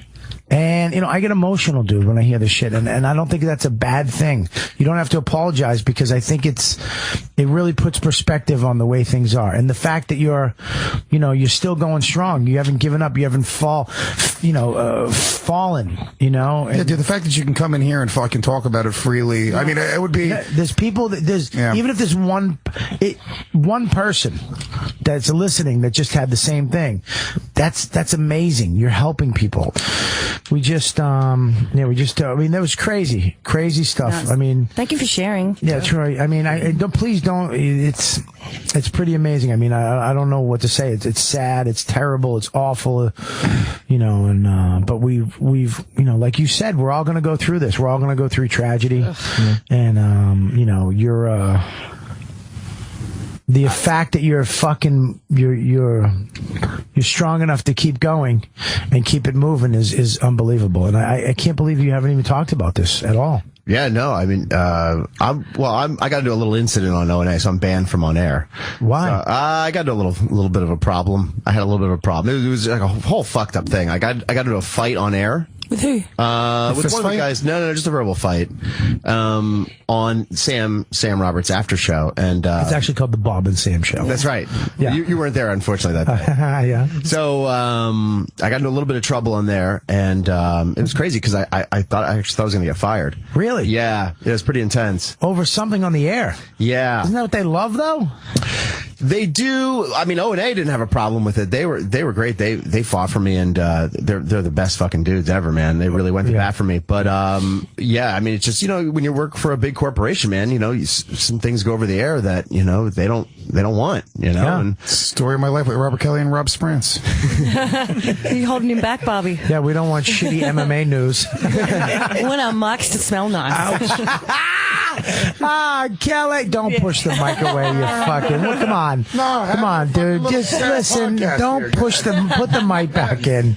Jesus. Love you, Lou. Remember your dream? Remember. Did eat that woofing bush. Woofing bush. A woofing bush in between Kelly's legs. So they came down. What was said? Can you say it? No. You know what, dude? It's just such a weird thing. You know what? Welcome. It just don't have to. It's just like I'm so scarred from it. Yeah. You know that it's because like it just something that would come out here in like a normal conversation. Yeah. You know, then it just turned into this huge ordeal, and lawyers were involved. So corporate is a motherfucker. Yeah, and especially you know, anytime the threat of losing sponsors comes forward. You know, so we're trying to lose ours. So you can talk about it. We want to lose. Yeah, we have 3 we have Amazon. We made 8 cents. No, I'm kidding. But Just after the incident? No, it happened the week before. The week before your girlfriend passed away. And then I was suspended for that whole week, and then I found out Wednesday that I still had a job, and she died on Saturday. God, Jesus. Damn it. So that was my August. So yeah, it was pretty intense, man. Jesus, man. So, yeah, I mean, it's just like this year's just been a fucking brutal year. I've had my ass handed to me. Yeah, you're ready for this year, Dan. You're ready for 2014. Yeah, man. It's been pretty fucking crazy. Friends of the show. Friends of the show. Friends of the show. This has been Robert Kelly's You Know What Dude. For more info, audio, and tour dates, visit robertkelly.com. This is the Opie and Anthony channel on Sirius XM. Weird Medicine with Dr. Steve. Perianal abscess, shitting liquid, sphincter muscles reach down and spread their ass cheeks. So then he can stick his finger in or use a really cool little device called an anoscope. Cram a bunch of gauze in there and then tape their ass cheeks shut and tell them not to shit for a couple of hours. Strangulate the hemorrhoid, and then you eventually just shit out these dead necrotic hemorrhoids. First and still only uncensored medical show in the history of radio. Tonight, 9 p.m. Eastern, 6 Pacific on the Opie and Anthony channel. Fluid.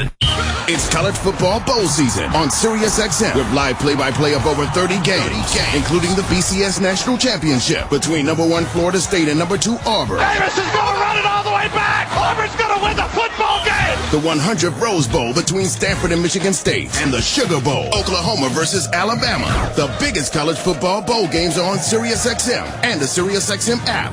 For a complete schedule of game times and channel listings, go to SiriusXM.com/collegesports.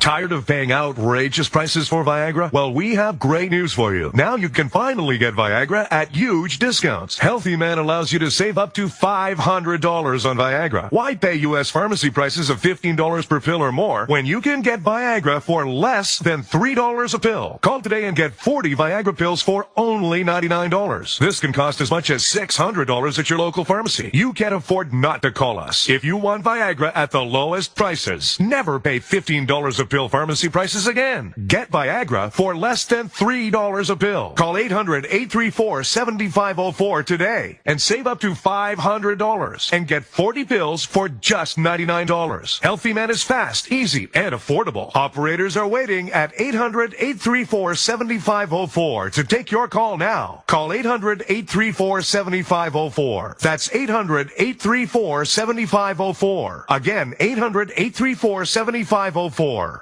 Honey, I'm home. Hi, sweetie. What the Where did all this stuff come from? A MacBook? PS4? 2 TVs? We can't afford all this. Relax. I've been kicking butt at Beezid.com's penny auctions, and I saved 80% off retail. Where? Beezid.com? That's right. And these are just a few of my wins. The rest I flip for cash at the Beezid store. Flip for cash? What do you mean? Beezid has a store where people can shop without having to bid in auctions. When you win an auction and would rather take cash, you can flip your win to the Beezid store. I posted my wins for about 50% off retail. Nobody can beat Beezid store prices, so I made money right away. Look, here's a check for $1,500.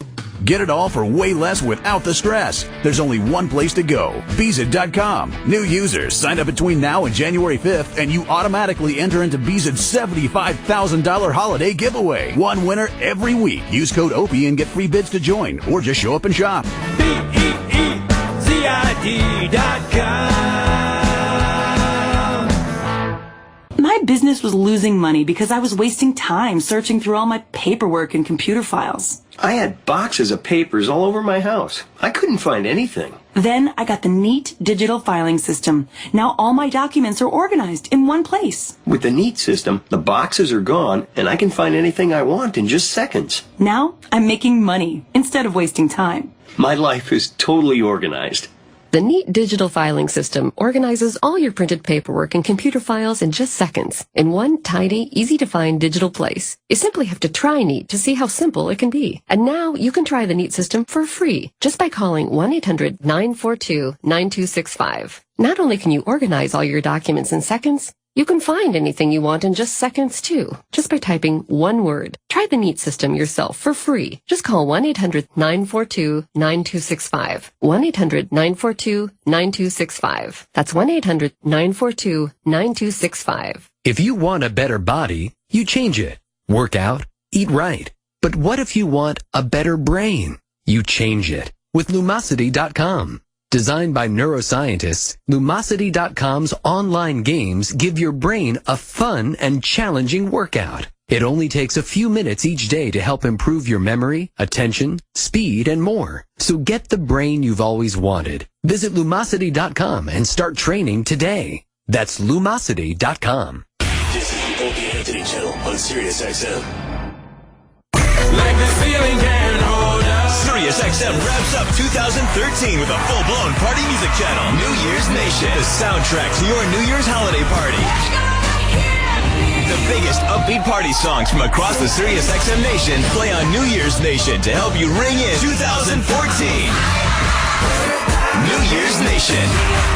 Turn it up New Year's Eve at noon Eastern and keep it on through New Year's Day. Sirius XM Channel 3 and on the Sirius XM app. Have you heard about Astroglide brand personal lubricants? If you're a guy, you'll be scoring big time with the ladies by bringing Astroglide liquid or natural into play. And for the ladies, Astroglide X allows you to bring the fun to the water. Want to find out how Astroglide can heighten the pleasure for both of you? Then visit astroglide.com/radio to get a free sample discreetly mailed to you. Come on, don't be shy. It's just lube.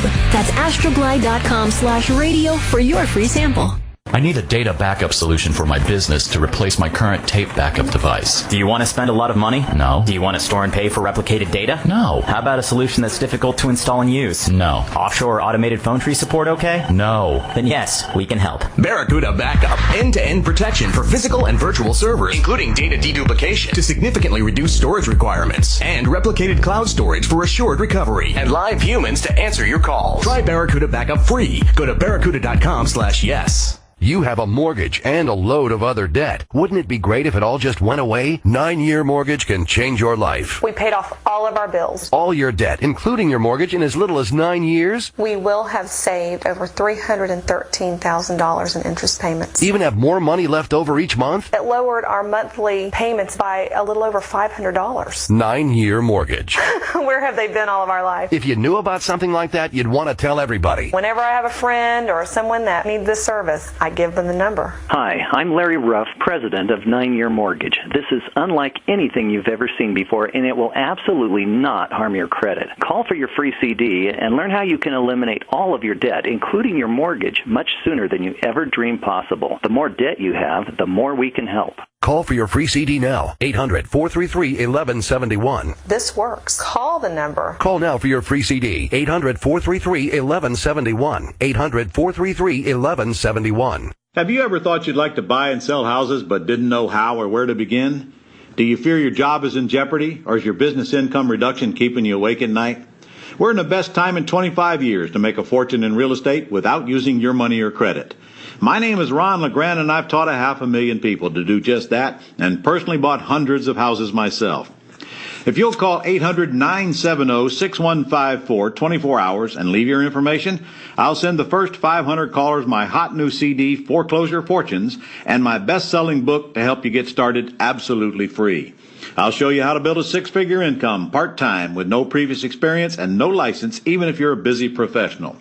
Call 800-970-6154 24 hours and get my new book and CD free. That's 800-970-6154. Take your life back and make this your best year ever. That's 800-970-6154. Call 800-970-6154 now.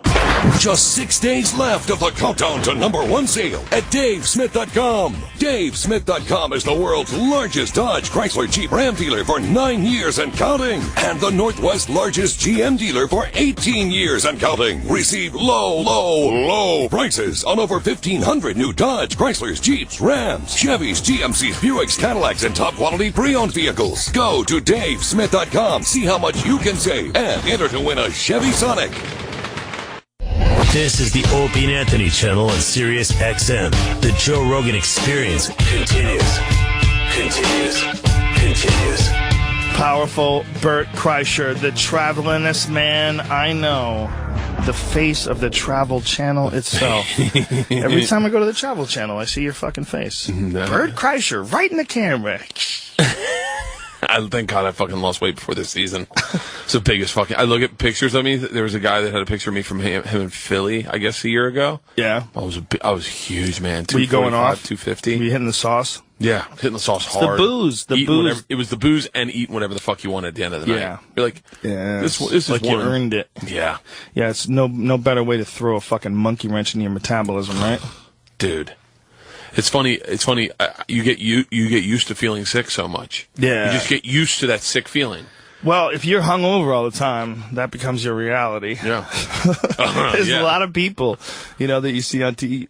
You guys all right? Yeah. What the fuck are you doing? doing? There's a lot of people that you see on TV that, what are you doing, Brian? I'm just fixing a camera. Okay. Oh. There's a lot of people like Bourdain. You can always tell Bourdain's hungover. He looks. I saw his new show on CNN. He looks for the first time. He looks like the road's taking a tear on him. Yeah. Oh, it's been taking a tear on him for years. God, man. Yeah, that's a hard life. He's the canary in the mine for guys like me. It's a hard life. And if you want to do it boozing, it's even harder. Yeah. You want to travel all the time, fly on planes, and hit the sauce whenever possible. But health be damned. That's the fun way to do it. What do you want? Yeah. What do you want to go out like who's the fucking preacher? Joel Asprey. Joel. What's that guy's name? Joel Osteen. Who's that? What Joel are you talking about? Oh, you never watch those Sunday preachers that they preached in Atlanta to those mega churches? Joel Osteen. Oh, one of those guys. Okay. Joel Osteen, who looks great, probably 50 years old. Or do you want to go out like Anthony Bourdain, where at your funeral everyone's like, man, this guy lived a fucking life. He's a fucking great writer. Yeah. Amazing talent.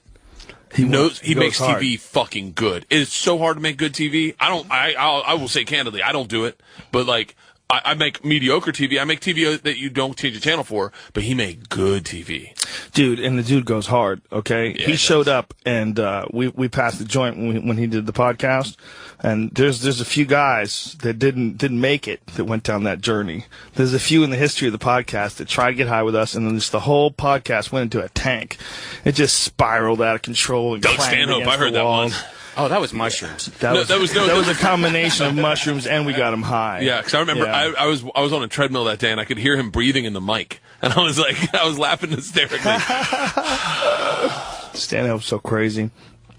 Yeah, he doesn't like the weed, but Bourdain went deep. Really? He fucking hung in there every goddamn stroke. I was amazed. And then when we sat down, clearly the dude was barbecued.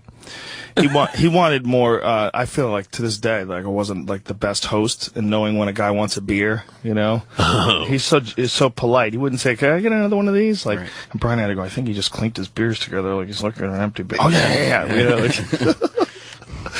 It's hard to host a show drunk. If you've been drinking, anytime I take a drink, I always feel like I'm slurring all my words. Oh, really? I can't even do, I can do your podcast drunk, but I can't do mine drunk because you can totally tell. Well, I'm the same way if you do yours drunk too, you have to pay attention to, it's your podcast. You ultimately have to guide it in, set it loose and then guide it home and then park it and wrap it up at night.